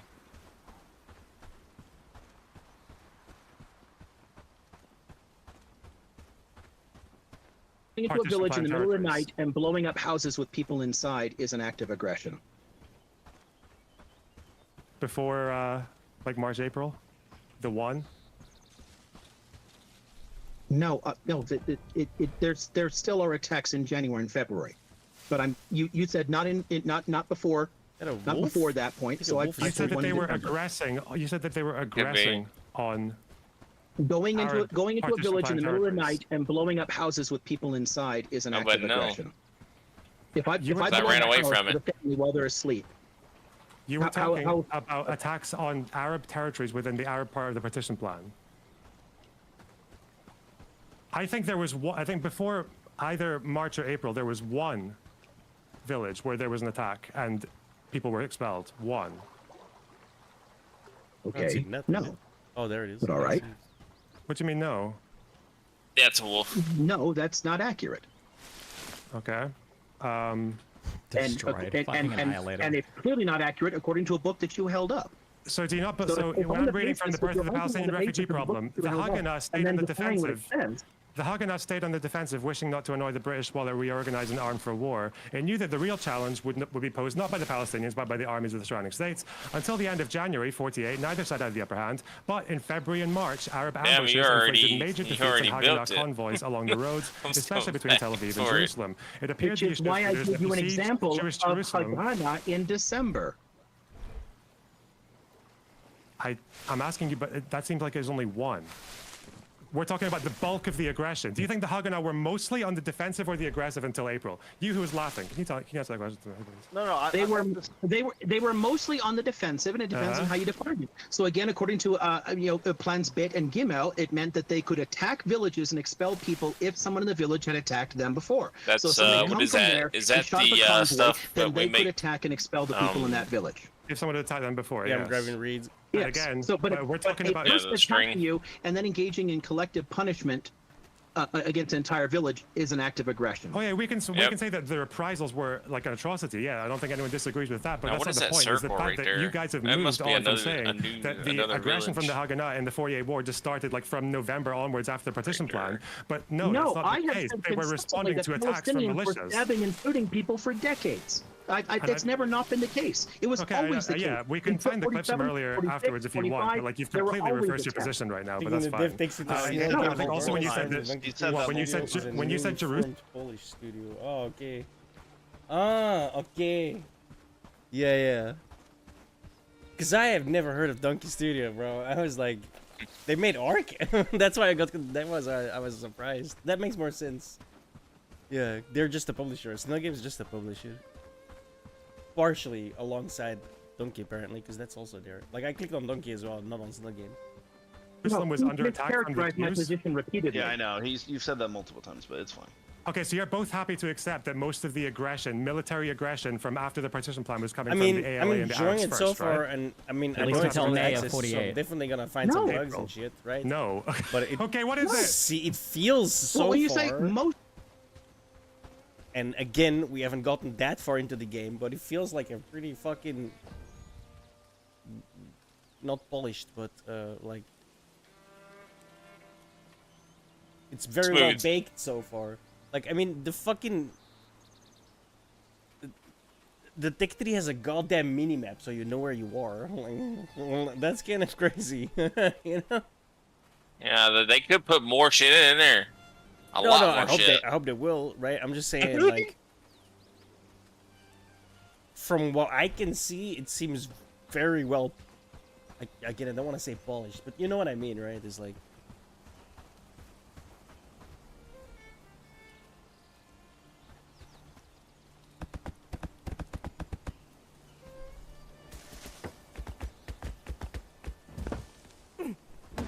I didn't mean to do that, sorry. My new loom! I immediately hacked it. Fuck's sake. Most of the aggression. Yes, the Then majority no, of the that's aggression, as in nonsensical. the people who were being assaulted on convoys and having the roads from Tel Aviv to Jerusalem blocked. Yeah, that was the Arabs towards what the were Jews, the convoys? What were the convoys doing?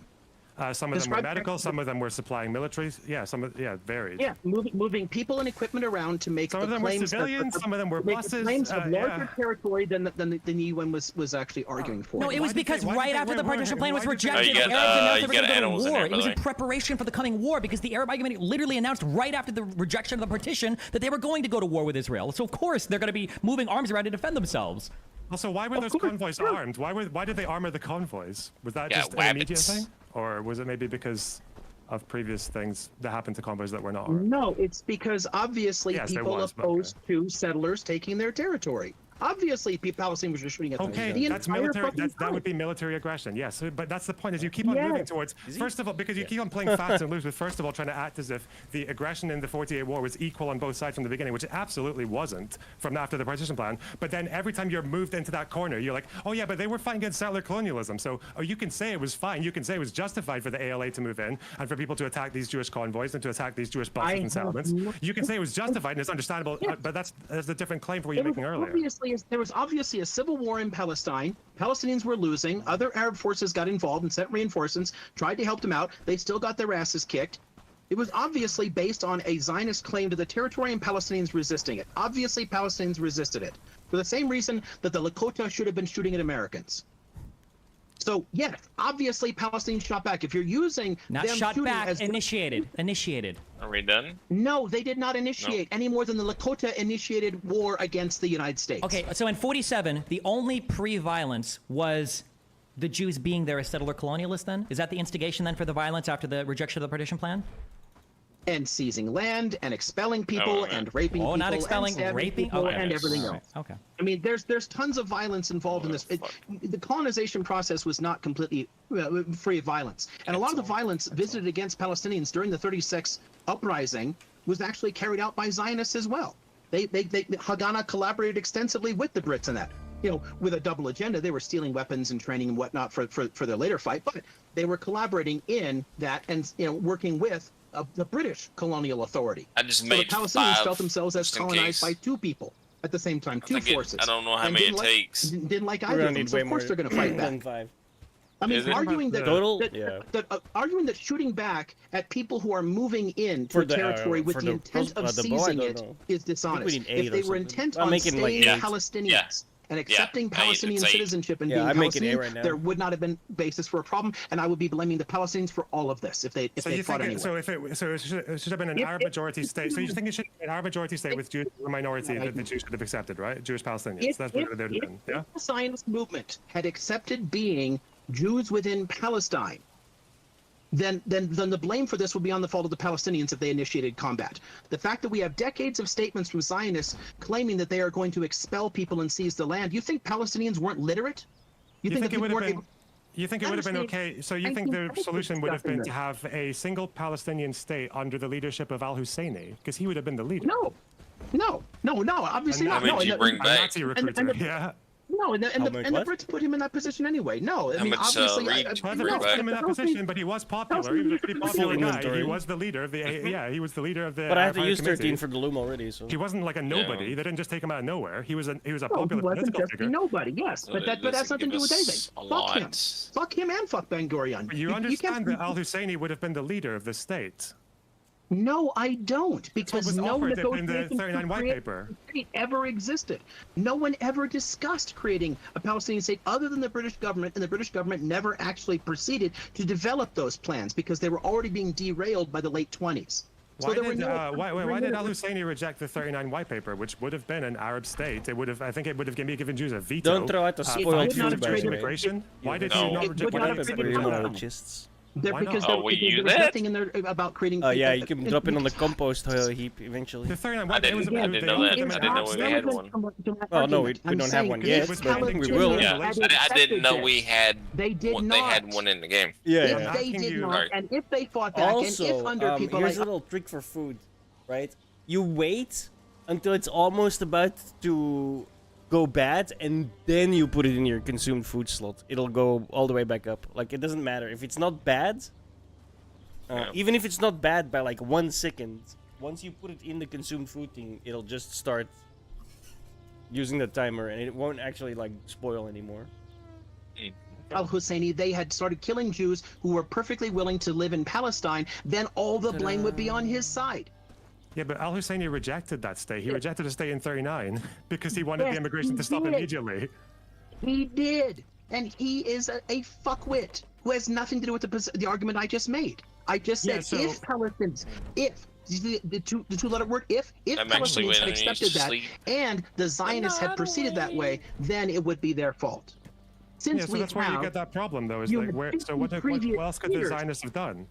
I'm going to, if you have 50 years worth of people saying, I'm going to drive you all off your land, then you get assholes like al-Husseini in power. Al-Husseini wasn't popular because Jews were saying, "I'm going to expel you." What?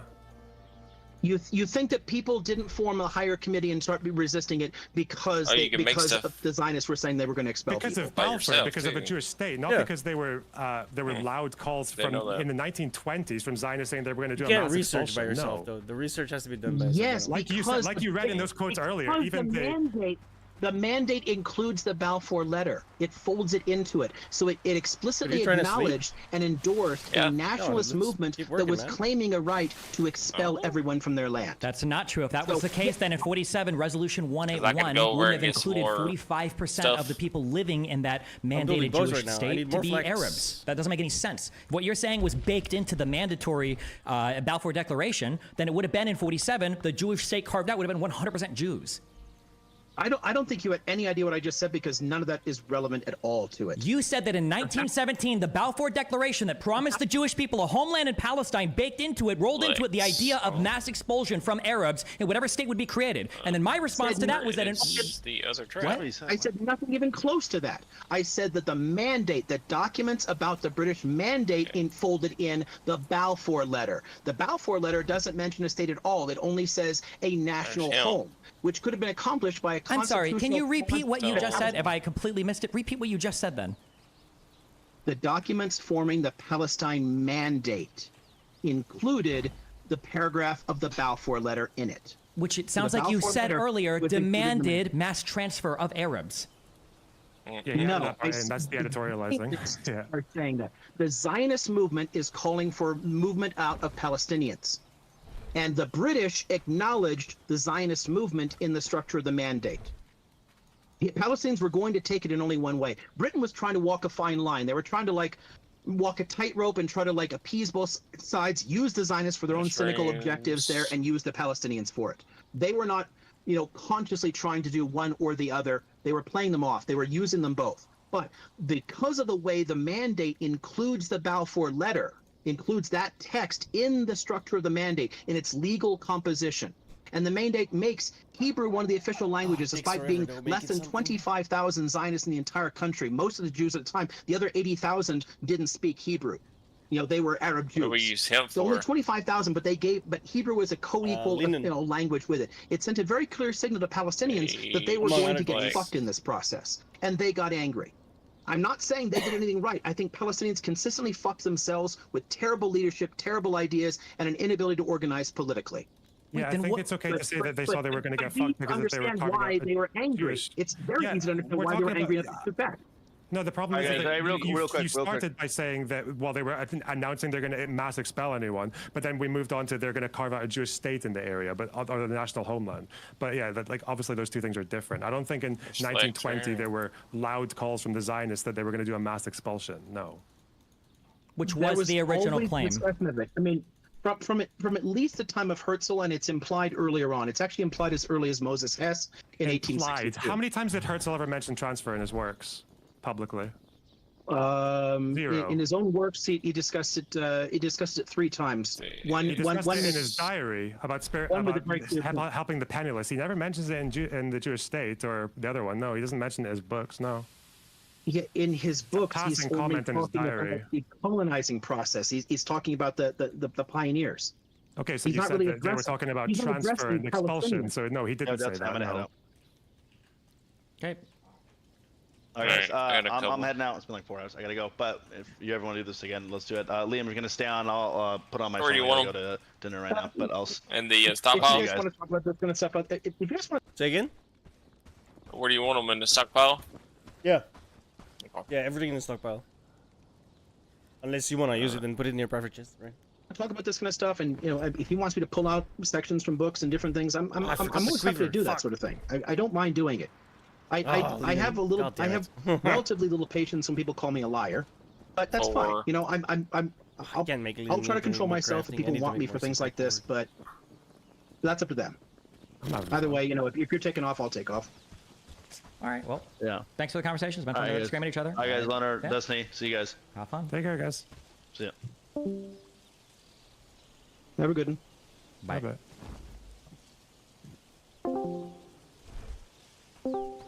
Hey. Holy shit. It's all right.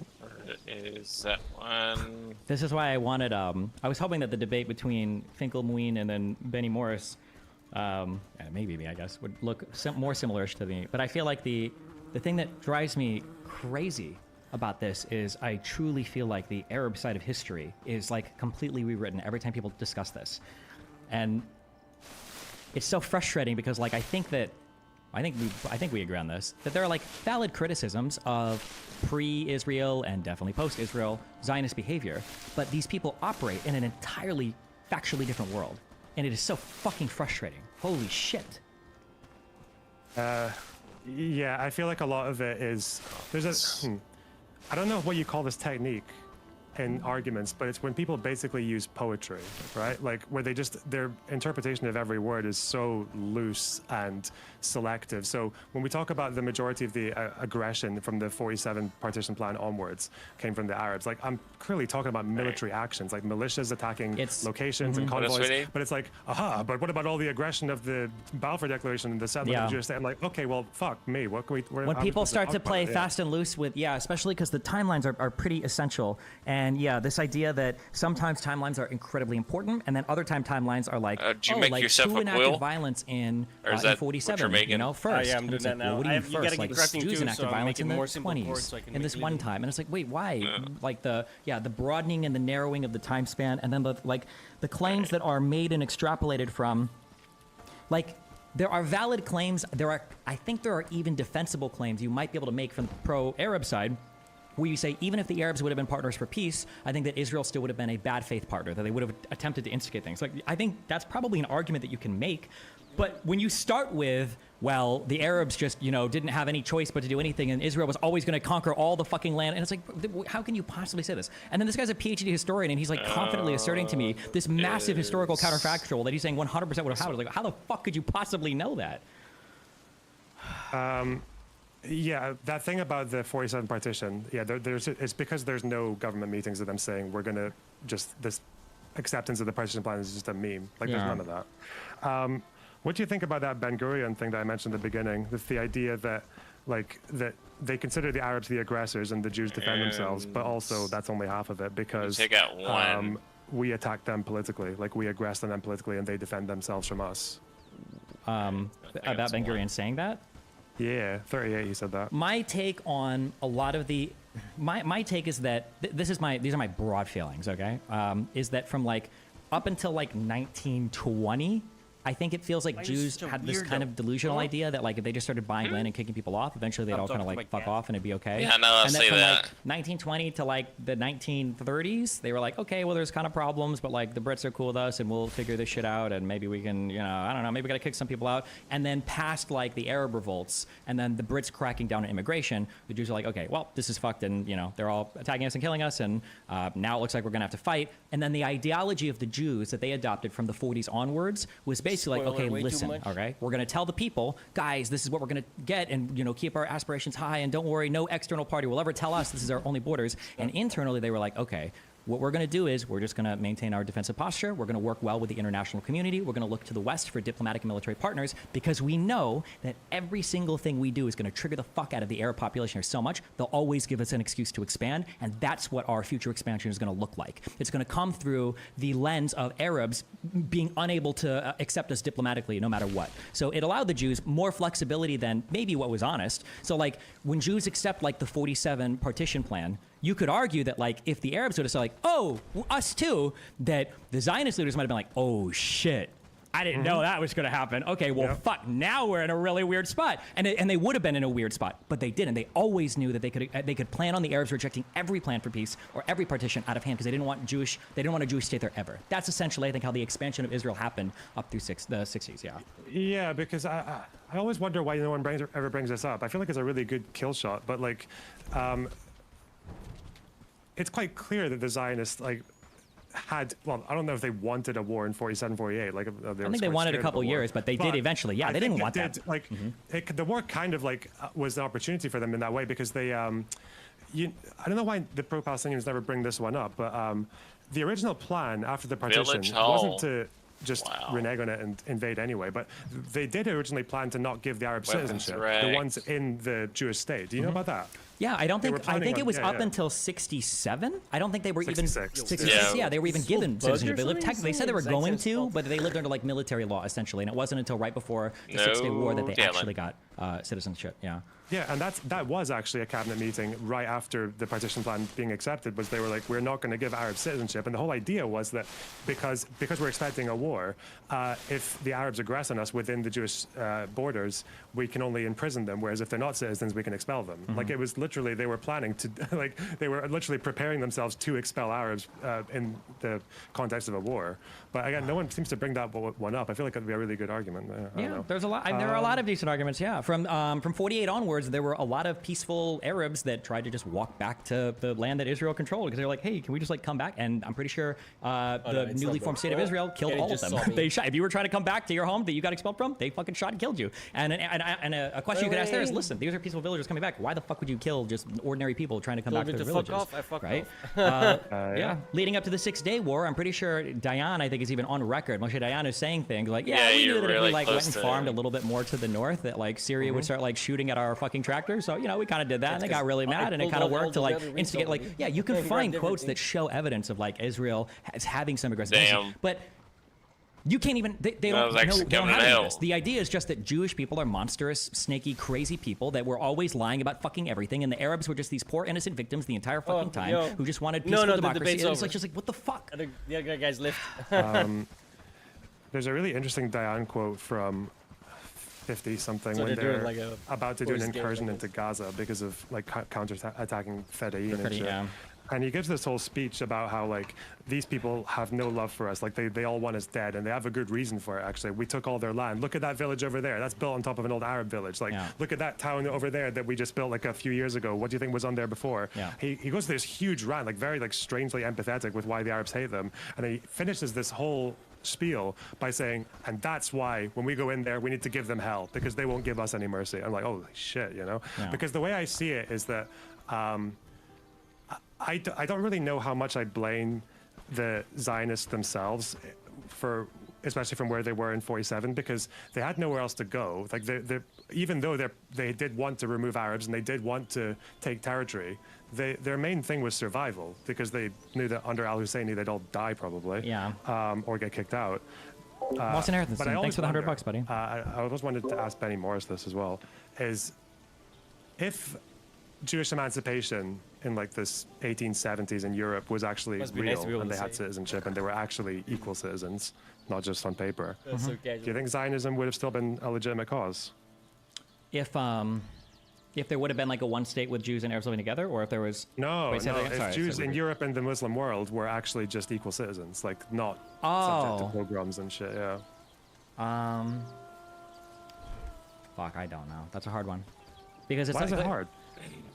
Well, because like everything is like push-pull factors, right? So like I think that the Holocaust and everything accelerated a lot of like desires to live in Israel. I think that How many I was needed? like, yeah, we're getting fucked everywhere. Like we need a home that like is safe for us. And I think it also probably gave foreign nations like more of a feeling of like a moral reason to kind of support Israel. It's like, well, fuck, we feel bad. You guys kind of got completely, ass fucked.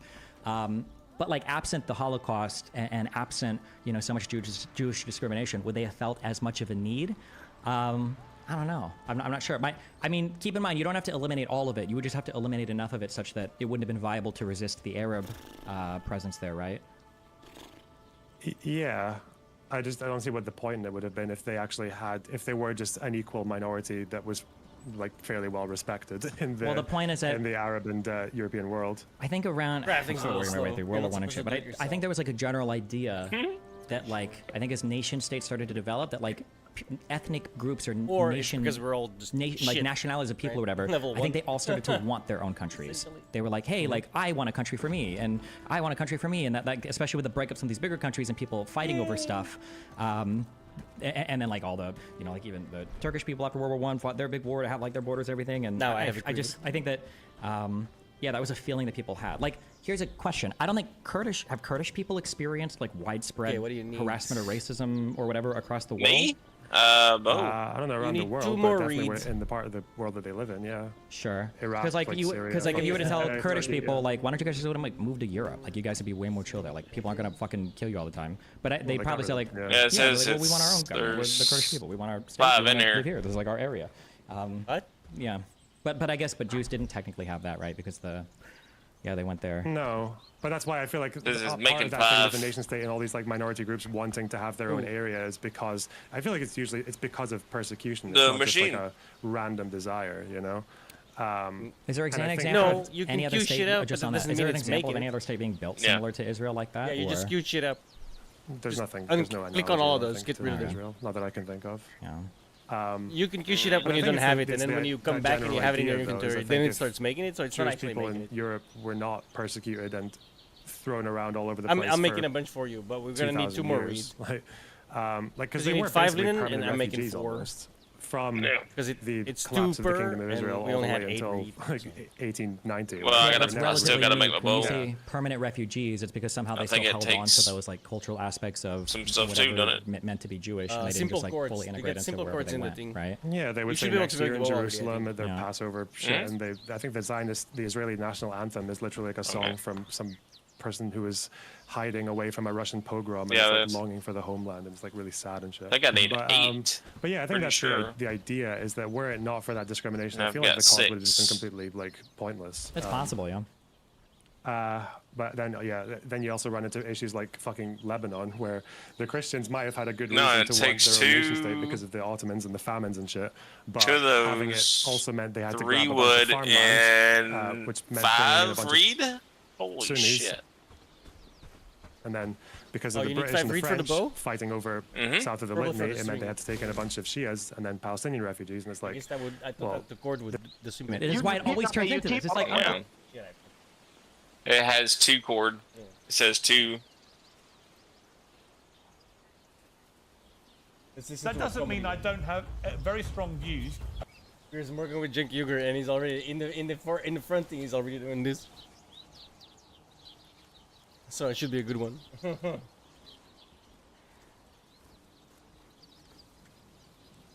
So I gotta go down here and pick some more. Hi guys, sorry. Because I'm leaning forward. Never mind. About what's happening in Gaza because you know that I do. So where is my lie in all this? Oh, man. Yeah, Piers, I've just listened That's to you for 2 20 wolves minutes right there. frame the issue in a purely 100% Israeli propaganda I way. forgot the thing was still so if loud. you say, hey, listen, the Jewish students shouldn't be harassed or attacked, of course I agree. I've So got you agree Jewish with me, family so why have I who- lied? Yeah, no. Stop interrupting. Dude, it's a show. The protesters wreaking havoc at some of America's top What the universities have a deadly serious point. Unfortunately, many of them fundamentally unserious people. Nothing captured the insanity of this moment better than a PhD candidate at Columbia University stepping out to demand humanitarian aid for the protesters. I guess it's ultimately a question of what kind of community and obligation Yo, now what's it up? feels it has to its students. Oh, bro, This chick was so fucking dumb, dude. Oh, I hate this person. Like, I hate this person. Okay. With that one. Hang on, let me put it up so you guys can see.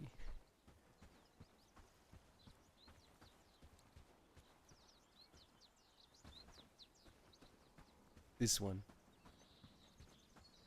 She is so dumb. Do you want students to die of dehydration and starvation or get severely ill, even if they disagree with you? If the answer is no, then you should allow. Oh, there's a dude over here, by the way. It's crazy to say because we're on an Ivy League campus, do you but mean? this is like basic humanitarian. There's aid we're asking actually for. a dude living over here. Saying, Oh yeah, yeah. we want to be revolutionary, They're so we're going herbals. to take over this building. Now would you please bring us food? With a completely straight face, she demands urgent assistance for protesters to spare them from dehydration, starvation, and severe How about you illness walk as 5 feet she to the and store? her mob You friends lazy fuck. voluntarily occupied a private building in support of Gazan people actually facing dehydration, starvation, and severe illness. Yo, The students Sin. protesting Yes, for peace sir. is nothing new. They have every right to Enjoy do it, but Fallout. clearly there are limits under the law. And at this point, they're doing a better job of Israeli propaganda. Oh, they're than working Israel's on government. the script for. Police have moved into a A jet new students from script. Columbia's Hamilton Hall after reports they vandalized and barricaded the famous By the way- building. As the They what? university said, this is because of the They're working on the new script for the mods for Oh Fallout. yeah, for script extender. Yeah, of course. Yeah. But the They fact just that started Bethesda it. broke it, fucking useless, man. Oh, that was way too high. Shit. They started working Shit. on it today. Shit. Shit! I might die. Oh yeah, I'm dead. I forgot food. I'm such an idiot. Oh, run. I'm so dead. Oh wow, it looks like pups. protesters' smart. actions, not because of their cause. Officers clashed with students at other campuses overnight, including UCLA in Los Angeles, where pro-Israel protesters moved on their rivals and police patience ran out. It's all beginning to have unpleasant shades of the BLM riots in 2020, a fundamentally just cause which became toxic and divisive, fueled by people who know little about the issues, a lot about causing chaos. And quite apart from the absurdity of the individuals involved, it raises serious questions and contradictions.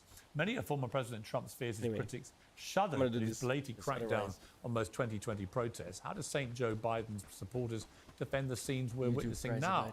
And on the other hand, many of the staunchest defenders of free speech have been the loudest supporters of Israel and the fiercest critics of the campus protesters. So where is the line? And is it the police or the protesters who've crossed it? Well, in a moment, we'll debate all this with an all-star panel. But first, joining me now is pro-Palestinian activist Nadine Kozwani, who organised protests outside Columbia and City University in New York last night. The fucking wolves are just like camping my welcome corpse back to now. Uncensored. You were there last night. There's a current ban on you and others from Columbia, dated from last week, saying that you are considered persona non grata on all Columbia University owned property for alarming and concerning behaviour. So why were you back there? I wasn't inside the gates of Columbia. I was outside of Columbia. And, you know, I'm able to protest outside of Columbia in support of the students as a New Yorker, just like New Yorkers have been consistently showing outside of the gates of Columbia in support of the students, even before they launched the Gaza Solidarity encampment.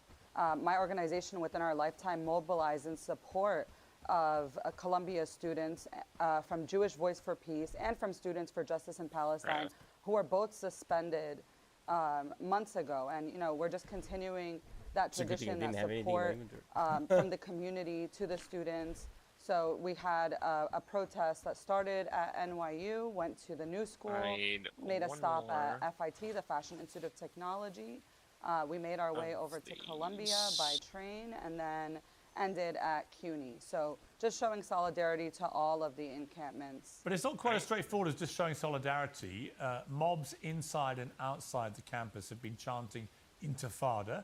And anyone who knows the history of the conflict between Palestine and Israel knows what Intifada means. It means a violent uprising.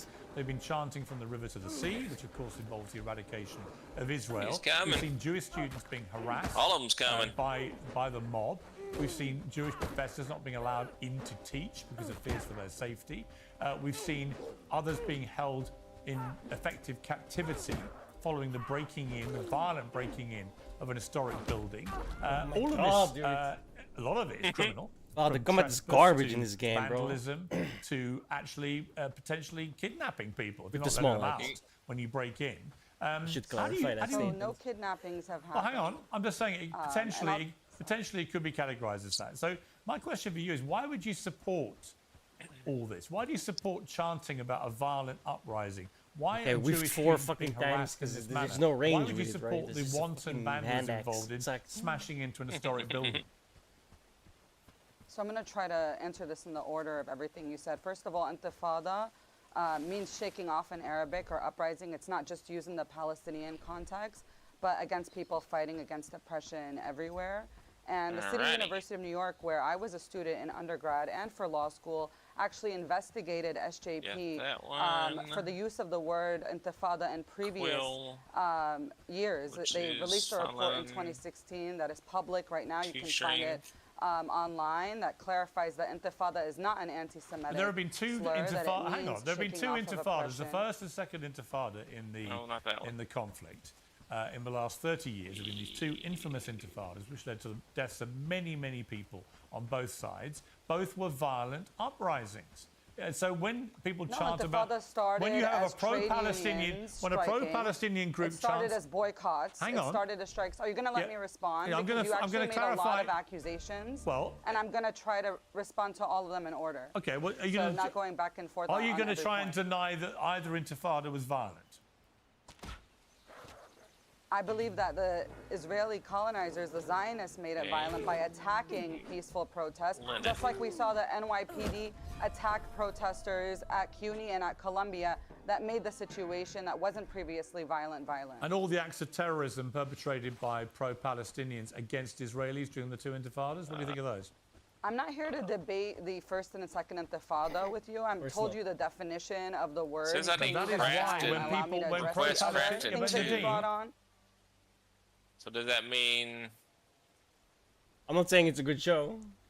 I'm just here for Jink Huger. Because he looked like he was gonna rage, and those are gold moments, bro.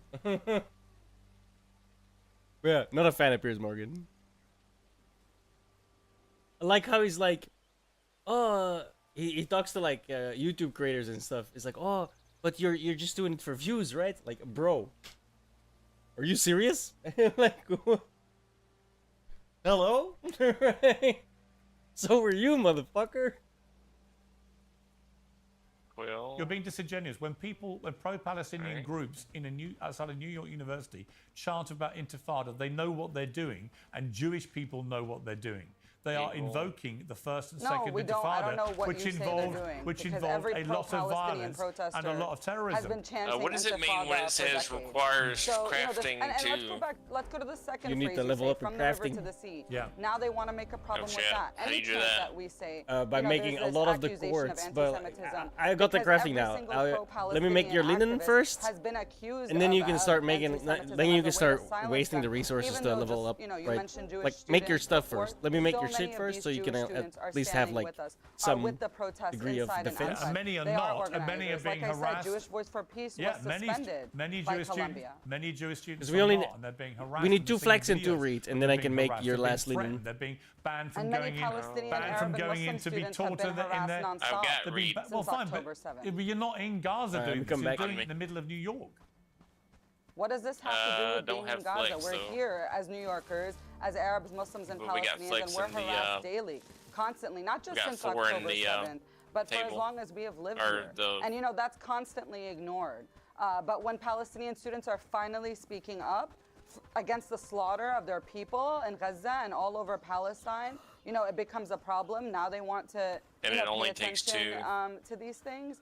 I think every Palestinian organization, including my own, has made it clear that we stand against anti-Semitism, and that these smears of anti-Semitism against pro-Palestinian activists are a long-held tradition by the Zionist lobby, by Zionist organizations, as an attempt to discredit people. If protesters get violent, is that acceptable resistance to the oppression?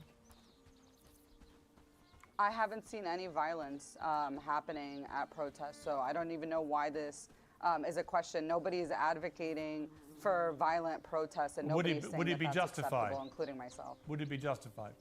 I Or it just was answered 13 that. in You're there. just repeating the same question. I feel like you're being disingenuous. Well, you didn't answer when whether I've already made this You didn't clear. answer if it would be justified.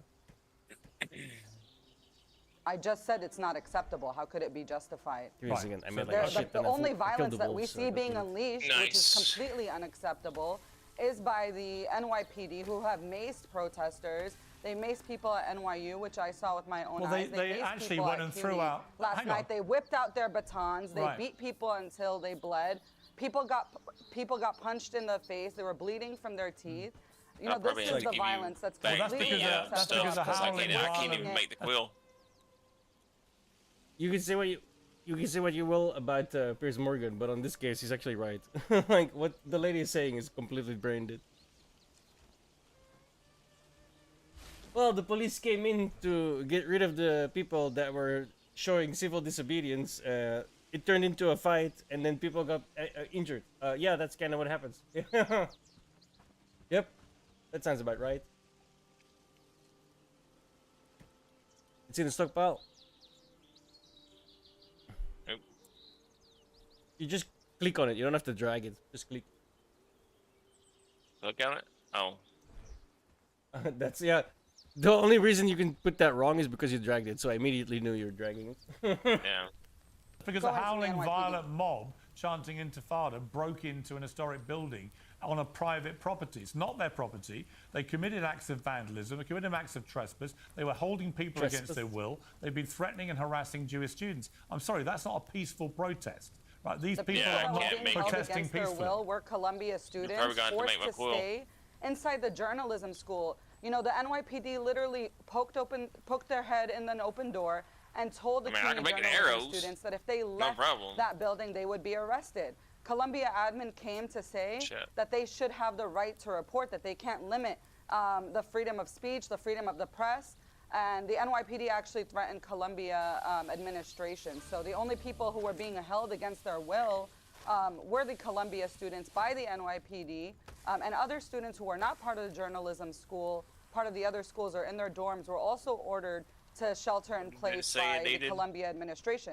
So everything you brought up, from the violence to people being held against their will, this is being perpetuated by the people. You need 5 linen and 2 cords. By the administrations of these universities and by the police department, who is being used to crush peaceful protests, who is being used to show up in riot gear and turn an otherwise peaceful situation into a riot. Never forget that in 1968, 150 protesters occupied the same exact hall that the students of Columbia were occupying as of last night. But this is forced like to come out good of food. Hamilton Hall, which they renamed Hinds Hall in honor of the 5-year-old Palestinian girl who was killed, who had to sit in a car with her family members for hours, while they decayed, while they rotted after being killed by the Israeli army. And she starved to death. Nobody was able to get to her.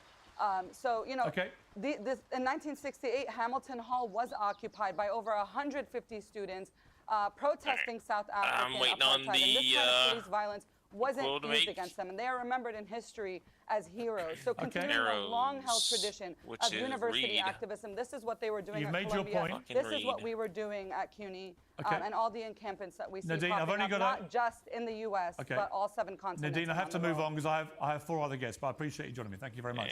Well, joining me now is the independent presidential candidate from the West, who teaches at Columbia and joins some of the student protests. The Fox News contributor Kat Tim, former BLM supporter Javier DeRusso of PragerU, who broke into a pro-Palestinian encampment at UCLA, and the Young Turks founder Cenk Uygur. I want to start with you because I know you've got a slight time constraint. PragerU, who broke into a pro-Palestinian encampment.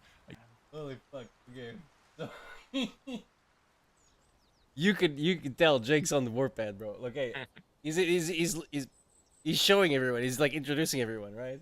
Columbia, and joined some of the student protests. The Fox News contributor Kat Tim, former BLM supporter Javier DeRusso of PragerU, who broke into a pro-Palestinian encampment at UCLA, and the Young Turks founder. Look at this guy's face, bro. Bro, he takes himself so seriously, dude. It's hilarious, bro. This guy ran for president. He's not even a fucking natural-born citizen. Fucking idiot. Oh my god. It's always hilarious when he's on. Cenk Uygur. Kat, I want to start with you because I know you've got a slight time constraint. How many does it make when it makes I want to start arrows? with you and just talk about 30. Like one aspect of this. 30? No, you The just whole make issue of just free make speech one in because this debate. it'll And be we're gonna get 30, into the two and sides you can only have 30 in the part of it quiver, in a and moment the with arrows the are other actually guests. 6 But styles from a large, free so you speech really want them in your perspective, quiver. What is your take on what we're seeing here?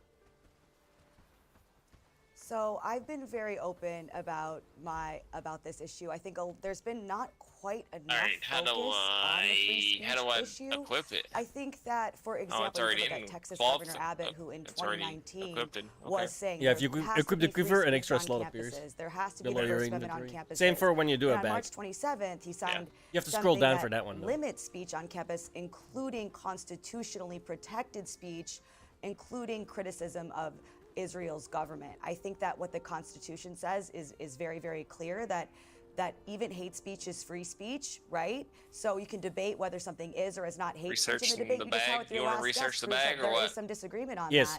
And the main point is it's the the size of government one should be the one log, so it's deciding pretty what big. is and is 9 not. tiles. We have a spokesperson for the Indiana Police takes, Department saying 4 hate linen, speech isn't free speech. Well, 2 that just cord, simply isn't and true. And it's the whole idea crap. of what it's always been, which is that you don't want the government to be in the position of Fuck, we deciding get what scrap. speech is and is not allowed. You can make it, but I because usually that just is kill going to be bandits. dangerous for anyone, At the start. including Jewish students, right? I mean, there was no free speech, obviously, in Hitler's Germany, right? And saying that free speech, something is First Amendment protected free speech, is not that you don't have to say you agree with it. And you can totally bring up the fact that maybe it's been less consistent in terms of all of a sudden now a lot of these university presidents are super pro free speech when it comes to this when they haven't been in the past. But to me, that's not going to cause me to be hypocritical on this issue. I'm a First Amendment absolutist. I was in 2019. I was before 2019, and I still am today. What if you are chanting intifada, given the history that what I of think it is? intifadas between Israel and Palestine? You're not giving me any twice information. In the last 30 years, we know what intifadas have been there. They've been violent uprisings with many people dying. And what if you chant from the river to the sea, which Jewish people believe absolutely means the eradication of Israel? I'm just asking The Kat this, 'cause First Amendment. I will come to the everybody First else, but Kat yeah, has the to go, so I want to just get this free speech part of the debate out of the way. Kat. I got him. The First Amendment is actually We can't pick clear up our on arrows? that, What where the it's, you have fuck? to have a very, very, very specific exception where that would not be allowed. So, for example, a peaceful protest where people are marching and saying from the river to the sea is constitutionally protected speech. An incident where you were targeting a specific Jewish student and chanting that at that student where a protest had become violent, then that maybe would not be. But it's very, very narrow, and it's supposed to be very, very narrow, where there has to be it has to be directed and likely to produce imminent action, and also true threats. Those are the only exceptions, which are very, very narrow. And the law is clear on this. But if you have people, and we've seen pictures of them inside and outside campus, who appear to be supporting Hamas rhetoric, who are wearing maybe insignia relating to Hamas or Hezbollah or whatever, if you're brazenly supporting organizations, groups of people that are deemed to be terrorists by large swathes of the world, does that cross the line? This is utter nonsense, Piers. Can I just answer the question? Okay, check. Yeah. You got genocide taking place. You got the IDF terrorism taking place. You can't say a mumbling word about 12 universities that are leveled to the ground. Hundreds and hundreds and hundreds of professors have been killed. Students have been killed. You're a journalist. Yes. Have you talked about the 112 journalists who have been killed, brother? Yes, I have done. You just spread lies. Well, hang on. Well, Cornell, I actually... Cornell, hang on. Cornell. Cornell. Unfairly. Cornell. And then you just start lying. You start lying, man. It's ridiculous. Cornell, man. I'm not lying about anything. No, you are. I agree with Cornell West completely. You're totally, utterly lying through your framing. The framing of this is a total, complete lie. Look, I can't hear you both speak at the same time. Cornell, just to be clear, I have posted... Sorry, hang on. Please. Hang on. I have posted about the journalists who've died in Gaza, right? I have there's a harvesting book here. The deaths of those journalists. Which book? Right? Put it in the framework. Well, I'm going to. I was going to come to you about the framework. It's a harvesting book. I think that's what you have. All the vandalism about one hall. No, harvesting, that's good for workers, so put that in one of the chests. Gone. Well, if it's like strength, agility, archery, then you might be able. You can use it yourself. You can read it. You're just lying, man. You ought to be ashamed of yourself. When you say lying, what you're trying to imply that I don't care about the other stuff you've just mentioned. Yes, that's what I'm saying. That's not a lie. That's definitely right. Well, does not have the same value as an Israeli life. That's what I'm saying. Okay, let me bring in Cenk. Let me bring in Cenk here. Let me bring in. Okay, let me bring in Cenk. Just to be clear, I haven't lied about anything, right? I haven't talked about what's happened in Gaza yet because we haven't come to that part of the debate. But Cenk, I don't believe you've always seemed to me to be one of the more rational voices in this debate, prepared to accept what Hamas did was horrendous and so on. I don't believe that you think it's right that Jewish students should be intimidated and harassed on a You campus. come right back to the thing again. Can I just answer this for We are God's debating sake? the protests, okay? Come on, brother. Cenk. Come on, man. I don't think it's right. All They should be so subjected to intimidation. Okay, Pierce. Nobody can I thinks finally it's right. answer? Nobody thinks that's right. It's not Cornell, right let that Cenk speak and I'll come back to you. Girl has a hall named after her because she and 15,000 other children have been killed by the IDF terrorists that you don't even call terrorists. Cornell, West shutting up is that good luck with that. That's not a double standard. The guy loves the sound of his own voice. Outright mendacity, hiding criminality on your show, and you're supposed to be uncensored, concerned about the truth. Well, you just said I called them terrorists. I haven't called them terrorists. That, ironically, is a lie. Cenk, I want to bring you in. You're getting very angry about this too. Just to be clear, I am expressing He started an opinion angry. that what has happened at Columbia has crossed a line. And that if I'm a Jewish student there, I think it's completely outrageous. I'm being intimidated and harassed for the actions of Israel's government thousands of miles away. That doesn't mean I don't have very strong views about what's happening in Gaza, because you know that I do. So where is my lie in all this? Yeah, Piers, I've just listened to you for 20 minutes frame the issue in a purely 100% Israeli propaganda way. So if you say, hey, listen, Jewish students shouldn't be harassed or attacked, of course I agree. I've got you Jewish agree with family me? So why have I lied? Yeah, no. Stop interrupting. But what you don't talk about is you say from the river to the sea is an unacceptable change. Did you mention to the audience in these last 20 minutes that Benjamin Netanyahu actually said it recently? Not only that, he's actually doing it. He's in the middle of wiping out the Palestinians from the river to the sea. That is the grotesque violence. He has slaughtered 25,000 women and children. They were all innocent. So when Hamas kills 800... I might be the bad guy here, but there's 2 million of them. No, sorry, I'm talking about the debate, quote unquote, that we're watching. Like, if you're trying to slaughter from the river to the sea, you're doing it really badly. Like, you gotta step your game up by like 100 times. Like, the framing on both sides of this argument is just... 160 innocent Israeli civilians, I call them out, and I say that is terrible. But when Israel slaughters 25,000 women and children, we're saying, oh, I don't like a pro-Palestinian chant. A chant? That's what we're concerned about. And now you turn to the violence that has happened on college campuses. There is one case of overwhelming violence, and that happened last night at UCLA. And it was pro-Israeli protesters that violently attacked the peace protesters that didn't do anything. They attacked an old lady and said, oh yeah, good luck trying to defend yourself, old lady. These are vicious, vigilante thugs. And they have done more violence than all of the peace protesters in the country combined. Where are the arrests? Where's the outrage? Where's the indignation? A wolf's you pretend that you care about protecting students, but you only I didn't care see about one. protecting You didn't get side, one whereas the other when you side killed is the other two. assaulted. No, I don't actually. No, because and if debased and humiliated. Okay, let me respond. You don't All always you want get to do them. is Let me cancel respond. the speech. Well, we're gonna need that You for a want- quiz, you're so part put it in of the chat cancel somewhere. culture and admit it right now. Can I You're respond? talking about protesting people. Can I respond? Americans. Can I respond? Americans. By the way, okay, this is not the United. Dude, Cenk Yucker is such a blowhard, bro. I'm not gonna lie, he never fails to entertain, dude. Like, United States of Israel. Fine. America.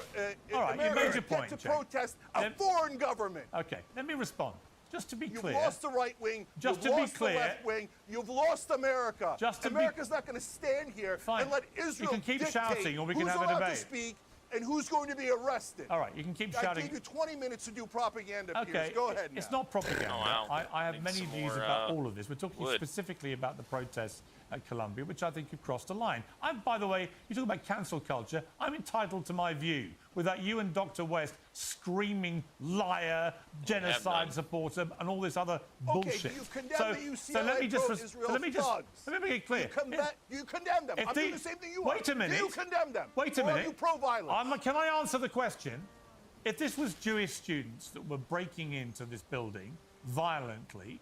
No, you don't have to go with a hypothetical. No, sorry, I am going to go with a hypothetical because you're trying to make out that somehow I'm only doing this because I'm pro-Israel's government. I'm not pro-Israel's government. What I am pro is the safety of Jewish students being protected because they are not responsible for the actions of an Israel government thousands of miles away. They're entitled, having paid $400,000 for their education. But you say no, you don't want to protect the peace protest. I don't think mob rules should be allowed to go on. So when you talk about this is a private university campus, they are entitled to not have their buildings desecrated in this manner, and they are entitled eventually to have the police remove them. Be honest. When they were doing it in a public space, everybody in media, in American media, said, "How dare they do it in a public space? They do it in a private place." You go, "How dare they do it in a private place?" No, you shouldn't be breaking into buildings full stop. You know what? When Martin Luther King in Selma, Alabama, crossed the Edmund Pettus Bridge. You know what they said? How dare they interrupt the bridge? How dare they go in a public place? How dare those protesters? Civil rights leaders should know their role, should know their place, boy. That's what people like everyone in American media is saying right now to the people in favor of not slaughtering any more Palestinians. Yeah, I think you guys sound exactly like Bull Khan. Okay, Kat, I know you have to go. I just want to just bring you back in just briefly. Look, this is an incredibly, as you can tell, this is a very incendiary debate and passions run very high about this. Has anything you've just been listening to given you any more clarity about how we resolve this situation? Because presumably these protests are not going to go away. They may get bigger in number. I want to just every time I see Cenk Uygur in this kind of state, it always reminds me of the Steven Crowder bit, dude. Like, I don't like Steven Crowder at all, okay? But that comedic bit that he did of Cenk Uygur was spot on, bro. Like, so funny. May affect more universities. This is a bad situation getting progressively quickly worse. What do we do about this? Right, again, going back to what I was saying before, I do have a I think that the law on these things is clear. I think that we want to be careful. Oh, we got some more to not give up we any got of some our more rights money, as by the way, too. Americans in I picked, response there was a to things there that we was see. There was also thing a over, bipartisan and a wolf legislation was, proposed yeah, that's about where I was at. anti-Semitism monitors on campuses. I mean, what could go wrong there, right? And I've been open as a First Amendment absolutist, and I've had people send me videos of things like smash windows. Well, is this free speech, Kat? Obviously not, and I'm not saying that it is. I think that the robust debate surrounding this proves all the more reason why there are strong disagreements on what counts as what and what means this or what means that we should not have the government be in the position to decide ever what you can and cannot say, because any of these rules that some people are pushing for that would, you know, some of the slogans that the Palestinian protesters are chanting, to silence any of that could then, based on what else someone else thinks, could be used to, say, prevent an IDF soldier from coming to campus to speak. So I think that there are two separate things that we need to keep: how you feel about the speech personally, how you feel about the issue personally, and then how you feel about the government involvement in it. Those are two completely separate things, and it's not the same to be pro-First Amendment and anti-Semitic. You make some great points. Kat, we've got to let you go. Thank you very much indeed for joining us. I greatly appreciate it. Thank you. I want to bring in Javier DeRusso. You've been waiting patiently. You posted on X yesterday, breaking inside the UCLA anti-Israel encampment. Journalist Cam Higbee and I snuck into the ongoing encampment to see what was going on. Cam was caught after asking too many common sense questions and physically removed by the protesters. Okay. We have a bit of footage of that, I think. about the same wristbands as the anti-Semites so that we could sneak into their camp and woo chow the ghetto. First of all, they had gender-neutral buckets to urinate and poop in. I think this The thing's whole place glitched. smelled like musty terrorists and shit. But the fact that they were forcing out conversation and journalists makes it clear that they don't have the answers to explain why they're there. And I was overhearing the most racist conversations about white people just in general. These people are literally BLM rebranded and more extreme. Look, that's pretty inflammatory stuff, but you're here now. Janky Reese is going like this. Do you think what you did last night was the right thing to do? He's just a ball of anger. It's so funny. Absolutely. And first of all, thank you for having me, Pierce. It was the right So thing what- to do. what I'm somebody, do we I need hate to do? propaganda from either do- side. do I we hate need being anything or told what? what I'm supposed to believe. So I like right to now, go I'm in just and waiting see for the myself. night to end, So I to be snuck honest. into the camp. It was very So I easy. can, I like, just fill put on up a some tacky quests and we outfit can get went more and bought people the in here. Same wristbands from Yeah. Staples. And Let's I keep saw it. the conditions that were back there. I saw the sanitation hazards of them all using the same bucket to poop in. And I saw or I overheard the conversations that they were having think we there. need It was winter full of hate clothes, speech. too. It was full of just calling for the bloodshed didn't need of that first. Zionists. It was them yeah. being angry, and it ultimately You don't even started notice. to get violent It just once snows, my that's it. friend Cam Higby's cover was blown. Damn. Once they realized as they were I'm thinking describing maybe him the as a peasants white will get Republican, annoyed they eventually, immediately but- knew that they had to kick him Yeah, out. first winter, and no they problem. locked arms. They were shoving him up the stairs and then back down the Okay. stairs to get him out of the encampment. And it just goes to show how aggressive these college students are getting. I'm all for free speech. I'm all for freedom of expression, but that is limited once you start, one, prohibiting these students who pay a lot of money to go to these college campuses to go to class, as well as you start becoming violent towards journalists and people who are just there trying to get an inside story on what's actually happening on these universities that we are being asked to pay for. Dr. West, coming back to you, Donald Trump got horrendous criticism for cracking down on the BLM protests in 2020. Is Biden not just doing the same here? And is there a double standard is in the this way that strap? people are looking at these two different situations? I mean, one, anytime Oh, we're you gonna have replace this trap. massive military occupation of a community, that's what BLS was about. That's what Black Lives Matter was about, which that's a 400-year affair. I don't know whether the brother would want to do that in the 1960s to see who was using the urine with King and Malcolm and Fannie Lou Hamer and others. But there were other issues they were zeroing in on. It's called American terrorism. It's called American Jim Crow, or American police murdering other young people of different colors, disproportionately chocolate, right? But when you have massive military occupation, that is a massive breakdown of a community. If you can't have a leadership of a university that can have a dialogue about three claims. We want transparency about your investments. We don't want you to invest in genocide, occupation, and ethnic cleansing. And we want amnesty. You can have a dialogue. At Brown, they said they're going to have a dialogue. They're going to have a vote. But no, not Columbia and the others. They've become such a corporation. They're tied to their donors. They're tied to their money masters. They're tied to their benefactors. They don't give a damn about what the students think. The students are just cannon fodder for their reputation, who are highly talented, work very hard, but have hardly any voice. And You when fun don't harvesting have a books, voice, right?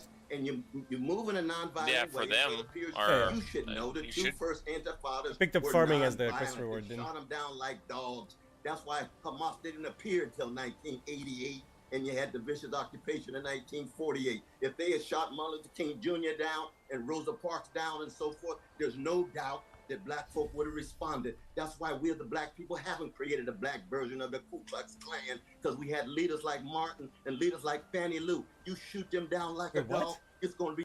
The Black leaders didn't create something like the Ku Klux Klan? You ever heard of the Black Panthers? What the fuck? Isn't that like the same thing? Weren't you like, that's the same? Am I losing my mind? Actually, in history, that didn't exist. George Washington or Abraham Lincoln did it. One of them did it. What? Mm-hmm. No, One of the presidents made the KKK. Oh, I don't know about that. I'm just saying, like, because somebody said, oh, we don't have the equivalent of the KKK, but you kind of do, right? The Black Panthers? The black Pink Panthers. Weren't yeah. they like a literal black supremacy group? Hey, we got enemies next to the river. They're moving. ideology of black nationalism, socialism, and armed self-defense, particularly against police brutality. So yeah, kinda. You hear me? Yeah. Kill him. You got bows? You got arrows, I mean?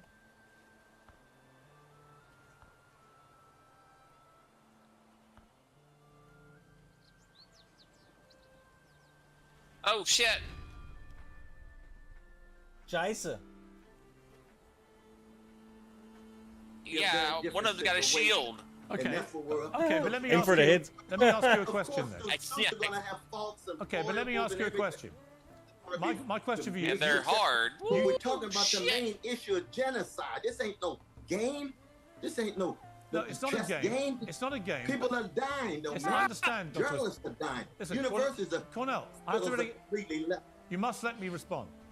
You teach. You teach at Columbia, and you join these protests. At Union Theological Seminary across the street. I've been in the camp. I didn't see anything that the other brothers saw. But if he makes his judgment, he makes his judgment. But given that there has been clear intimidation and harassment I only got the Jewish students, it's been broadcast. We've seen the videos of it. You cannot be happy as a professor there that And they're Jewish next to the base students now. are being harassed and intimidated because people are critical of what an Israel government's doing thousands of miles away. That is my point. Of course. That goes without saying. I try to be a decent person in my life. So you agree with me? After that diatribe, you agree with me? All you want to talk about is protection of Jews. It's not all I want to talk about, Cornell. But that is actually what this debate is about. Organizations that are banded back in October. Did you say a word about that? When you got massive children at universities and hospitals completely leveled, and you have something on your Twitter rather than make that part of the framing of the issue, then in fact you become an extension of propaganda. And that's why I call you a racist, because it means then that a Palestinian... How dare you? Honestly. They're walking the road. I'm sorry. I'm sorry, but how dare you? You wouldn't frame it in that way, my brother. You would not frame it in that way. I'm sorry, but how dare you call me a racist? What you don't know is, before I did this debate, I did a long interview with one of the IDF spokesmen in which I went after him about their planned invasion of Rafah because I think it would be a catastrophic mistake. So don't call me a racist. And don't assume you... Don't assume... Biden believes that Palestinian life has the same value as Israeli life? Yes, I do. Absolutely not. Yes, I do. More fiber in his bone when it comes to Palestinian predicament. I absolutely believe that's an answer to me? I believe Palestinian lives matter just as much as any other lives, and I've always said that. Always. It's not manifest in your framing, brother. It's not manifest in your framing. It's an abstract. Don't throw around the word racist without any evidence to support the fact that I'm a racist. I hear a lot of evidence, and I've been hearing the evidence, and I throw it around. It's not throwing around. It's a reality. Me saying it is wrong that Jewish students are being harassed is not racism, because I'm not also talking about universities being flattened in Gaza. I think the flattening of universities in Gaza is awful. Disingenuous. All right, Cenk, I'll bring you in. No. Please. Okay. Look, Piers, you keep going back to the most obvious question in the world. Should Jewish students be protected from harassment or assault? Yes. Obviously. So you both agree with me? No. So why does that make me a racist? Let me finish. Let me finish. So that's the most obvious point in the world. And I already told you that I have Jewish family. I have a nephew who wears a Star of David on a college campus. I will go and help the people that are escorting them to their classes, etc. That is not an issue. But what you just did was you spent now 20 to 30 minutes framing it like that is the biggest issue, and everyone is saying, oh no, we should attack the Jewish students, when no one is saying that. In reality, hold on, in reality, vigilante thugs last night attacked the peace protesters at UCLA who had done nothing wrong. It was a violent attack. They beat them with sticks, they pepper sprayed them, and yet I asked you a simple question. You've got now 20 to 30 minutes of propaganda saying, oh, the Palestinian protesters, the peace protesters, they hate the Jews, they're anti-Semites, Wait, why does Biden believe that Piers Morgan's a racist? And I'm saying, of course, let's protect them. And then you make it seem like that's the 98% of the issue, when in reality, the only protesters that have been massively violent are the pro-Israel protesters. And to this second, not only did you mention it for about 2.5 seconds I even out of have 20 a video minutes, on my but Twitter you still haven't condemned them. So do you pro-Palestinians condemn them, tasing Piers, people. the violent thugs? I the deliberately, thugs that I you deliberately, pro-Israel I protesters? deliberately held off writing or commenting about what was going on in Colombia for quite a few days, and I will do the same about what happened at UCLA until I've actually established Of course. Well, hang on. Super no, convenient. sorry, it happened overnight, Super and I will convenient. wait and see the wanna- facts. And when I get What I do want to know is why Cenk Uygur is being racist by saying the word thug. I thought that had racist connotations, but he seems to throw it around quite a lot. But then on his own thing, right? When someone uses the word thug in relation to a criminal of a certain skin color, all of a sudden it's racist. the facts, I will pass judgment without fear or favour, and certainly without any racism. Now, Javier, you were there last And night. Piers, hold hang on, the Jake. racism charge? Hang on. No, because everyone who defends Palestinians in this country, no matter what they say, like I'm a perfect example. I condemn Hamas. I want to protect the Jewish students. I want a beautiful pro-Palestine and Israel. I want two states.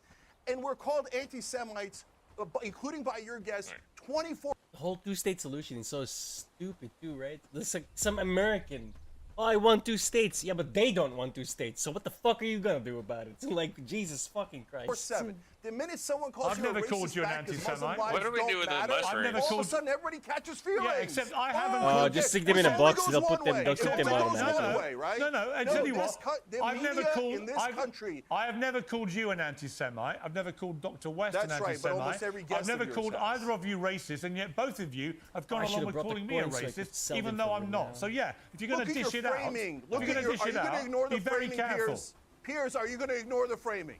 You know you framed it this way, and Piers, you're not alone. You were and you're booked, not the all main of you, culprit. just to You're- be clear. Hold on, Piers. Let me Sorry. give you a little bit of credit. Right, okay. You are open Just- to the Palestinian position 20% of the time. Just to be okay? clear- That's why I come back on this Just show. to be But clear- the American media is filled with racist against Right. Muslims. American politicians are racist against Muslims, and they revel in it. Blood, rivers of blood in there we go, that was Gaza. enough. And American politicians and the American media I gotta say, find that chicken not again. enough, kill them more, Israel, kill them more. Yeah, just and to then be anyone clear- who objects to the wide slaughter of those people Okay. is called an Freeze. anti-Semite. Just to be clear- the American media is sick.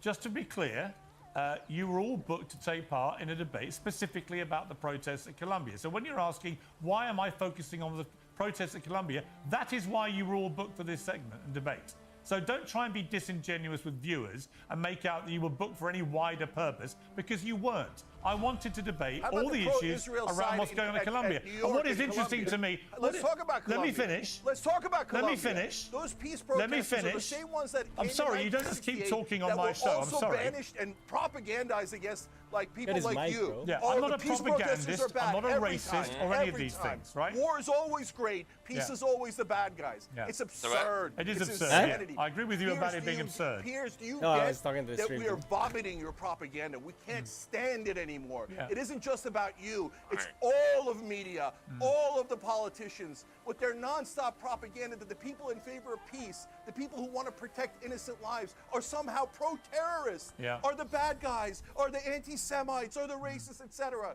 We're sick of the overwhelming propaganda. Yeah, I'm pretty against sick these of being poor called a people. racist by you guys, so we've all got a cross to But bear. Piers, Let me bring. I asked you whether the IDF were terrorists. Are the IDF a terrorist organization killing innocent Yes. children? Yes or no? I do not believe Answer they're the a question, terrorist Piers. organization. No. Oh, come No, on! they're not. Of course so they're when you- terrorists. No, they're at war. There's a big Yeah, difference yeah. between being What does that make- being at what war does and that being make a you? No, terrorist. you may think they are, Cornell, and you may What think does that they are, make you? Cenk. You've It's asked me a war. What does that question. make you? I do not think they are. Okay? Based on what? Do Yeah, I think the Palestinian IDF? lives don't matter. Do I think the IDF has very serious questions to answer about the way they are executing this war? Absolutely. Do we have international killing criminal innocent courts? people?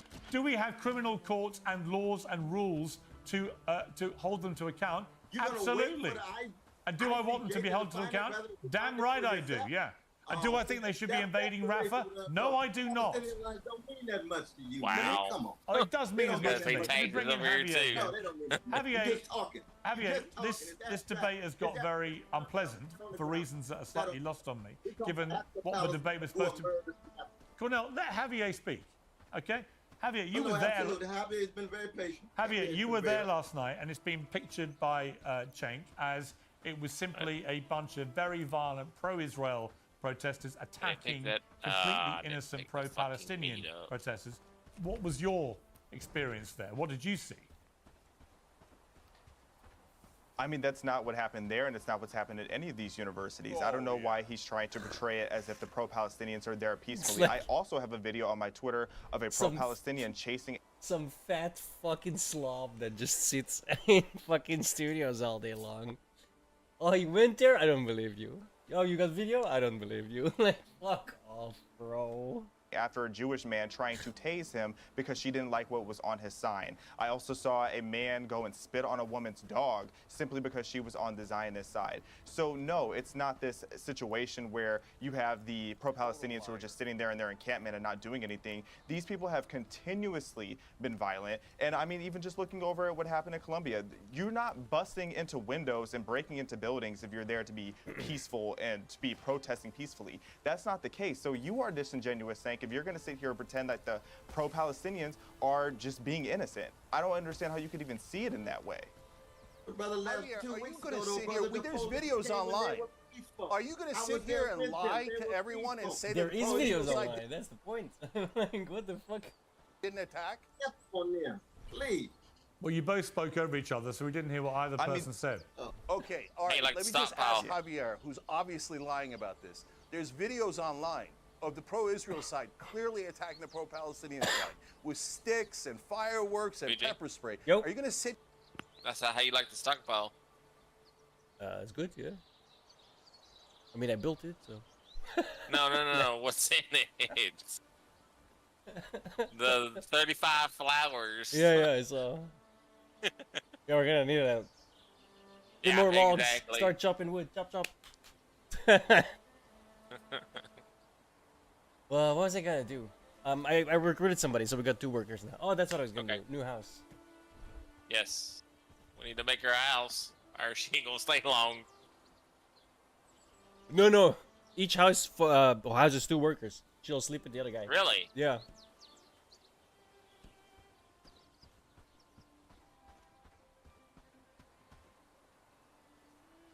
This I think this one's glitched.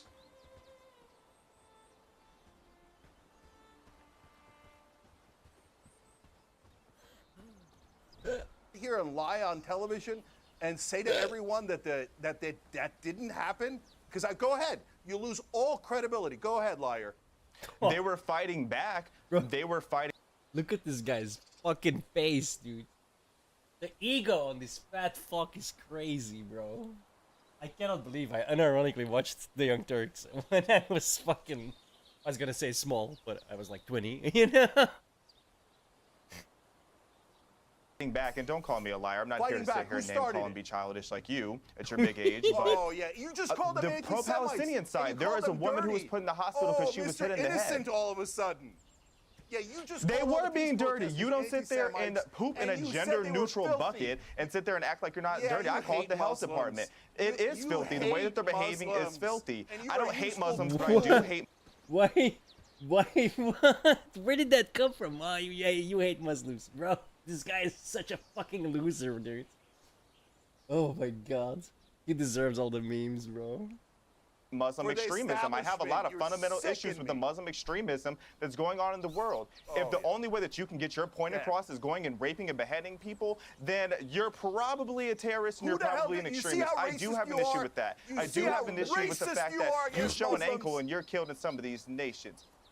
That's oh no, I'm racist. I'm not racist. I don't have any issue with Muslims in general. I didn't say. Did I not just say extremist? I just said extremist, but you chose to hear what you wanted to hear.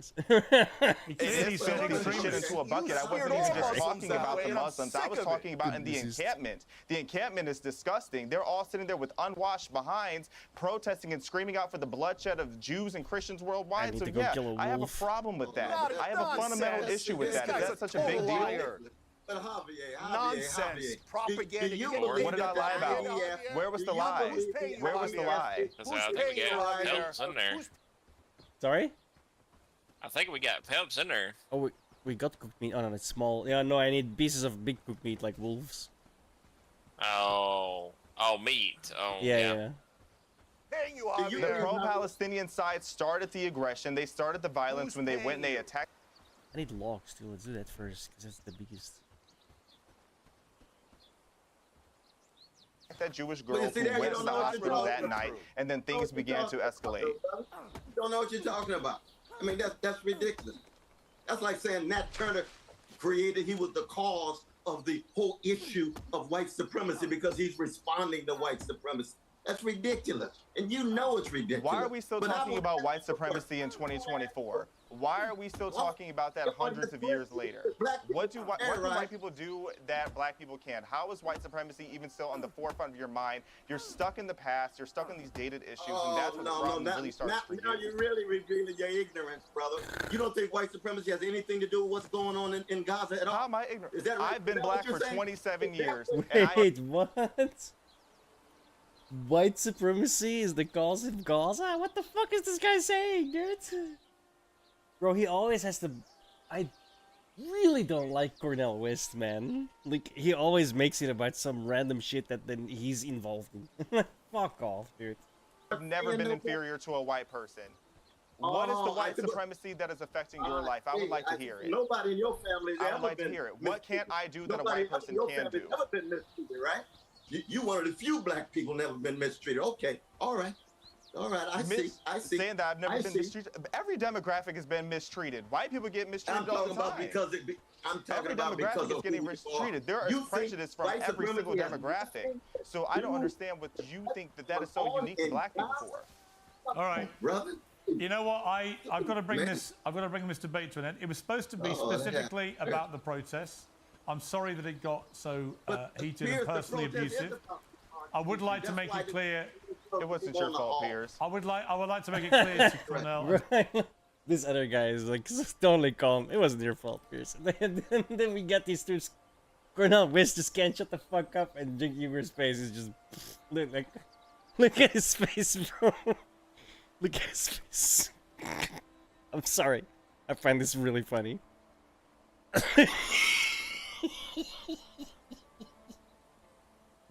Bro, look at his face. He's essentially doing duck face. He's that pissed off. Oh my god, this is glorious. Oh. This is fucking funny, dude. God, that guy is such a joke. Oh my god, I fucked it up. Now it's all weird. Ugh. I'll fix that later. Whatever. Cheng, I'm not a racist, and I genuinely care about the safety of Jewish students at that university. That's it.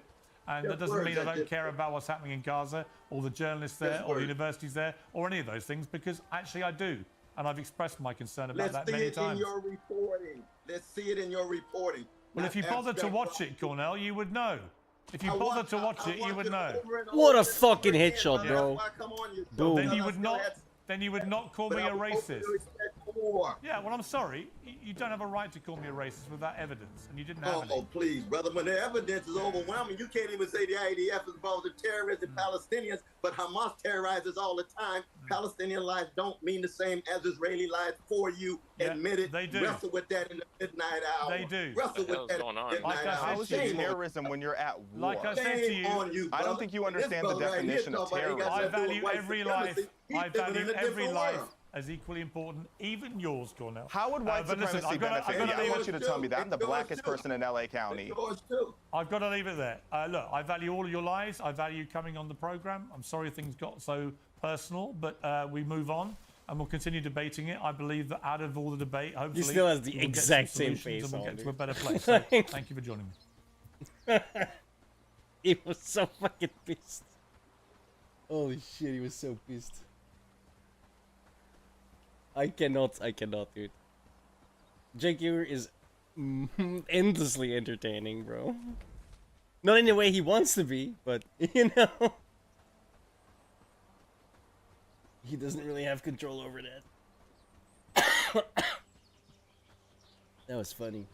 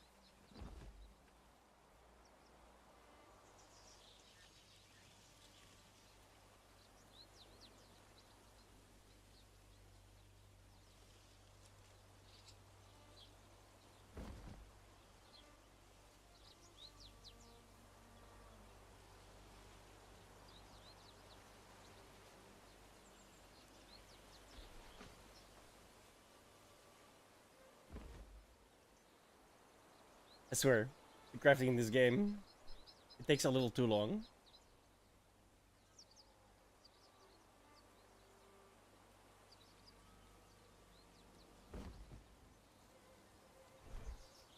Damn, how many logs do they need? Holy shit. In total? Yeah. Well, we're gonna need hundreds of logs.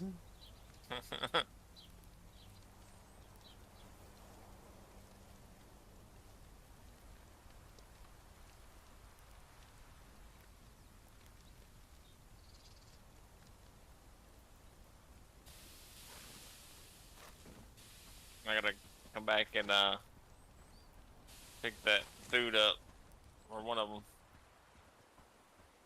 What the hell? It's in here beating on this fucking tree. I need to run my ass off the town. I might not make it in time.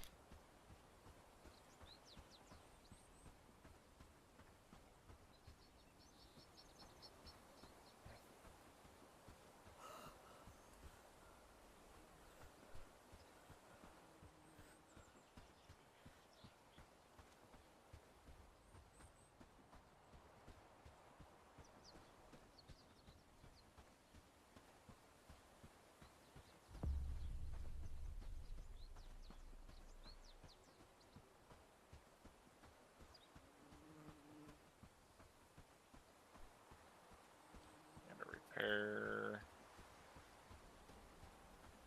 What do I need to repair? Rocks.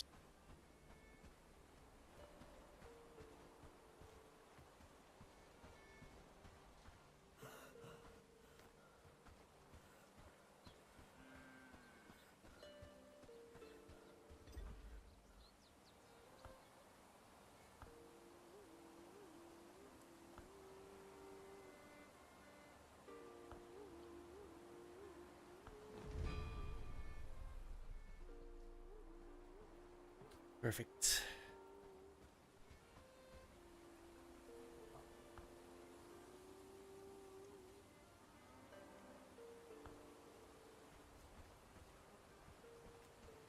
And now there were 3.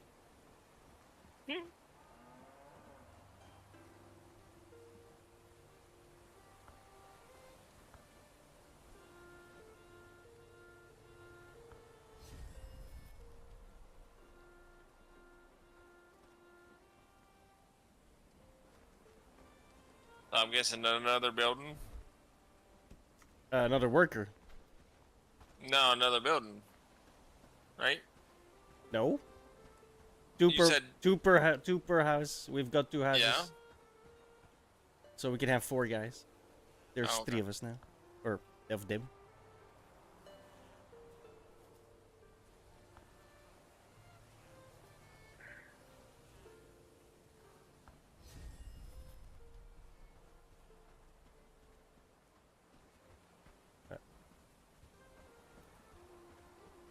That's enough quests for now.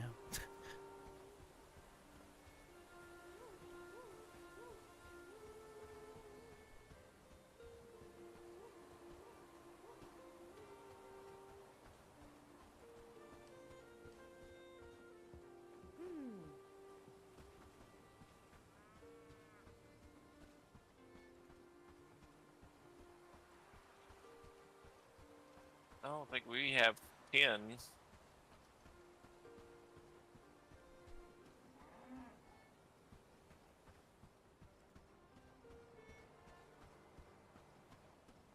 pretty cool seeing it from far away.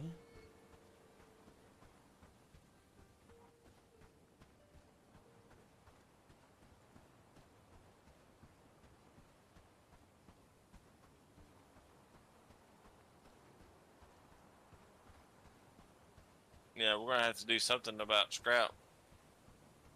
Yeah. We can eventually That's all- make it, but it's not that close in the list. Because the chest piece, the legs, or the boots, had to have it.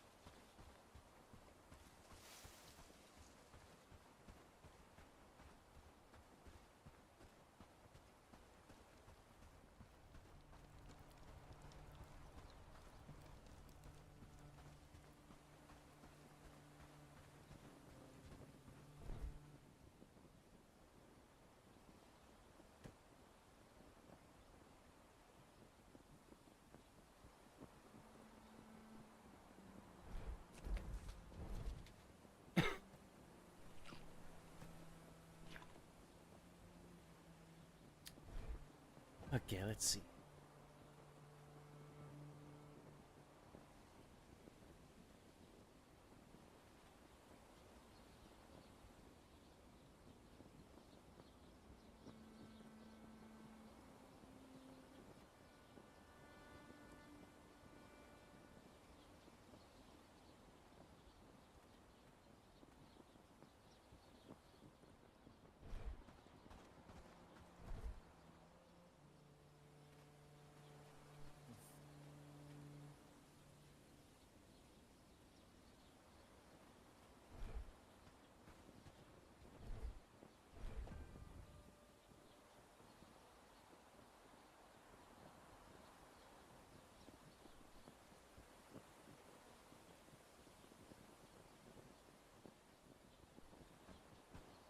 We need a mining camp because we're gonna need the ore. You can only get that with simple pickaxes. Yep, I know.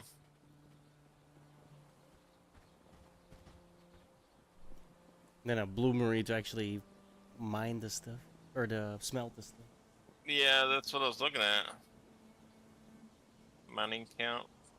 What do we need for the mining count?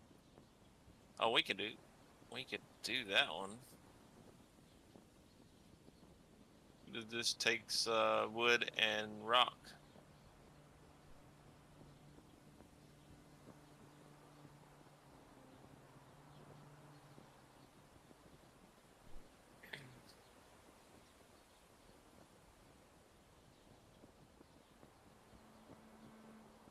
Let's see. I know, right? I don't have class Friday. It's so nice. I got a big test on Monday though, so I do have to like study like tomorrow or something. I might just do that on stream. It's probably not a good idea, to be honest.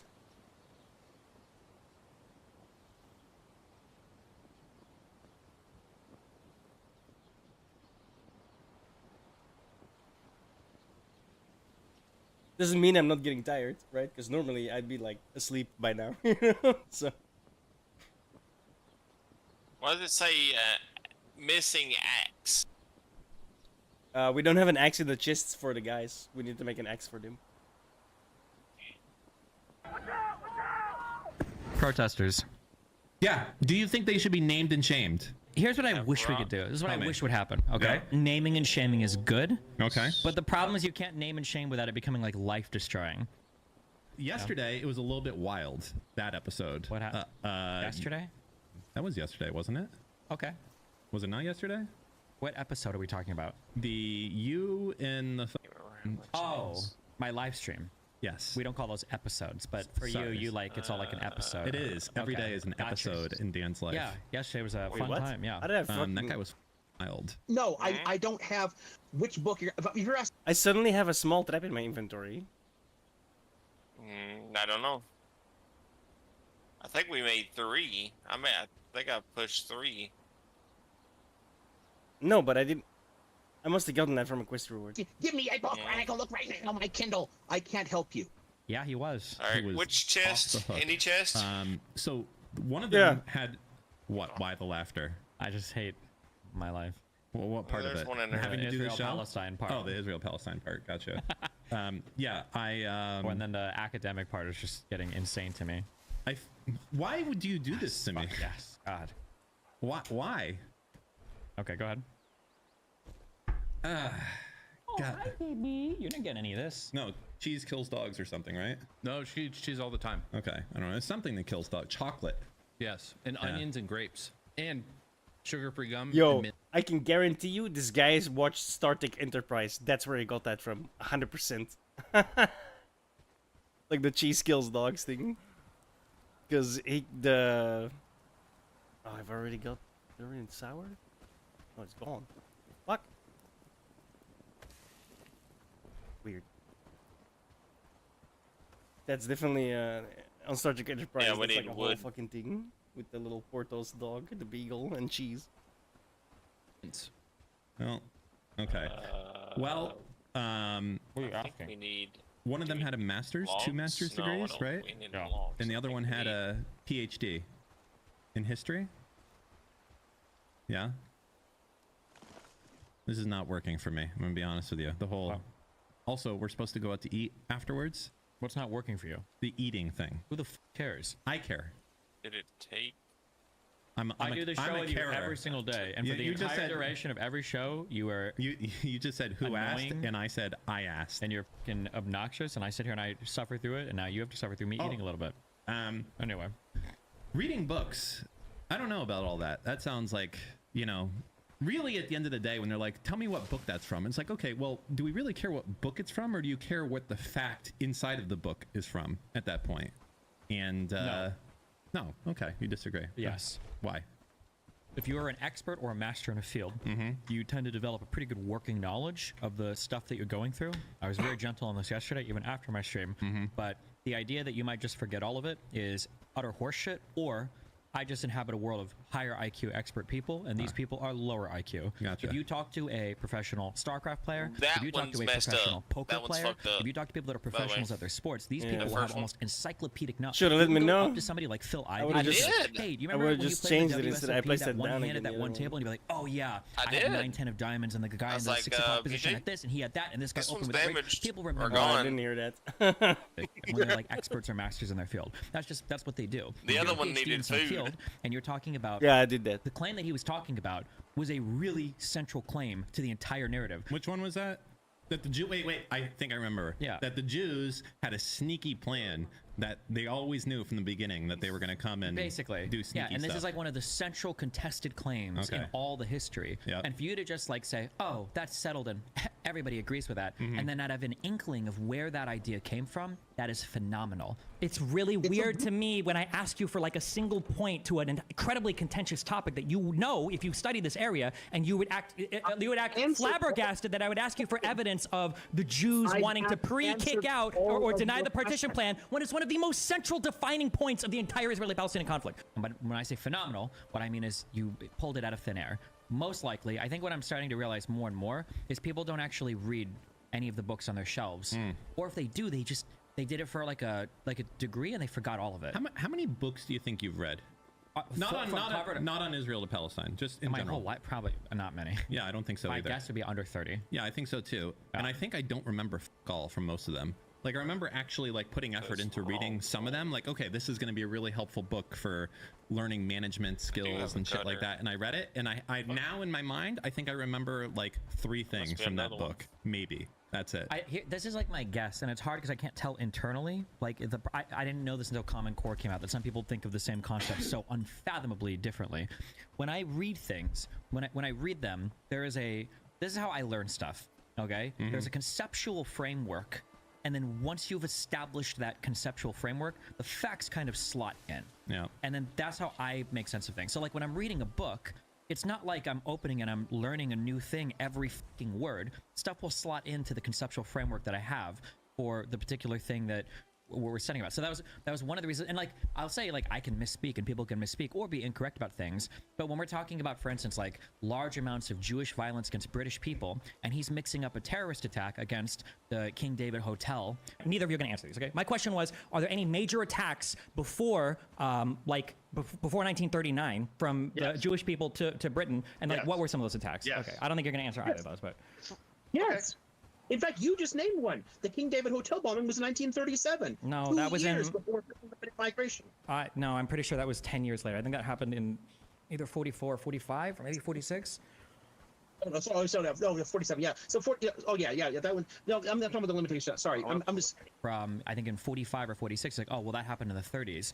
The reason why that mistake is so irritating to me isn't because he just got a date wrong. It's because the conceptual framework of the conflict is incorrect if you thought that Jews would have been engaging in massive terrorist attacks in the 30s, because that doesn't make sense of the timeline. It would be like saying, like, if I were to ask you, like, when do you think the Holocaust happened? You're like, I think the Holocaust was the 70s? I think like the 60s or 70s. Yeah, right. If that's your understanding, and lets you claim to have a decent understanding of It's history, like how it doesn't. It doesn't. Yeah, it We doesn't jump over fit it. in He tried conceptually. to play it off like, oh, I was thinking of some other you gotta jump terrorist over 'em. attack or something. No, like it that. keeps right? vaulting. That terrorist Takes is the forever. largest terrorist attack that ever been enacted against British people up to that Even, point in like, history, and it from slots in quite a perfectly while in history. away, It makes sense full why it vault. happened at that point. Like, it's not random. Yeah. Like everything that you learn once you have like a decent framework, and this would be true of anything that you study. Like even like if you were to go do a carpentry project and you were to read a thing, I assume, because you're telling me now that you have some knowledge, when you read stuff, you should be having a whole bunch of like, oh, aha, like those kinds of moments. Not like, oh my God, this is brand new. I never even knew that you could do that. It's more like, oh, this makes sense. This is why people do this. Because you've got like the conceptual framework, right?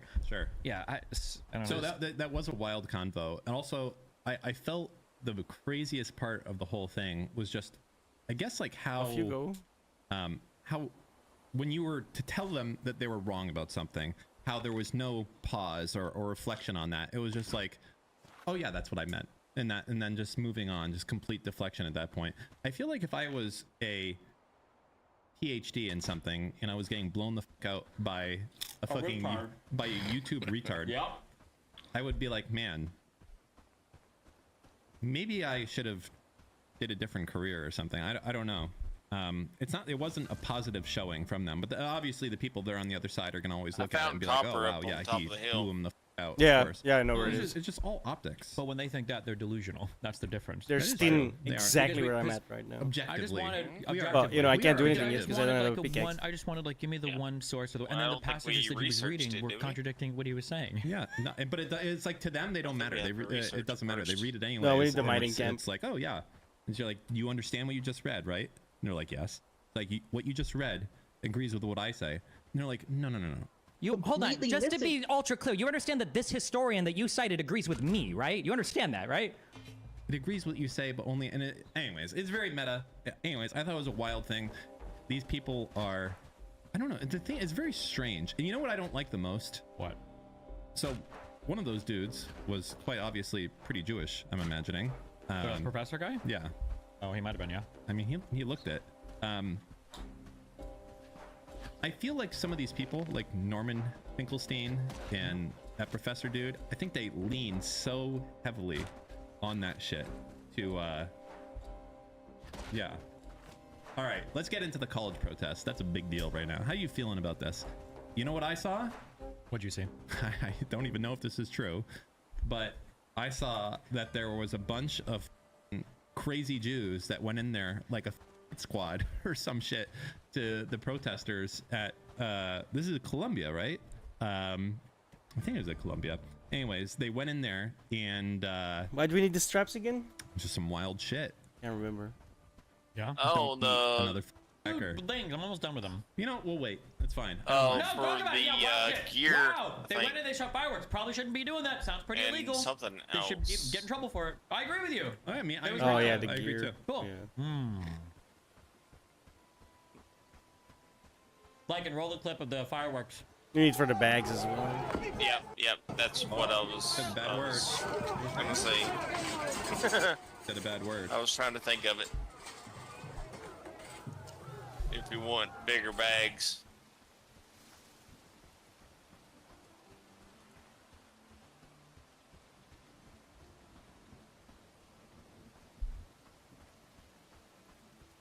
I'd love to be the dude flying the drone over this. Very unique perspective to have for this.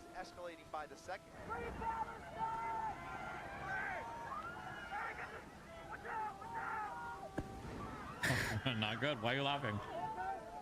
Because you're eating. Why are you laughing? Because you're eating. You laugh. You're eating during this. They're throwing fireworks and you're laughing. You don't throw fireworks. You light them. I think we have rock in here. I don't know why he's not pulling out rock. They can't see your face right now. I'm not. I don't want them There's to. nothing to see. There's nothing to see. So we only have 2 in there. It looks like the... I'm sorry. What? No, say it, please. It looks like all the underpasses in LA. Oh, God. Okay. Why? Do you think maybe they'll donate their tents to all the people underneath the underpasses so they'll have even like more upgraded living conditions afterwards? That's good at least.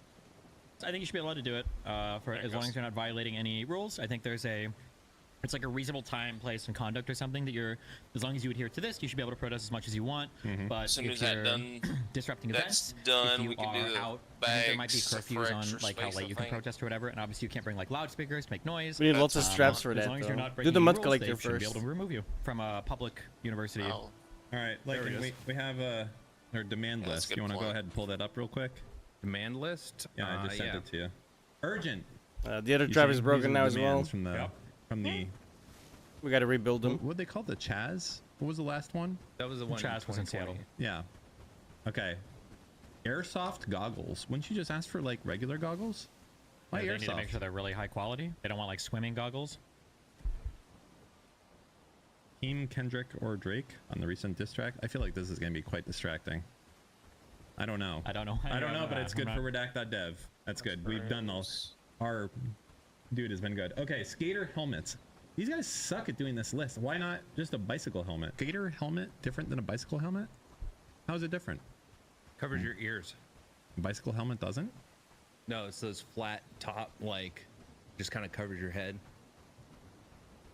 This is getting boring. Okay. Or this is Interesting. boring. Wood for barrier. Plywood. What? Knee and elbow pads. The thing I'm watching. Mm. Or listening to, I should say. Yeah.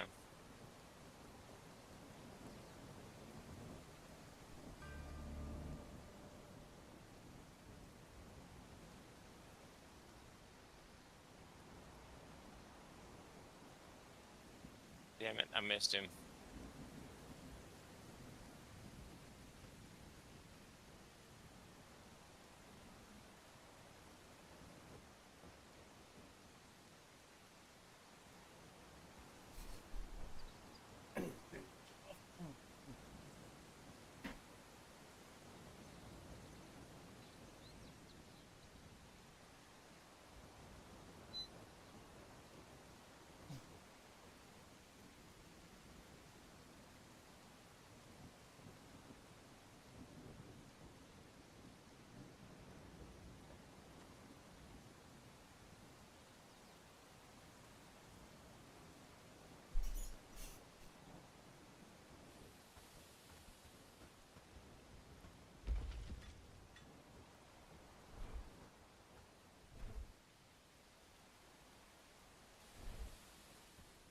One shot, one kill.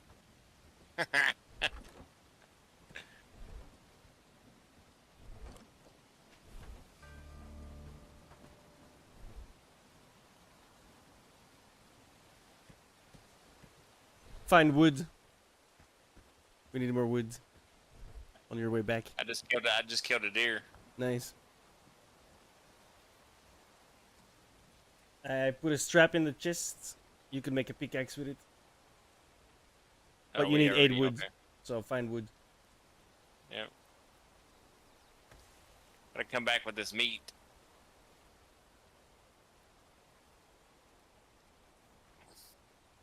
Oh, we got different kind of hide this time.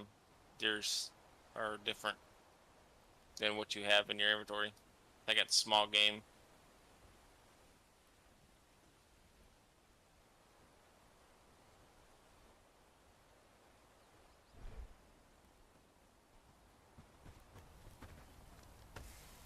Oh, do you want to add Is them? it the little sticks or the logs? The sticks. Okay. You don't need 8 logs to make a pickaxe, bro. What the fuck? It's just What kind of pickaxe are you making? a huge motherfucker. You're supposed to crack open the rock, not the planet.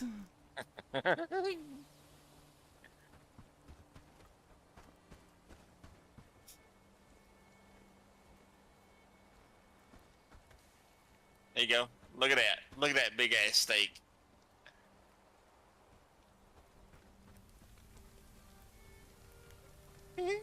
Venison. It's about the size of a wolf steak.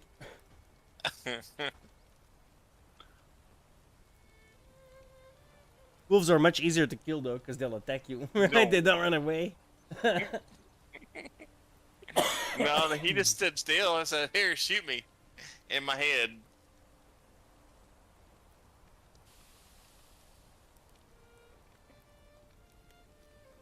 You said much easier. It's much harder because they come after you. Yeah, I know. That's why it's easier. Like I said, they don't run away. Because if you had missed the head, it's not a one-shot kill if you don't hit him in the head. Yeah. It takes 3 arrows. And they'll run off.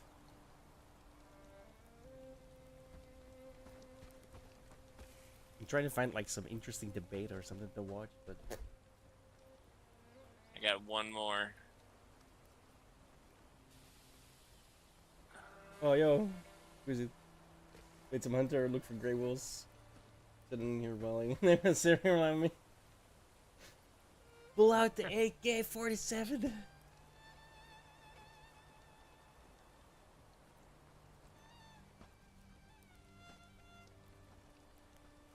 Right here. More Israel-Palestine. Last week we shone a light I on know. the absurdity of the anti-war protests now sweeping the United States. It's fair to say that my interview with the self-styled performance artist known as Crackhead Barney caused a bit of a stir. Many people questioned why I had on at all. Well, did I really expect to get any sense out of do I need? diaper-wearing demonstrator who become I've been infamous killing by wolves with harassing Alec bow and arrow Baldwin here, dude. in a coffee shop? The answer Actually, is no, probably they killed not. me twice and then That I was killed kind them, of the but point. you know. The protest And I went movement over and has just been overrun one-shotted by one of ignorant them. virtue signalers who are shifting the focus from where it needs to be. Yeah, if you a hit him in the brutal head, war then and that too. humanitarian emergency It in did. Gaza. No, Too many protesters on both it took sides. three making arrows. this all It about took 3 them. arrows to We've lost kill sight him. of some But home truths. killed him Let's before. be pretty clear.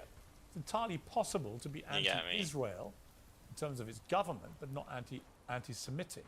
It should be entirely possible to have serious moral arguments against the way Israel's prosecuting this war, but not call for the total eradication of the Israeli state. Yeah, one of You the can be chests. The anti-war strap? One of the chests. without chanting from the river to the sea and defending a murderous death cult. You can debate the issues without making yourself the central character. This week the focus should be on Rafah, the southern Gazan city where more than 1 million people have sought refuge from the Israeli assault on the rest of the Strip. Israel is poised to invade it. Its critics believe civilians will be sitting ducks with nowhere else to go. Mass casualties will be inevitable. Well, Palestinian President Mahmoud Abbas says the US is the only country in the world that can stop Israel from attacking Rafah. And President Biden has told Israel to go no further. But can he really stop them? And should there be consequences if Israel does ignore the US and presses on with an invasion despite its most important ally not offering support?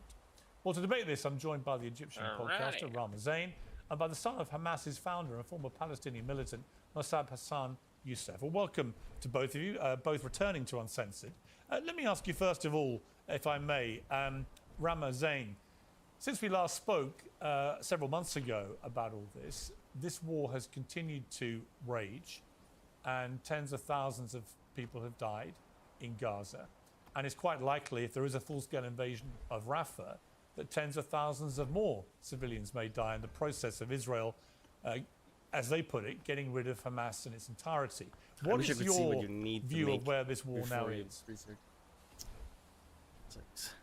It's sad to see that a few months after, we're regurgitating and having to repeat the same things that we've warned about since day one, that things are getting out of hand, that at one point do you start calling someone who keeps inciting these war crimes a criminal. So not having held them accountable from day one You getting copper? has led to the audacity and the confidence that we are witnessing in the crimes. And just as you had stated, now that there might be further violence onto Rafah, you don't know if the US is even able to stop them. And we mention Gaza, but we don't even mention the West Bank. We don't mention what's happening in other places. And again, this allowing them to continue with their blatant war crimes that, by the way, their soldiers are filming. I don't need your pity. And Rama sending Zain them versus to one another Mossab on Hassan Telegram Youssef. channels and other social media channels just goes to show to what Piers extent Morgan they Uncensored. are confident to continue as such. And it's scary. We've Palestine seen stuff. news that probably the ICC is going to be calling Netanyahu in as a criminal and for trial, and the US is aiming to stop that. At one point, you have to take a stand that enough is enough. It is sad that we are repeating what we had been saying from day one. Okay, let me bring in Mossab Hassan Youssef for your response to that. I should point out that the ICC is not just threatening, apparently, to bring in Israeli leaders, but also Hamas leaders. Mossab Hassan Youssef, you said, I think, in the Times of Israel last week, we need to go into Rafah now, not tomorrow. What are we waiting for? We finish Rafah, we finish Hamas. This will remove them from power, which will be the first step towards peace. We need copper ingots. Of course, the contrary view to this is that if Israel does go hard into Rafah to try and eliminate Hamas completely, and kills potentially tens of thousands more civilians, that the global support for Israel will completely it takes evaporate. a shit ton of time, And by the many way, to people fill up your will inventory. view what is happening there as a war crime. What do you It say does to sound that? political, yes. That's why I'm watching it. Well, first of all, I don't listening. think Israel should compromise its security because of global pressure. Because this global pressure, sooner or later, is going to go away. Now, people are traumatized by the tragedy of Gaza, and many people are making irrational decisions. In my opinion, if we don't end Hamas and remove them from power, like at least to remove them from power, we are going to have many other wars. This is not Hamas' first attempt to take hostages and to take civilians as human shields. They've done this many times already. And I don't think that we need to give Hamas one more opportunity 75%. to destabilize the region and create Raids will happen. a major war. You have to defend your city. But is there not a danger? Start making weapons for the other by guys. doing this the way Israel is doing it, by flattening most of Because they also have an Gaza inventory. You in can the give them process, clubs, you can give them whatever. by killing so many civilians, including women and so many children. Because Oh, of let's the start with access, age right? demographic. If they of don't Gaza, have with them half already. the people there being children. Is there not a danger that by trying to do what you've just said and trying to get rid of Hamas, which many people, I'm sure, in Israel would love to do, and I understand completely why they have a desire for that to happen, that by doing it, you actually end up achieving the opposite of making Israel more secure. That you create a whole new generation of but people no, this one doesn't have an radicalized axe. by losing well, their yeah, children, kinda. their mothers, their wives, Actually, and so on. that's not too And bad they to become explain even it. more determined Yeah, it's rimworld into to 3D, exact but you're revenge. playing on top of managing your village. Yes, well, Israel is fighting That's actually a for really its good way to very put it. I existence. hadn't thought about that. And I am also fighting for my very existence. But then, you know, when there are medieval. people out there who want you to cease to exist, this is when they push you to the corner and you have no other choice but to fight. I'm in the same position. How it feels like when you have hundreds of millions of people who sentenced you to death because of false narratives. This guy barely blinks and it's kind of this is disconcerting. why we have this trouble in the United States and a global chaos. Because people are in denial of the truth that Israel is not targeting civilians on a purpose. They are not killing in Gaza for sport. This I'm is not what sure it's gonna Hamas go did that on far. October 7th. 100 plus seems a little It was high. an actual genocide that the world doesn't want to admit. Now, even though the ICJ judges, they say it was not a genocide. What's happening in Gaza is not a genocide. This is what the judge say. But then we have all the wannabes and the social media warriors and the low-grade journalists still in public that what's happening in Gaza is a genocide. And we simply say it's collateral damage. Two different things. Okay. Ramazan, here's my question for Can I you. say something? Yeah, let me just ask you first of all, what should Israel have done after October the 7th? This girl. If not go after Hamas, the people who perpetrated it. I just need to respond. Mr. Hassan, I truly do apologize that your type of relationship with your father has led you to this quest to condone the annihilation of your own people. I truly am sorry for that. But just as you said, it is not about you. Unfortunately, what we're seeing today and how we're seeing it, it is bigger and it is older than Hamas. When you look at the Palestinians, predominantly, for example, yesterday there was one protest with predominantly Christian Palestinians. It is much more than what we are seeing today. The right of return, the fact that, you know, it was actually quite interesting. You have some Zionists here telling the pro-Palestinian protesters, go back home.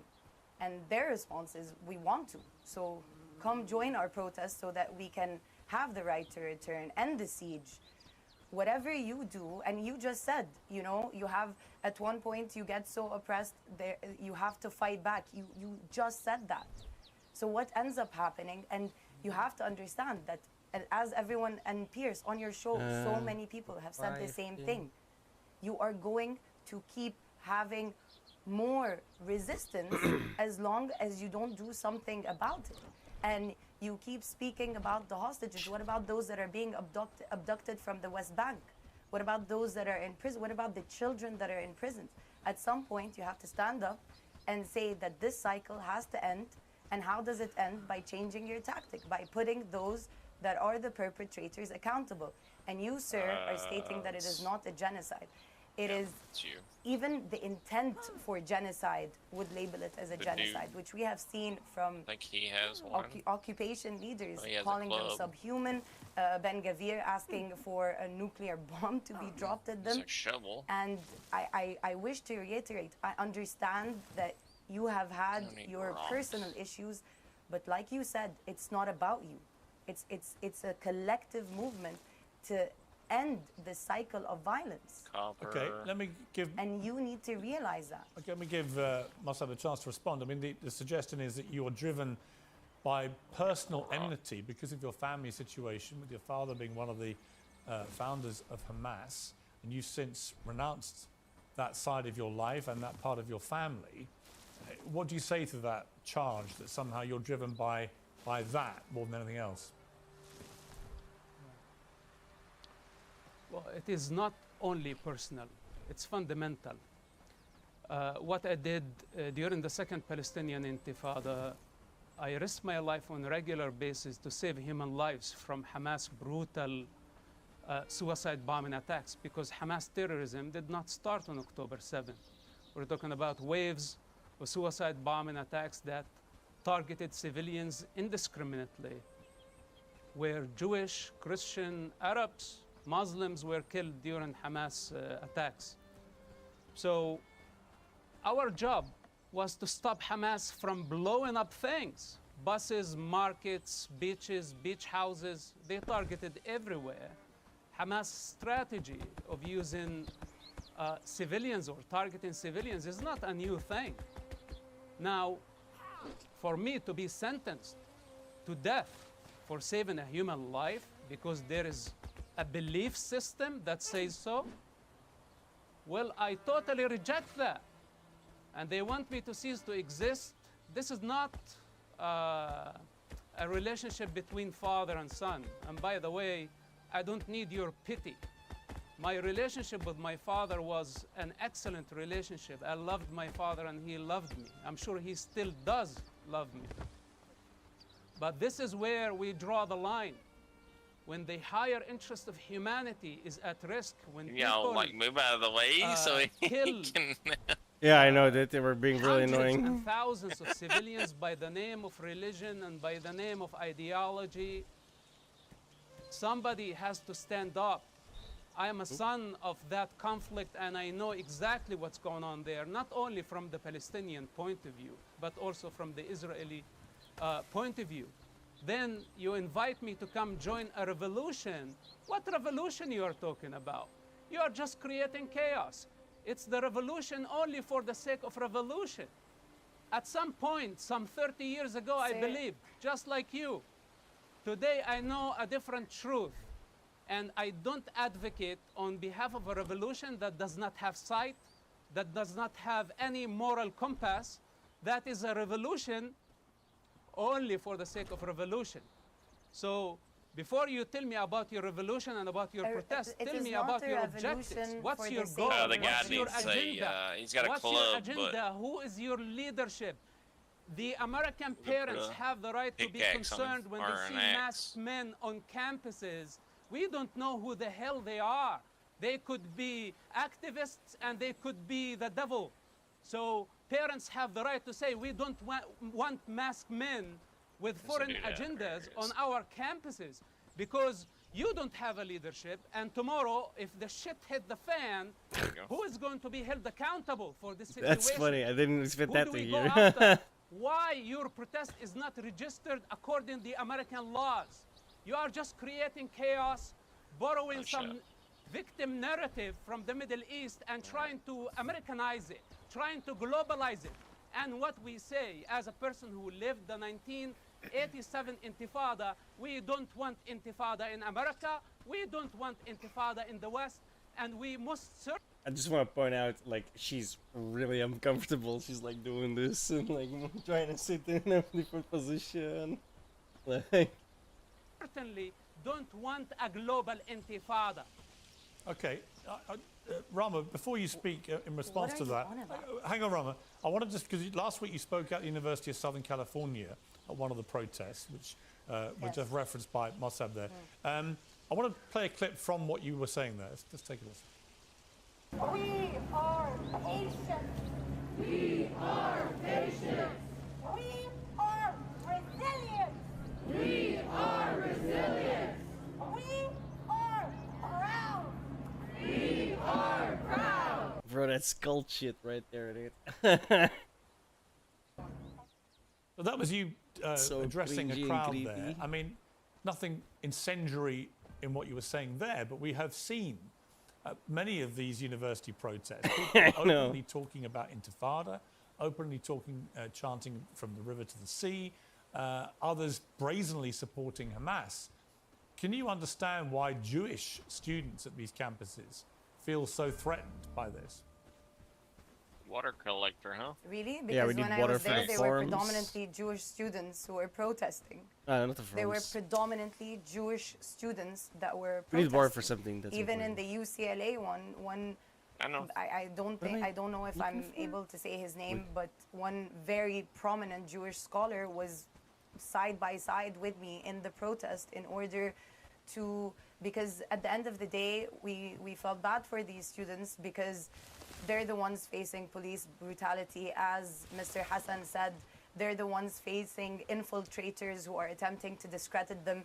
It was bizarre to see one student pose as a pro-Palestinian protester and then write inciting chants on the ground, and quickly the pro-Palestinian students rushed to scrub it off.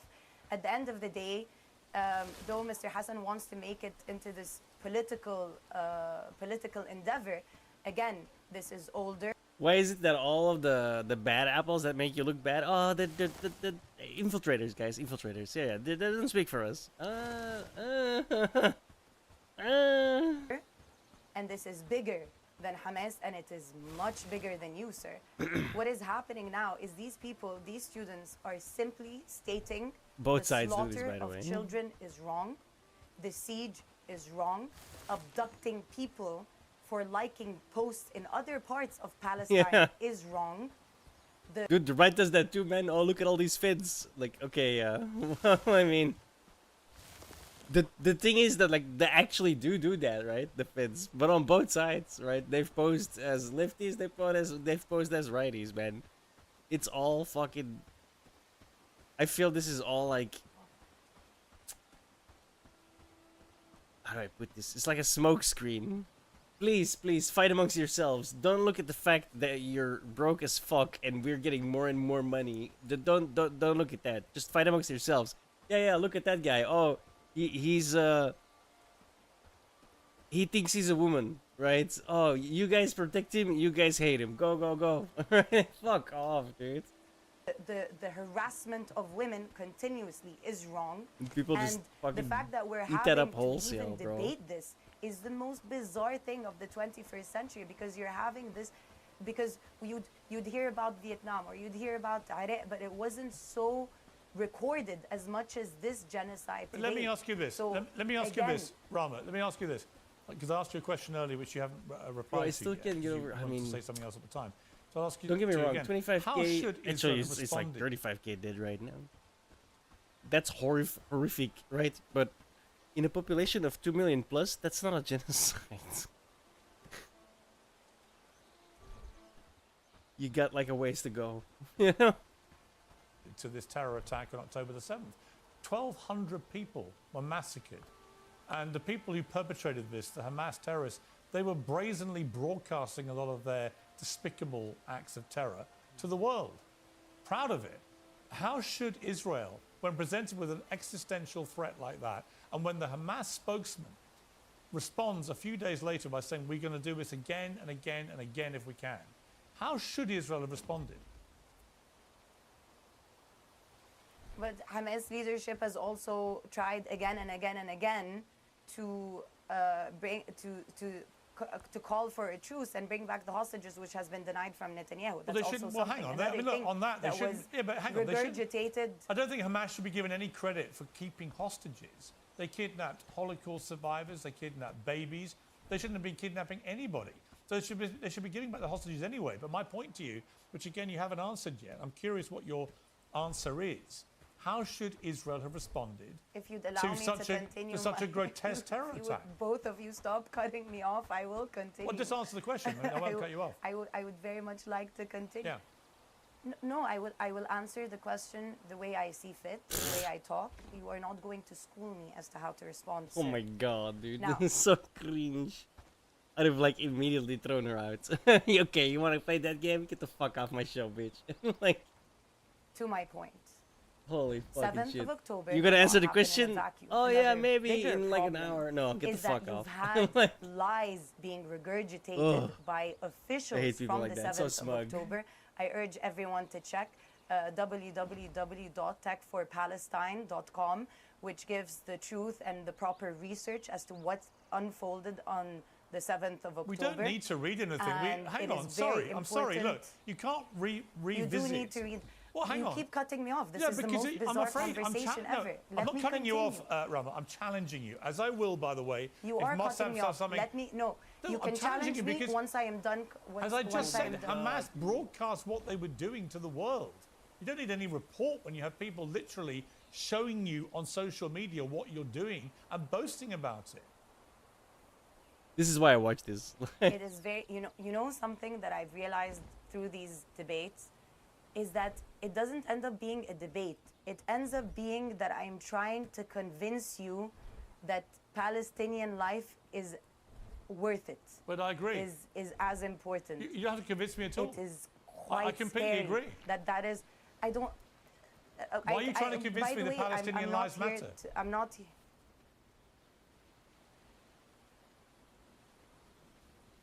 I don't even have a response to this. This is a very Her brain just melted. low conversation, sir. You said you're trying to convince me that I am not here Palestinian to lives shout are at worth it. you. I said, of course they're worth it. I'm not trying to convince you what. But you're not acting like it is.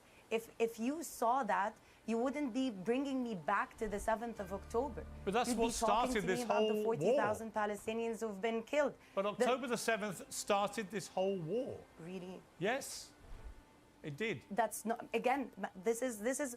Thank you for pointing out the exact issue that we have here.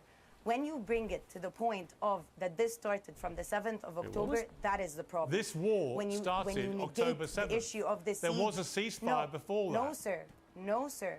Well, there was. No, sir. I am very sorry to say that, that Palestinians living the way they were as second-class citizens on their land even, and not just in West Bank. That's a different question.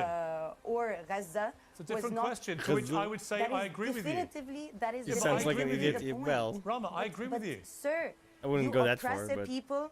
Then let me finish well, if you agree no, with she me. just sounds what are you agreeing a little with? stuck I up. want you to answer my original question about how should Israel have responded to that terror attack. It's a straightforward question. Because what should they have done? Your question, by ending the siege, I don't have by 150 ending renown? apartheid, Fuck. by realizing We need more that renown, this is bro. not I gotta a sell those fucking sustainable coins. solution to keep oppressing a people. I'll tell you something interesting. There is blatant attacks. Like I blatantly kill you. But there is something that we don't realize that hurts sometimes even more: the intangible, the disrespect, the checkpoints. One day at one of these checkpoints, and the amount of disrespect these people have to go through, the fact that at one point in the West Bank, a settler can just walk into your home, waltz into your home, destroy your home, take it, and be backed by a soldier. The utter disrespect of having so much injustice. There was this one Palestinian who said, our heart breaks every day over 100 times. What on earth, how is this sustainable? This is the longest siege on any place in history. Okay, let me ask Mossad that Of course you're going to have a 7th of October. Of course you're going to have resistance. Yeah, actually, At nothing. one point, the pressure point but is here's going here's to my break. problem. I'm going to go to Mossad now, but here's my point about that. I would say that I agree with you. A lot of the settlements, particularly expanded settlements in the last few months that we've seen are completely outrageous and indefensible and should not be happening. I completely agree with you. But when you say that, of course, October 7th is going to happen, no, absolutely not. There is nothing to justify a terror attack on that scale. Let me go to Mossad. We've been waiting patiently here. Hang on. Go to Mossad. Mossad, let me ask you about that issue of the settlements. What is your view about expanding settlements in the way that Israel's been doing? Because it seems to me that they are crossing a line when they do that, which is completely indefensible. Well, speaking of settlements, or what so-called settlements, those are cities of hundreds of thousands of people. This was the result of the 1967 war, when the Arab countries united wanted to annihilate the state of Israel. Arabs had their opportunity back in 1948 to declare their independence. They had equal opportunity like the Jewish people.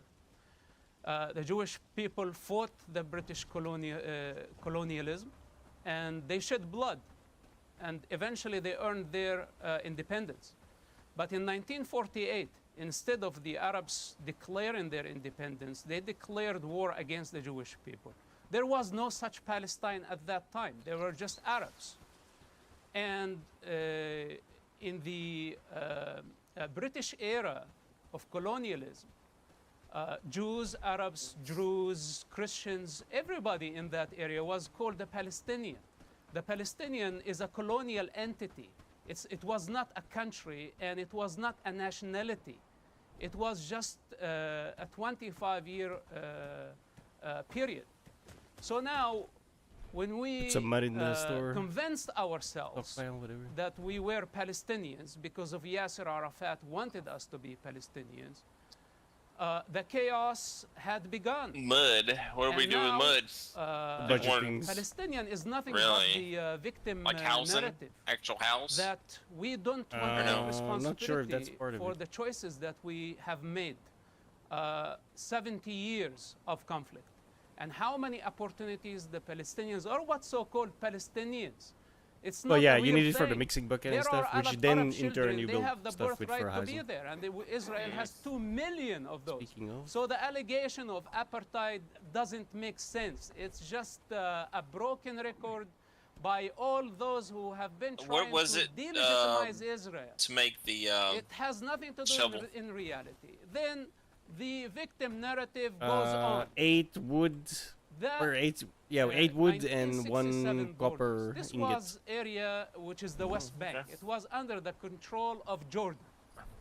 And the Gaza was under the control of Egypt. They were Egypt and Jordanian territories. It was not a Palestine. I just made Today, bronze. Israel has peace with Egypt and with Jordan. So someone got a bronze in my pocket. And they lost the war in 1967. Yeah, you need that too anyway. Captured some territory. This is the consequences of down the war. line.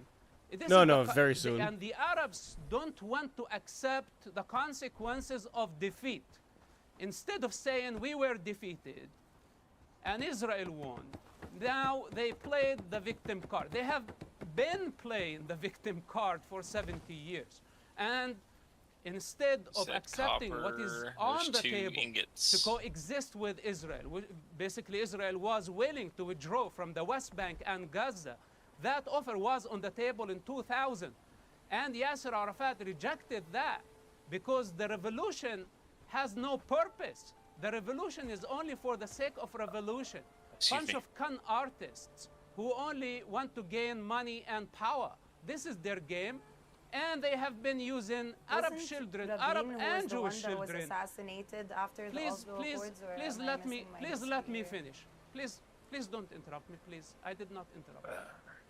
So now look, we got an outdoor toilet. Got out of control. I did not interrupt you. Shut the fuck up.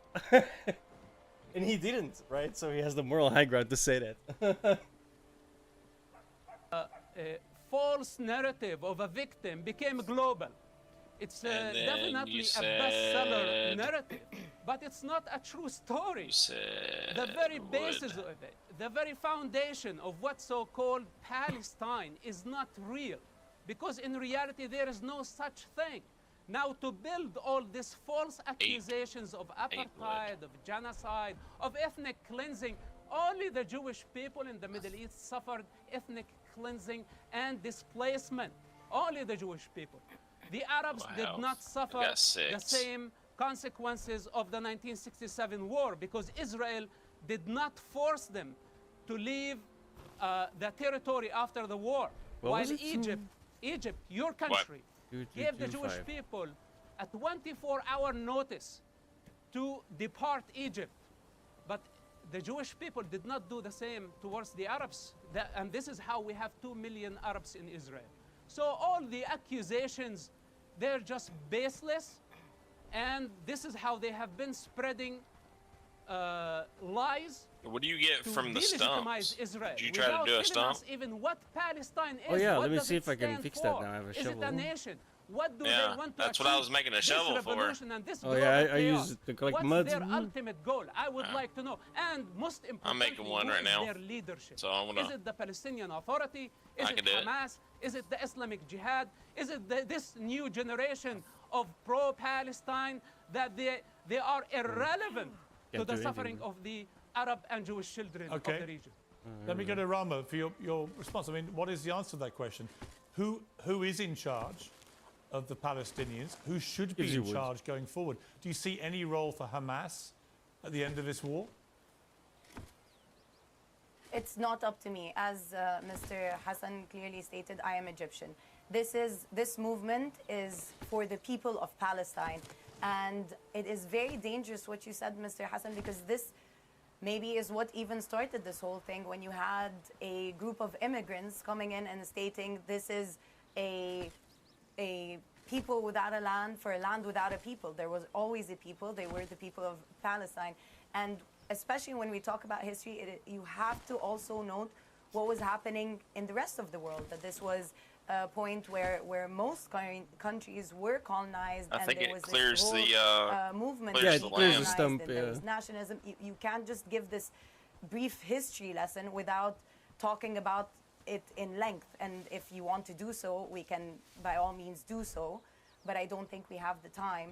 And so the most important thing to note here, just as I clearly stated, when we were at the protest yesterday, it was predominantly Palestinian Christians, because you have IDF soldiers having the one church that is left in Gaza is under siege, where a mother went out because she needed the bathroom. They shot her, and then they shot her daughter who came to help her. This is what you are dealing with. Sir, what peace are you talking about for a person to be able to look at a child that is starving, that is running towards aid and shooting them? If you're not going to stand up now, when you see such war crimes happening daily on your phones and not say that something is very wrong right here, what are you expecting the world to look like after this?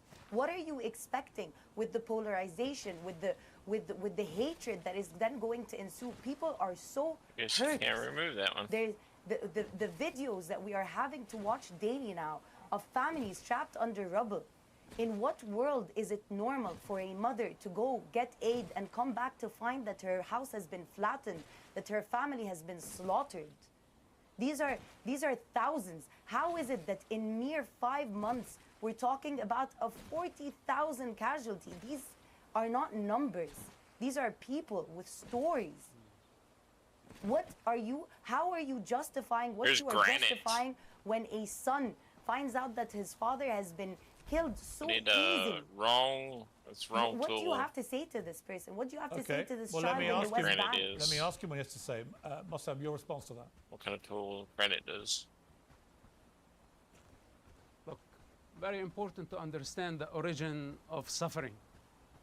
And the cycle of violence is a very long, vicious cycle of violence. And I think the root cause of this is the false narrative and the victim narrative. Instead of taking responsibility, we blame everybody. The suffering of the Gazans, do you think you are the only ones who see the suffering of the Gazans? You are not the only one. And the West But Bank in war, people suffer. Please, sir. I am from the West Bank. This is my birthplace, and I know what's going on Then there, and I know think you all the ought to con discuss that artists as who well. have been hijacking generation after generation. They don't care for the children. They don't care for humanity. Their game is for power and money. This is what they do. So now the situation in Gaza, we call it a human shield situation. A society that has been hijacked by Islamists who don't value life, their purpose in the other life, not in this life. Hence, they want to destroy Israel, and they want to destroy all other civilizations. I want to point out that this is the son of one of the founders of Hamas, by the way. And this is why we don't accept this. Then it doesn't matter what This is happened in the before, West before Bank? October 7. October 7 cannot be justified as resistance. What happened was barbaric. What happened was savagery. What happened was beyond any imagination. This is what ethnic cleansing and genocide really means. When you kill Can I ask 20 one question? communities, Can I wipe just, them I'm so out sorry, because I of don't their want to interrupt. religion, because of their But can I religion ask one and question? ethnic background. What's happening in Gaza not because of the ethnic and religious background of Gazans. What's happening now in Gaza because it's their governing authority choose to make a stupid stunt and wiping out 20 peaceful Jewish communities that they had nothing to do, including kidnapping babies and elders and women. And what is this? We are in the 21st century, and we have to stop these savages before they become an empire. It's our responsibility to fight. And the foot soldiers in Gaza, let me tell you something. Those soldiers, they have families. They are humans. They are my friends. They are sacred warriors who are fighting on behalf of civilization to stop savages from taking Your over. sacred So warriors don't tell me about the suffering. your, The suffering sir, of Gazans is the outcome of Hamas taking human shields. This is the outcome. This is Hamas What crime. about the suffering of Palestinians in the West Bank is not and other committing areas? a crime against humanity. Okay, I think, Israel look, is fighting in Gaza, Rama, following all hang on, war Mossad. protocols. I'm so sorry, can Hang I on. just say one Israel, thing? listen. Let me this just is say very something. Important. This is very important. Israel is following Fine, war let him finish. protocol in Gaza. Hamas broke every protocol, moral, universal protocol in this war. Well, it may be, of course, that it turns out 10 minutes Israel before has these been guys committing wake up. some war Chop, crimes chop, I in need Gaza. this We will research see. done. Let me ask you, Rama, you wanted to Actually, I ask think a they might wake question up at 7. directly of Mossad. What was that? Yes. I think I forgot, but I want to just say one thing regarding what you said, sir, about the foot soldiers. Your honorable foot soldiers have been filming themselves boasting their making war a garden? crimes in dinosaur suits, I believe, as A well as garden? donning Is that a garden? Palestinian No, female it's a farm. lingerie of dead and displaced Yeah, it's Palestinian basically a women. garden. I No. would assume that would enrage you as a To Palestinian. you, it's a farm. They've also To us, it's a been, garden. No, it's called a reporting farm their because war it's gonna crimes feed that the have damn been town. used then It's not a have been garden. taken and used in criminal Garden's court. the same thing. And It's really if not. anything, have just showcased the Because audacity and a the farm confidence that they and have a when they garden conduct their war crimes. has plants that Um, feed the family. So what is your question? My garden Or- doesn't have plants you that were- feed me. I honestly forgot the rant put me off. So Okay, well let me end by. oh let yes, me, I do. I Then remember. you get a, I'm you get sorry. a I flower remember. farm. Sir, you say that you use very big terms. How would you then describe the slaughter of 40,000 people? And away from I that, know. I want you to explain to me how is it that you find it normal and what you expect of a child that is taken and kidnapped from his home, from his family, from the West Bank. Okay. Is it normal that Then- you have children being charged with under military law? Is this something you believe No. is sustainable? Okay, let me give the final answer to I was Mossad. going to say something. Pops always says, I'm going to the... Well, are you Going to the talking garden. about baby Kfir, whose first birthday was in Hamas captivity? Is this the child you are talking about? Because Israel does not kidnap children. I'm talking about and thousands this of is not a children, sir. governmental No, policy. they do, sir. Even there is no such thing as thousands of children. The entire Palestinian prisoners, they There's are no not such thing even as a in the child, it thousands seems, to in say your that eye. mostly children. And please, when you say We know war crimes, you're just repeating like a parrot. Whatever you know. You don't they have to told tell you. us twice. There is no war What? crime. Israel is following the war She's protocol like in chilling the Gaza, air. and I will never take. So about something about the chill in the air notifies her as winter's coming. Oh, yeah. The cover of those soldiers who are risking their Sir, lives. if I was like, anything, no shit. you are She the said one that twice, has and I been was like, repeating yourself as a heard you the parent. first I time. have silently listened to your rant of let a me help narrative you, that let me is help being you. abducted, and yet Israel you keep could pinpointing have on Gaza. carpet If you bombed want to help the me, Gaza you are Strip. going to discuss what is But they happening in didn't the West do that. Bank. Instead, they sent. What about the hospitals that are being bombed? What about the universities? I don't What think about it's the going to be a good hospitals and idea. universities? What about what's happening in the West Trying Bank? to put a Tunnels and farm out. Again, you bring it. Listen, your vendetta with Hamas is not This a collective close, issue. this Sir, close- your vendetta with Hamas, close to whatever winter. it may be, is not a collective issue. Again, It's not this a is vendetta older. with This is Hamas. bigger than Hamas that. Unless it is a grows in criminal- everyone. West- is a Hamas- Which criminal doesn't make Hamas any is a West sense. Bank. organization. Winter's We only have like a to- day or two long, we bro. have to Can we get- try and No. exercise? Pierce, can we just try one last thing? Can we Well, try I and wanted to say, exercise actually, to your and credit, move Hamas to listen, from the equation? let me just say, to your credit to both In- of you, I've done lots of interviews and debates in the last few weeks, most of which have descended into. Yeah, Oh, it's actually it's quite- only managed to it avoid what? that. been quite It's These are only the main like and Mr. how Bate, long and is I it? appreciate the way you've allowed each other to What? speak and have your say. I think we get How long a lot is further in trying to understand the winter? complexities of the situation. Like a day or two? What? We've Wow. Dude, we've already went past the winter, I think. Like, yeah, it's day 7. The winter is coming. Like, it is winter, I think, today. Like right now. Maybe know, it might but how start long day does- 8. Like a day or two. It only lasts a day or two. Wow. It goes through the seasons quite quickly. Yeah, I noticed. Okay. We gotta build a hoe. We need some hoes up in this bitch. And Oh, indeed the does, passions on both sides, and I think you've both articulated those We need very well. copper so thank you and very wood. much indeed for joining me. I appreciate it.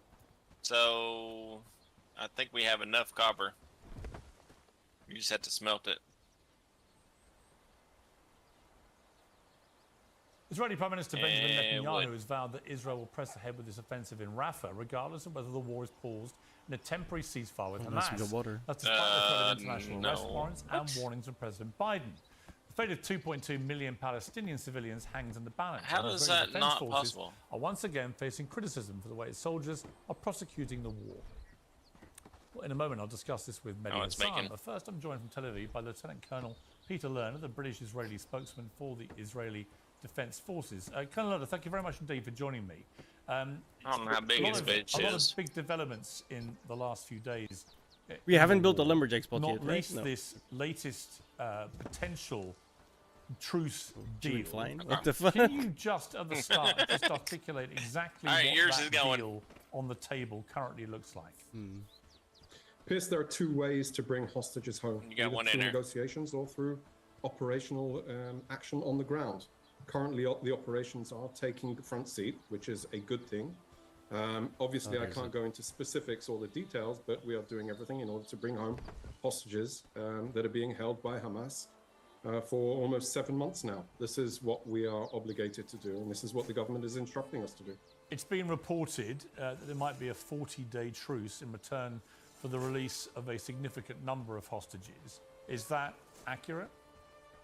Well, if we've learned anything from the previous hostage release in November, so at that time we held our fire for as long as it lasted. Unfortunately, Hamas chose after 7 days to resume action against us by firing more rockets at Israel rather than releasing more hostages. So the government will instruct us. They will give us their instructions of what they expect us to do. And of course, as any military would do, we will adhere to the Need instructions seeds. by the government. I don't know where you get the If fucking seeds Hamas at. suddenly released every You're in a hostage that's stockpile. still alive, and It's you the were little baggies? satisfied that that was the case, would that be the end of the war? I thought but that's Pierce, there are flowers. 3 known knowns about So, this you can war. plant that too. First of all, Yeah. 130. I mean, we don't have anything else yet, so might as well. Secondly, Hamas has to go. They can't be trusted with the powers of government. And thirdly, we need a new security reality. Do we have a which, store improves on the security town or situation something? for everybody in the region. Or no? So the short answer is no. Hamas have to go. They can't You be could trade with trusted stuff, the powers yeah. of There's a government. merchant. With the powers of government, they built the terrorist army. I haven't done it. came I into don't know how Israel it on works. the 7th of October. I That's know. a reality we can't allow to ever happen again, and we're set out in order to do that. We have shifted our operations from a high-intensity conflict, There you go. high-intensity war, down to a low intensity, which is much more limited in its scope. We have a limited amount of forces on the ground. But as you rightly pointed out in the opening, we are preparing ourselves hell are you building for here? operations in Rafah area. We know that there are hostages there. Lumberjack. We know that Hamas has 4 battalions, Spot. 1 brigade. Yeah, you can make remain logs fully into, intact there. And therefore, just that wood is, then. if there is any way of implementing our Oh, goals she's of bringing home flanning. the hostages and ridding us of Hamas once and for all, the road to that goal goes through Rafah.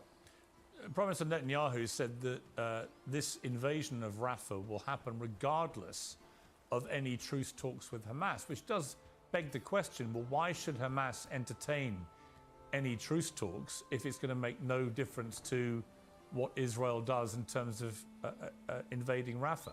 What's the incentive for them? I'm responsible for the Israel Defense Forces. I speak on behalf of the IDF. And I would say our goal is to bring home the hostages. They can do it either through negotiations or through military operations. The choice is think there. we had to have they money, could though. quite easily, at this moment, unconditionally surrender and let the hostages home. And then they would have to decide whether they continue to exist in the Gaza Strip as an organization. But they can't be trusted to govern Gaza. We've seen, we had a standoffish relationship over the course redemption. of the last 16 years with Hamas, where they were allowed to I didn't govern the know Gaza Strip, and they built the tunnels, they built their weapon arsenal, they did built we piss them off?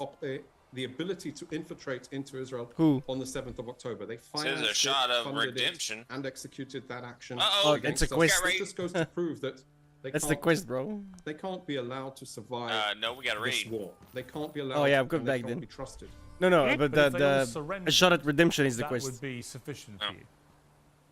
If they unconditionally surrendered and released the hostages, then there would be definitely a new security reality on the ground, and that's something that needs to be determined in the aftermath of this war. How will the Gaza Strip be run? I Israel don't doesn't we want to I don't run think the we Gaza equip the Strip. peasants. Whoops. But we know that it can't be run Yeah, by Hamas they or the got- likes of this terrorist they got organization. axes.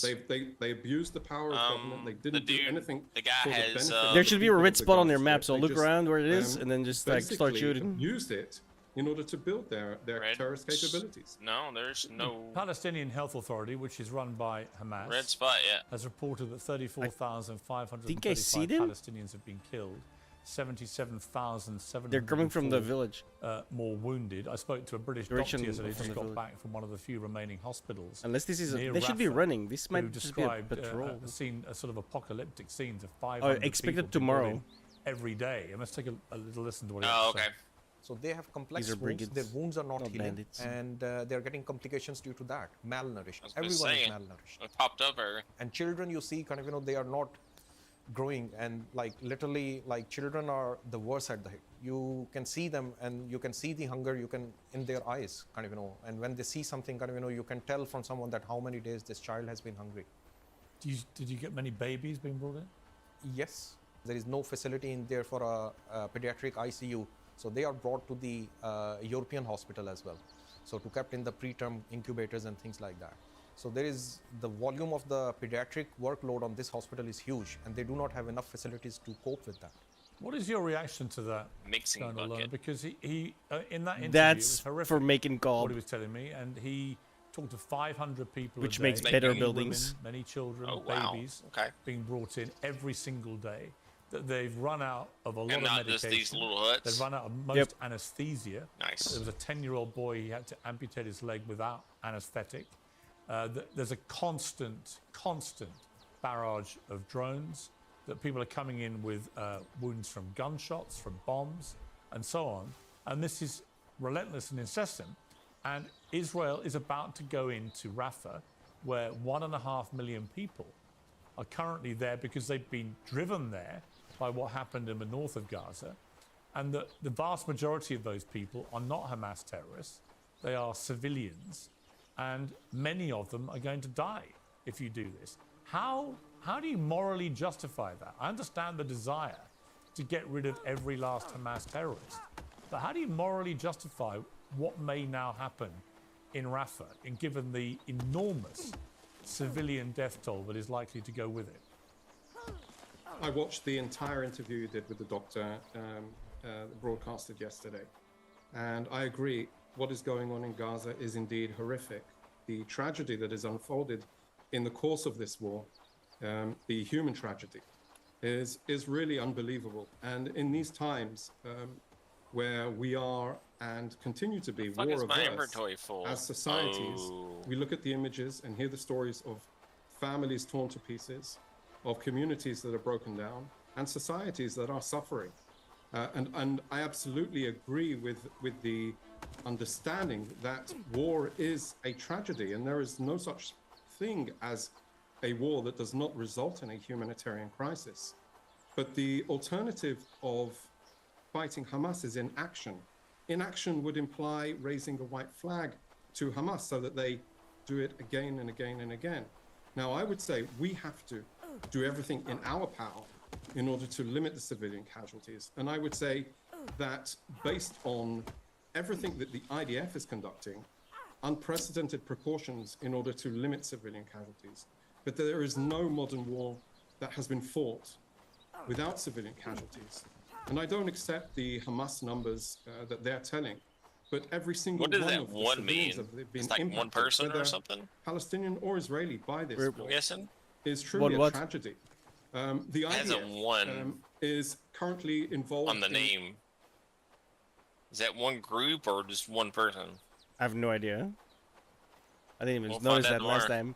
The first raid I got was 3 people, so I'm guessing the one just means like lowest difficulty, maybe? We'll see tomorrow how many it is. a extensive humanitarian operation in order to increase the amount of supplies, whether it's medical supplies, food supplies, across the Gaza But Strip. there is nowhere near enough, as you know, there is nowhere near enough going in to help these people. And I'm talking about the innocent people in Gaza, the women, the children. Half the population is under 18. And hearing this doctor talk about amputating a 10-year-old boy's leg with no anesthetic sent a shudder down my spine. And is only going to get immeasurably worse if you invade Rafah. And I would also say to you, Colonel, you know, you're sounding very somber and serious when you talk about what's been going on, which is the correct response, I would argue, from anyone involved in this war. But I want to play a little montage. This is of IDF forces not That must be a quite so city right seriously. there, Let's take a or look. a camp right there, that smoke.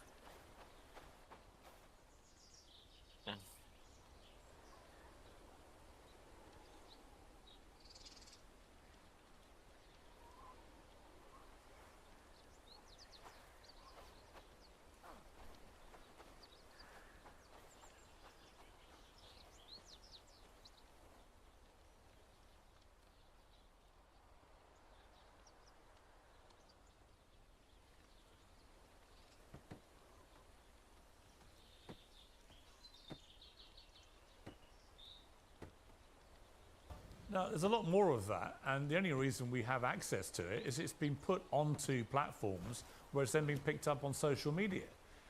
You were in the IDF for 25 years. Do you condemn that kind of trivializing of what is going on, given the enormous death toll of civilians? So the last segment we saw there is actually a piece of footage that the IDF put out where Hamas had hid rocket launchers in a scout clubhouse. So other than that, of course, everything and the images and the videos that are distributed by young soldiers doing boisterous things.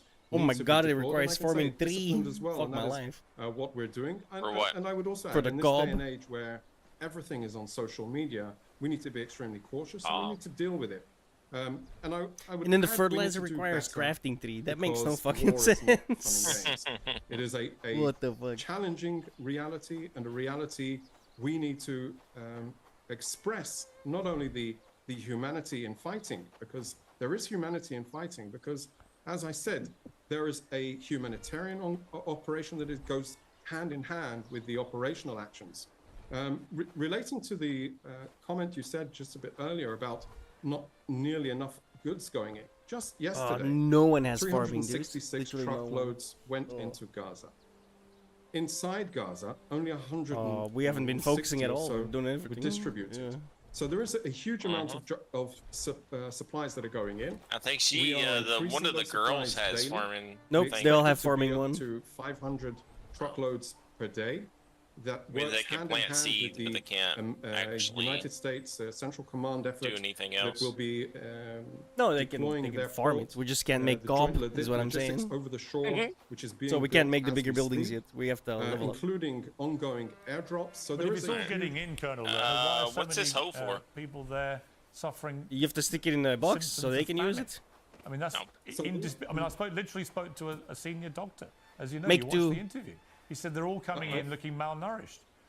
They're not getting enough food. I think I made you one. People are beginning to starve to death. It's a humanitarian They'll crisis. be using it then. So whatever's going in, it is nowhere near enough. And I would have a wider question for you, which is, I've always understood Israel's need to respond to that terror attack and to need to respond with force. I've always understood that and defended Israel's right to defend itself.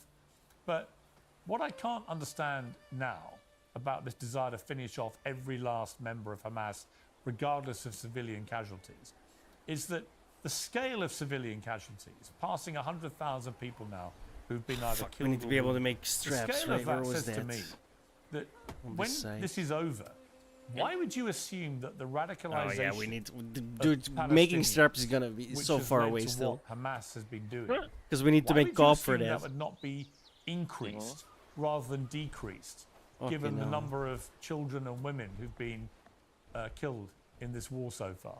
Why do you think that victory actually ends the problem rather than makes it worse? Pierce, I don't agree with the premise. I would argue that the IDF's conduct in any comparable situation in modern warfare is being outstanding and setting a standard that most armies cannot live up to. Don't take it from me. Look at the voices coming out of West Point, voices coming out of former officers from Sandhurst, that are all telling that the IDF is conducting its operations in precautions in order to limit civilian casualties. But that doesn't change the reality that people are suffering, and it relates to specifically to your question. I'm not sure. I would argue, absolutely, we would hope that the Palestinians of Gaza would definitely choose a destiny of coexistence side by side by Israel. But as long as Hamas are in control there, that can't happen. We know that. We understand that Hamas won't let that happen. But don't you accept that there's a real danger here? You may kill Hamas, but you don't kill the Hamas ideology. If anything, you cement it for many people in Palestine who think that actually what you've been doing, I mean, northern Gaza, from all the pictures I've seen, all the imagery, the videos and so on, has been pretty much flat. I'm gonna start setting these You've guys just to make gone like a in bunch there of and shit. You've barreled that place to the ground. And again, I understand the desire Like the to take resources. out Hamas, especially given where do their they build repeated everything? assertion Those are the that they're going to keep houses. trying to do this. Where they I built get the that. fucking forest. But the devastation forge thing? to have human we life built one? and to property forge? and to land has been Yeah, on a scale we have rarely seen smelter or in the modern forge? times. No, And I'm not forage. sure what happens after all this. You know, you might With an claim A. victory. You might go into Rafah, take out the remaining Hamas terrorists, but kill Yeah, we have many one thousands somewhere. more Where'd I civilians in place the it? meantime. And at the end of it, what are you left with? A destroyed Gaza, That's a house. That's a house. decimated Oh, there it people, and probably a lot of revenge in the air, where people gravitate to Oh, this is your radicals house. who want to then exact revenge for the scale of what you've done. Where the fuck did I place the forages? And What? I agree that there is Oh, a there it is. huge No, that's challenge logging in camp. the reality bit. Yeah, But it's a logging The question we camp. have to ask ourselves is, what are the alternatives? What are the real alternatives? What would you do? What would you expect? Now, the IDF is conducting a war it here? not against the ideology of Hamas. I don't Is think this we've it? never set our goal out. Oh, but that's our goal is housing. to There's a dismantle them tent. as a governing authority, as a terrorist Hell, entity, I as a don't know. terrorist army that came in. Oh, wait a minute. and Wait. conducted the atrocities of the 7th of October. And that is what we are currently trying to do while bringing back the hostages. It says one. It says we what have one. really is the alternatives when we look at Hezbollah since the 8th of October has been firing over 3,500 I can't remember rockets at building Israel, one. and just this morning fired more rockets. So we face a very, very challenging region where there are still many, I don't think we have many one. people bent on I have our a forester, destruction. We but can't not a just roll over forager. and hope they don't do it. You know, Hamas have been preparing this war for the No, last 16 I'm looking on the map. years. You can look on the map There and is see no which quick one you fix. have. There is no Yeah, I don't magic understand why it's prescription it's just tier to hope one. that they Okay, go I got away. confused because the There is a personal magic shack doesn't have wand that we anything. could do So I was like, oh, I to have make one, Hamas but we disappear. don't. Of course, we I haven't would built one yet. wave that magic wand, but there isn't. It can only be done by two ways. Either they surrender, I have no idea where to build. or we use our military force. Now, we need to use our military force in a way which is in accordance to the laws of armed conflict, and we maintain what does that hold? we are doing that and then some. What? Will there be mistakes? Of course. What does that make? The fog of war is a real You can thing. set them to Can there collect be like mistakes? Can there be flags mistaken and stuff. identity? No, we identified our forces on the ground, identified three soldiers, It's three essentially hostages, for directing your and killed workers, them mistakenly. basically. We conducted a strike against So- the WCK, the World Central Kitchen, by mistake. And we need to be very, very cautious when we make these mistakes. We need to learn from them and improve. But to go back to your point, indeed, the ideology is going to be there. There needs to be a lack of will to fight us, a realization that it's not worth it. And those that conducted the atrocities of the 7th of October need to be Smoking held rack, accountable for their campfire. actions, their inhumane actions. And that is what we're out to do. I don't think, even as we see the progress of the war, as How we're perceptive. dismantling the battalion by battalion, their ability to operate as an organized force, What does as it a make, beef military jerky? force against us, is being diminished. No, day smoked by day. meats, I would right. say even in the low intensity stage that we are in currently, as we take out their leaders, their operations Well, systems, that would be our- It's not wherever they beef are. jerky yet, but it's close. When we look forward, what are we trying to achieve? We are trying to restore safety and security to the people of Israel. If we are expected not to fight Hamas and hope they don't do it again, I think that's not a real expectation. It's We do not a have to real, make a one of the no civilian in Israel could accept that as the reality. food Now, ranks how do we or move the forward from thing here? that As I said, ideally, people of Gaza need to determine their destiny. It needs to be a Keeps the destiny food. without terrorism. They can't be managed Do by we have it yet? Or no? Not even close. fundamentalist organization that has, That- has that only also needs terrorism the on its special mind. stuff. Think about the amount of cement that went into the building the tunnels of the terrorist organization Hamas. The amount of buildings that went down beneath ground. In some But that cases, strikes several- me, if I may just jump in, this all strikes me as another failure by the Israeli government. That's why the smoke thing pump comes in handy. billions It stays propping up it stays a Hamas bit longer. because than- it suited the ability to have the Palestinians split between Palestinian Authority and Hamas. Billions and billions went to Hamas and was used to do all this stuff. And it seems to have all been going on without any of you guys knowing, despite repeatedly boasting to the world you have the best security and intelligence services in the world. So not only did you not know that they were spending all the money coming in actually at Israel's instigation in this way, but nor did you have a clue what was going to happen on October the 7th. And that's why many Israelis feel, yes, we want to get rid of Hamas, but we actually, at the end of all this, we want to get rid of Netanyahu too. Look at the Barnes Pierce, village I was house. a reservist recruited into service. That looks like on the Viking 9th of October. fucking houses. What I did on the first day of the war, when I saw it breaking out in the early hours of the 7th of October, while I was scrolling through my social media, I sat down and I wrote an op-ed about the failures of the IDF on that day. So of course there are many failures, both strategic and tactical and operational, that will be addressed, and the IDF is currently investigating exactly its levels. And of course, Prime Minister Netanyahu has said I that feel when like this is over, do he we will not make have a answers. bucket? Everybody will have to answer the failures that they have that they've led to. I think we expect at the stage we are now, we need to understand that there is no quick fix. It needs to be Well, that, conducted listen, in- on that we can end on a point of agreement. This is a hell of a mess. Colonel Peter Lerner, thank you very much indeed for joining me. I appreciate it. Good day, Chris. Returning to Uncensored now, I'm joined by Mehdi Hassan, the Editor-in-Chief and CEO of New Media Company, Zateo News. Well, Mehdi, great to see you. My You've been cat is snoring listening really patiently loudly. to that interview with the Israeli spokesman. Hey, he's Peter comfortable. Lerner. Leave him First of all, your alone. response to it. My response to Well, it is that the gee. Israelis are very clever when they put up people like Peter Lerner to speak for them, because he's a She's smart comfortable. guy, he's eloquent. He, as you pointed out, strikes the right tone, somber, serious, says we're going to look into these allegations. We're going to I punish had soldiers. a he. His name was We're a very Garfield. humane army. We want to, look And into he our would purr in faults. my ears. The reality is, he may be the spokesperson for the IDF, but he doesn't speak for the Israeli government. The Israeli government is filled with self-confessed fascists and racists who just this week, Piers, have been saying more genocidal stuff. Itamar Ben-Gvir said the other day, according to Israeli media, why can't we kill some more Palestinians? Why are we arresting so many of them? Bezalel Smotrich, the finance minister, said, I think yesterday, we need a total annihilation of Gaza. Those folks don't come on your show and say it so bluntly. They put Peter Lerner up to say, yes, we understand. I think that's, listen, I think on that, you're absolutely right. I think Netanyahu's problem from the very start of all this is he packed his cabinet with right-wing headbangers who share very inflammatory views, which are all on the record, and that they have been forcing his every move.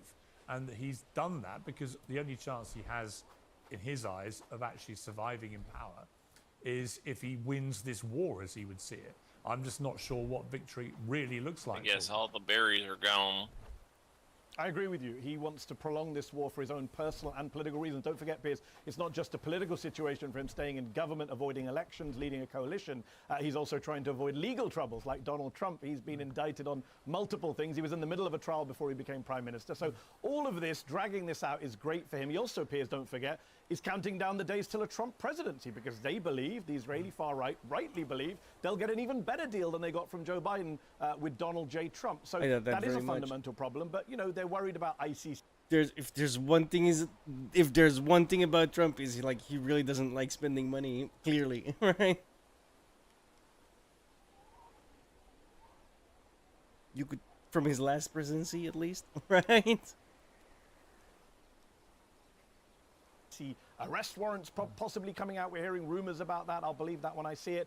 But they should be worried, and he is going to drag this out as long as he can. And this is a guy who doesn't care about the hostages. I just want to go back to the central point here. Peter Lerner began his interview with you, Piers, talking about the hostages. We just learned, I don't know if your viewers are aware of this, but the Israeli press has reported that the spokesman for the families of the hostages, the guy who just quit being spokesman for the past 6 months, Chaim Rubenstein, came out and said, hey, we were told there was a deal on the table on 8th or 9th of October to get the hostages back. Netanyahu blocked it. He says that the families believe that Netanyahu is the obstacle to a hostage deal. You didn't hear that from Colonel Lerner, of course.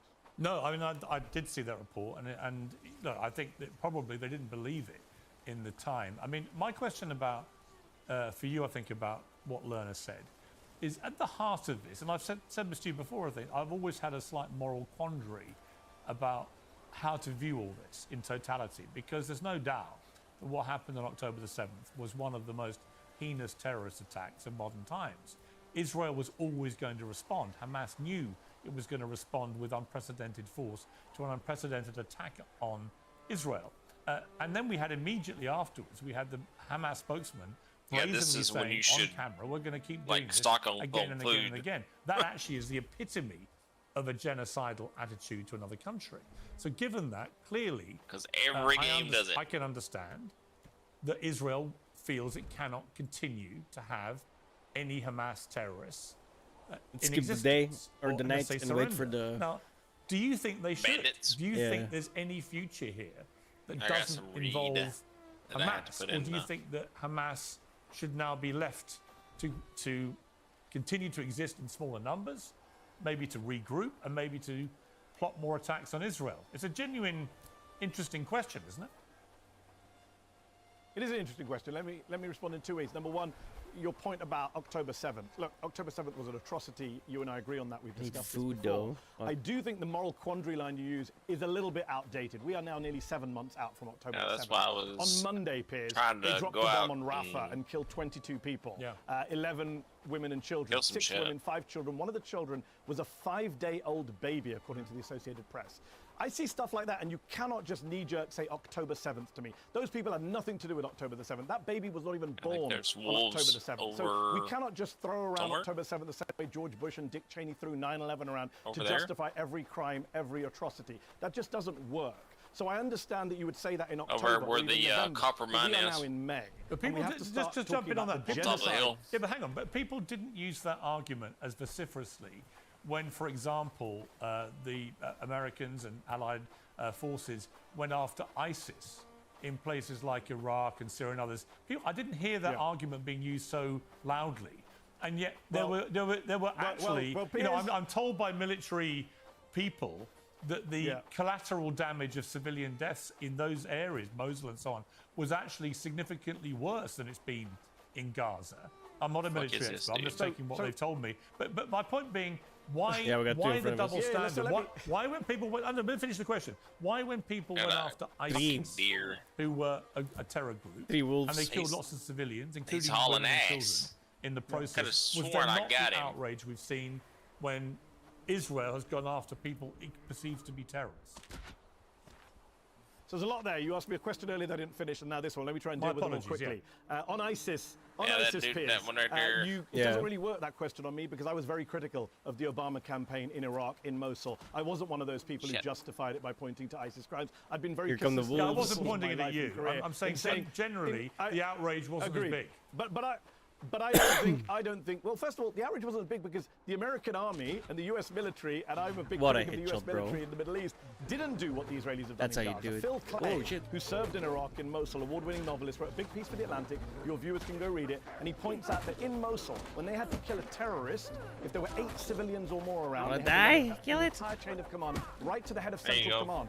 In Gaza, that doesn't happen. A local colonel or officer on the ground can kill whoever they like. Look I shot him in the head all the way over there. Which, by the way, Colonel Lerner lied about. That wasn't a mistake. We got another one. Wait.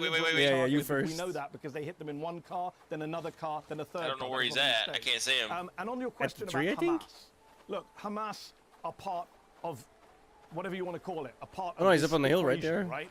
They're not going away. Israel has tried to destroy them or tried to militarily wipe them out. Hasn't worked. Has killed tens of thousands of people. But Hamas, by the way, it might have been just on that minute. It might have been pretty successful in killing Hamas. I don't think I can climb. I mean, it if fell you down. take their numbers, no, he didn't. Then they have wiped He's out right here a at lot the of crack. Hamas. So, you know, I don't necessarily believe as he's at the crack. numbers, but if you assume they're taking out a lot of Hamas, and most of the rest of Hamas are in Rafah, he's right there for me.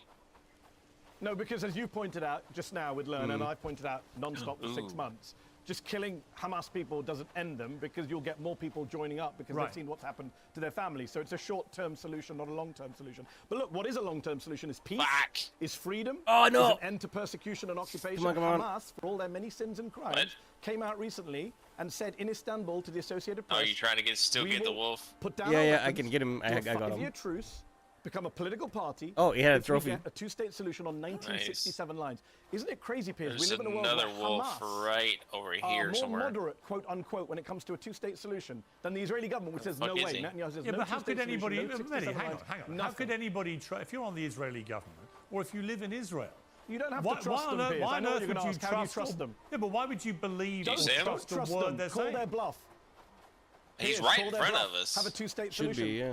Then they've got no argument, right? Reagan said, don't trust, verify, right? Do it. Have a 2-state solution because it's the right thing to do. Because it undercuts the entire Hamas resistance argument. Have some sort of solution where Palestinians are free, whether that's 2 states, 1 equal state, whatever it is.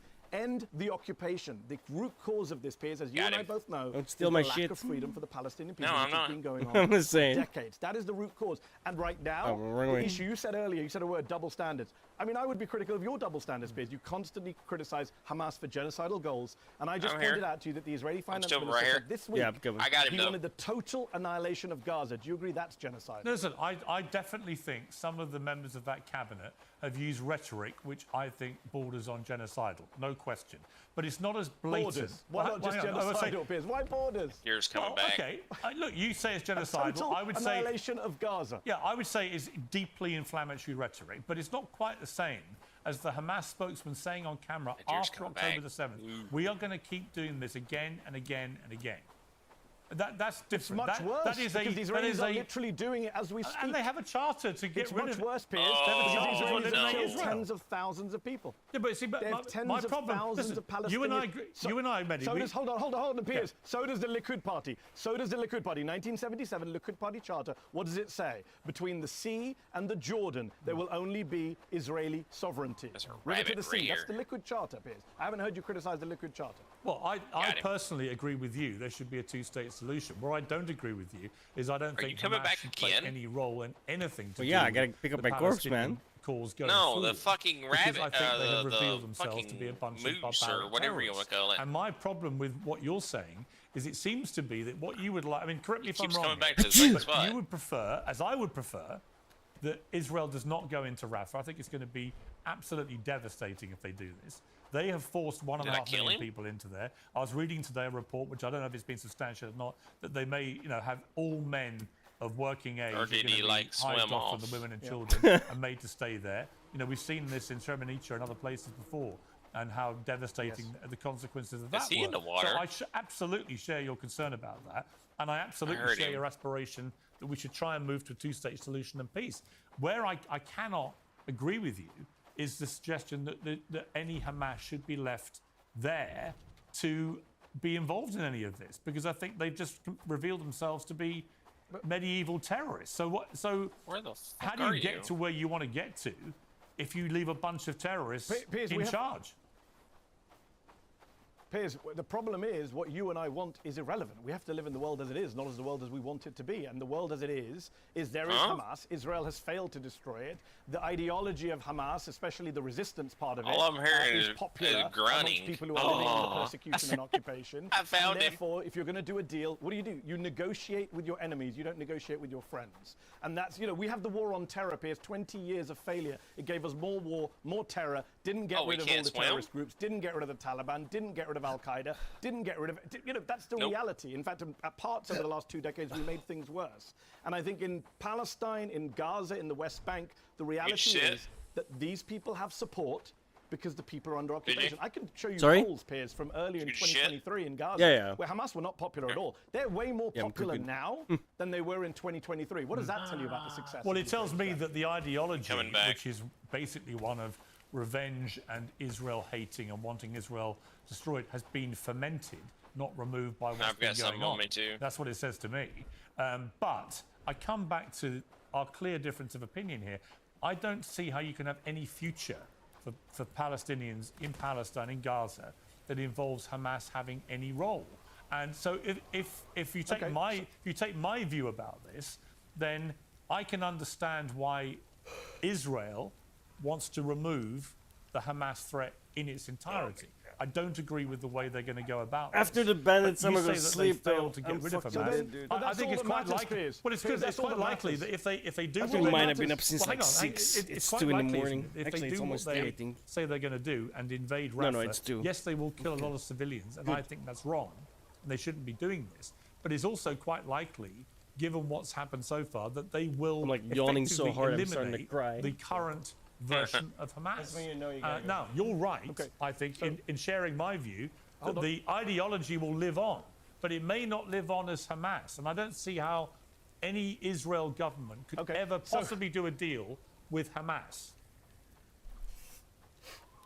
Well, the American government did a deal with the Taliban. Amen. I don't think anyone believed that would happen in 2001 too. Think things change, I have unfortunately. That's the obligations. world we live in. I would just respond to your Hamas point, which is the reality is that all that matters is what happens. You keep saying, I wish they wouldn't do it this way. Well, they are doing it this way. That's all that matters, Piers. You either support it or you don't support it. That's you true. can say, I wish we get rid of Hamas and I wish we... The reality is they're going to go into Rafah. They're going to kill innocent people. Are you I was and also as always people who fucking speak broke, to our audiences, so- try and tell the truth about what's happening in the world, are we going to call that out? Are we going to hold that to account? Are we going to scrutinize that? Are we going to condemn it? I am. That's what matters. And by the way, on the whole getting rid of Hamas, again, you're too generous towards the Israeli government.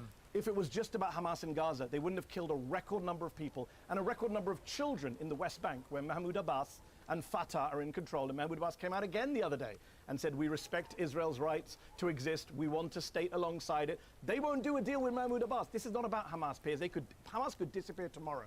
Benjamin Netanyahu and his allies would come up with another reason not to allow the Palestinians to be Would you free. be genuinely comfortable, Mehdi? Just last point on this, but would you be genuinely comfortable at the end of all this, after October the 7th, for Hamas, who perpetrated that atrocity, to actually hold any power in Gaza? No, I wouldn't. I don't live in Gaza. I don't think they've done a good job running Gaza. I'm not a fan of Hamas. I've been condemning them since I was 16 years old. But again, it's not in my control, right? Do I think Hamas should run Gaza? No. Do I think Benjamin Netanyahu should run Israel? No. Do I think Israelis can do a deal with Hamas? Probably not right now. Do I think Palestinians can do a deal with Grab the Netanyahu, food. who's just killed 33,000 people minimum, if probably tens of thousands more under the rubble? No, but that's the world we live in, right? You do deals, Don't you use it, negotiate with your enemies, obviously. not your friends. If we want peace, if those of us who are not Israeli Palestinian from the outside want to help that place get to peace, we have to urge people to sit down, talk, negotiate, get some kind of agreement where everyone is treated as equals, whether that's one state where everyone lives equally side by side, which is my preference, but it's not my choice, or two states where they live side by side. Whatever gives the Palestinians their freedom. Let me ask you about something else. The pro-Palestinian protests at Columbia University in particular. We saw the police moving in overnight after the students had broken into a historic building and used violence to do that. You've been very critical of people who are trying to suppress these protests at all, to which I would say I absolutely believe in the right to protest peacefully. I believe in free speech emphatically as you do. I think we're in agreement on that. But if people are going to do things like chant about an intifada, and I know you picked me up on X earlier about do I know the meaning of intifada? Well, here's what I know. There have been 2 intifadas involving the Israel-Palestine conflict, and it led to many thousands of deaths. But both were driven by violence. I mean, they weren't peaceful intifadas. By very definition, these uprisings were violent and involved extreme violence, particularly the second one, which involved blatant acts of terrorism. So that is my understanding of an intifada. There have also been many other things in the last 30 years in the world which have been dubbed intifadas. And the one common denominator is they've all involved violent uprisings. In fact, I can't think of, unless you can correct me, when was the last entirely peaceful intifada? So in 2011, in the Arab Spring, the Tunisians rose up peacefully. I'm sure you supported them, I did, against their dictator Ben Ali. The Egyptians rose up in Tahrir Square. I think you supported them, I certainly did, against Mubarak, against these dictators that we in the West have been supporting. Those were referred to. You can go back and look at the Arabic press. You can look at the BBC Arabic coverage as intifadas. We can go back further. In fact, we can go back to a violent uprising that we all supported. The Warsaw Ghetto, Piers. The Warsaw Ghetto, right? Polish Jews standing up against the Nazis. Do you know how the US Holocaust Memorial Museum describes the Warsaw Ghetto on its Arabic page? It calls it the Warsaw But you wouldn't categorize many. Hold on, let me finish my point. Let me finish my point, and then you come back in. The Warsaw Intifada, calling the Jews in Poland who stood up against the Nazis as terrorists. So no, I don't believe that Intifada in and of itself is a terroristic or violent phrase. And the first Intifada was largely non-violent for the first year. Palestinians were killed at a rate of 27 times the number of Israelis who were killed. Rabin, do you remember Rabin, Nobel Peace Laureate? He said break their bones. The violence came largely from the Israeli side in the first Intifada. So just to be clear, that's what Intifada means, uprising. These students are not calling for violence. They're not. If they wanted to, they'd call for violence. They'd call for suicide bombings. They're calling for an uprising, Piers. Yeah, but they're calling for an intifada. They're chanting about Makes more than one, though, right? And Which you and I have a different definition of, and you're not an Arab, so with respect, I'm telling you, intifada is used for peaceful uprisings as well. Hang on, just to narrow the debate on my stomach's upset right now as well. It's like so fucking late. I should really not be up right now. And they've both been violent. And I just told you the first one was largely non-violent. Well, it was only non-violent for the first few. Israel, it was actually only non-violent for the first few months. It then became the violence was from Israel. Well, it became increasingly violent, and there were many Israelis with live ammo. Well, there were many deaths. Yes, and I would too if I was doing. Okay, but here's my point. They were both violent. So when those protesters chant about intifada, if you are a Jewish student on that campus and you see people chanting in a mob intifada, you know what that means. You got those wood on people you? want to do you physical, violent harm. That's the problem. Okay. Let's break this down then, Piers. I know you're in the UK. You haven't been in the US recently or on campus. I was there 2 weeks ago. I've been to campus. I was actually there 2 weeks ago, walking past Columbia. Well, hang on, I was there 2 weeks ago. But you were not. But you weren't on any of these campuses while this has been going on for the last 7 days since the arrest took place 2 weeks in Columbia last Thursday. Yeah, I'm not out of sight, out of mind. I know where Columbia is. I was in New York. But I'm just saying. Bring a log? Agreed. And there was no violence when you walked past it. So 7 days ago, that's when it kicked off, when the police arrested 108 students, many of them Jewish. Let's just talk about Jewish students. I've actually spoken to Jewish students, Jewish professors. Columbia's Jewish professors have come out to condemn media coverage of what's going on and saying this isn't anti-Semitic. How do you put it This in? isn't violent. People like Bruce Robbins. You have to bring a log. Many have. I Keith did. Stetson, Bruce Robbins, Joseph just Howley, click on the whose wood thing grandfather then? fled the Nazis. You say it's All not violent. We Columbia saw Jewish them professors breaking coming out. into a This is building, not the smashing deal. windows and being that. That was last That night. menu right there, but Yeah, you Okay, click here. I'll come back to that, Piers. Let me finish a sentence and I will. They've all said that these protests I can't are even not say that. violent. I don't They're even not know where your marker anti-Semitic. is. These slogans are anti-Semitic. There are Jews in the encampment. Zeteo, my new media company, went and asked a Jewish student on campus who's part of these protests to write a piece for us. And he did. Jonathan Ben Menachem, people could go read it. And he said the real threat is coming not from Palestinian Yeah, I brought protesters, one. but from the police who are assaulting and arresting Jewish students on campus. We Jewish students are in the encampment. We're praying. We're But doing I've ritual. seen This is video not of Jewish What does students it being mean? harassed. So- Jewish students not being allowed to go onto their one campus. log makes And what? I've Five? seen other Yeah, Jewish five. students absolutely And a lot of those, terrified Piers, about what's well- happening.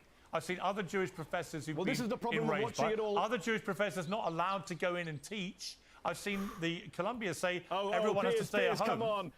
Piers, okay, let's just break this down. You just mentioned Shai Davidai, the Columbia business professor who's become a big martyr on the right. This is a guy who referred to his fellow Jewish professors as capos. I don't think you agree with that language, Piers. I don't think you think you should call Jewish professors Yeah, make capos. some more That's the kind of arrows. language he does. He's been targeting Muslim students on campus. He demonized Muslims praying on Columbia campus. I'm assuming you don't agree with that. What the Let me hell? say this, just on the campuses.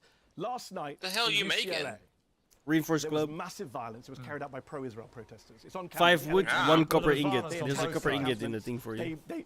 No, read the LA Times reporting. think I Piers. made They a attacked bunch of the counter-protest copper. No, turned up everyone overnight in used- front of us. It's on tape. They attacked Damn. Palestinian But protesters. there's They one in attacked the encampment. They in the threw, building, in the bloomery. fireworks into the encampment.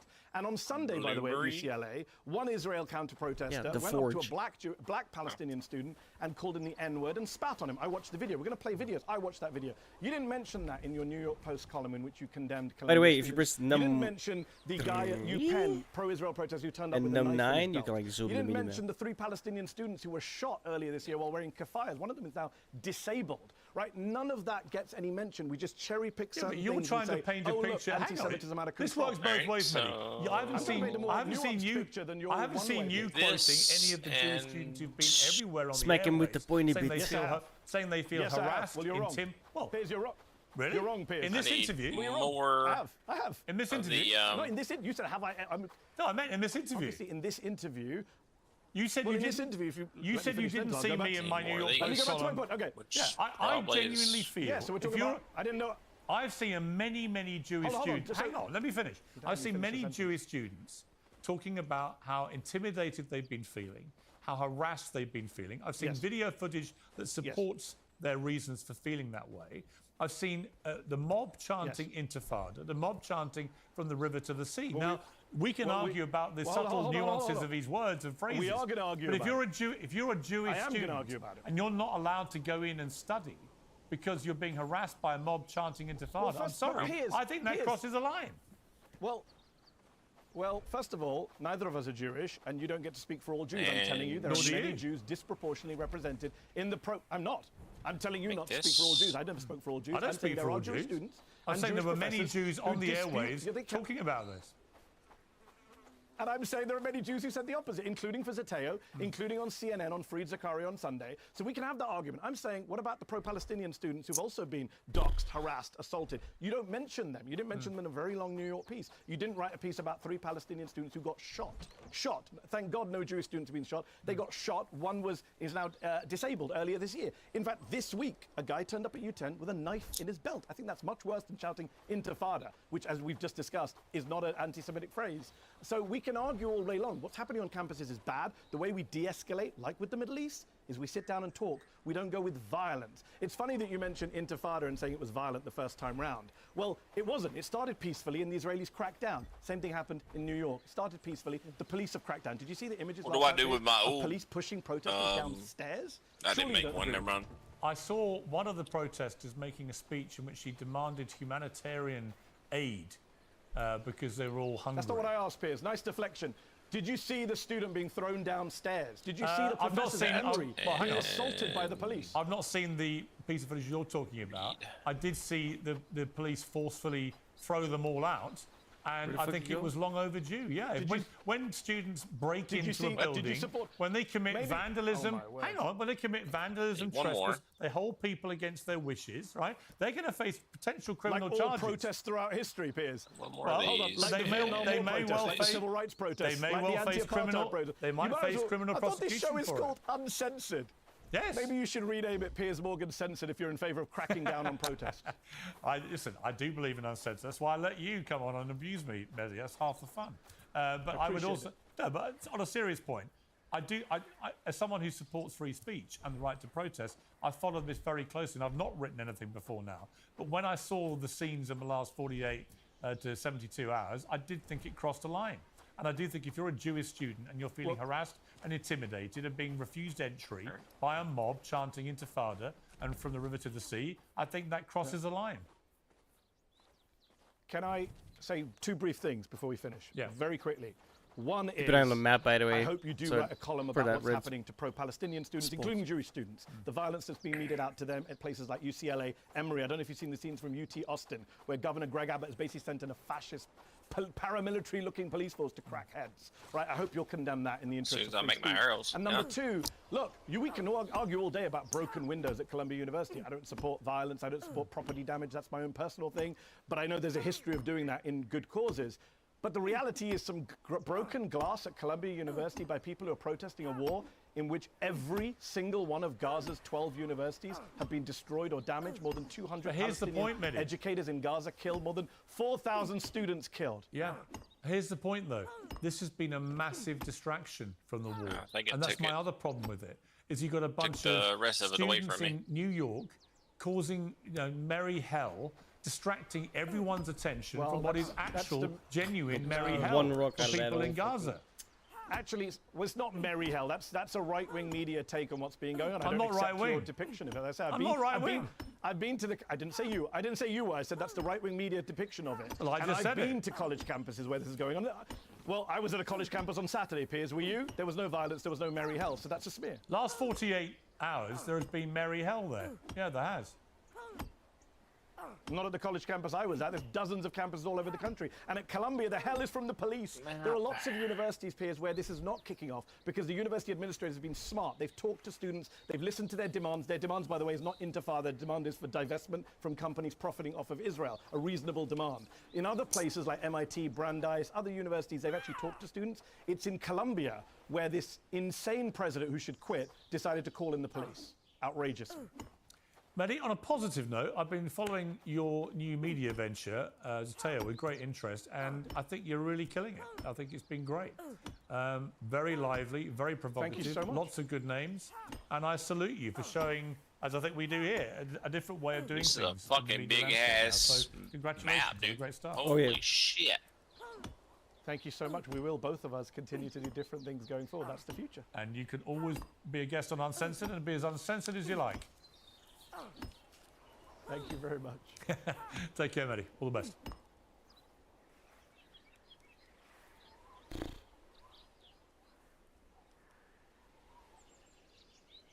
First of all, it was the Israelis who started this. Israel made a major mistake that increases the likelihood that Iran will get nuclear weapons. Nuclear weapons are basically a force for peace. NATO couldn't let a European sovereign democratic country come under nuclear attack and not respond, sure? Yes, it could. And no American president, in my opinion, is willing to sacrifice New York or Chicago or Los Angeles for Ukraine. Sorry, but Professor, I think you don't fully understand. Let me clarify. Just what we're talking about here. We're talking about nuclear weapons. We're talking about nuclear war. Like, Pro had to wake up first. Morally, to deploy nuclear weapons.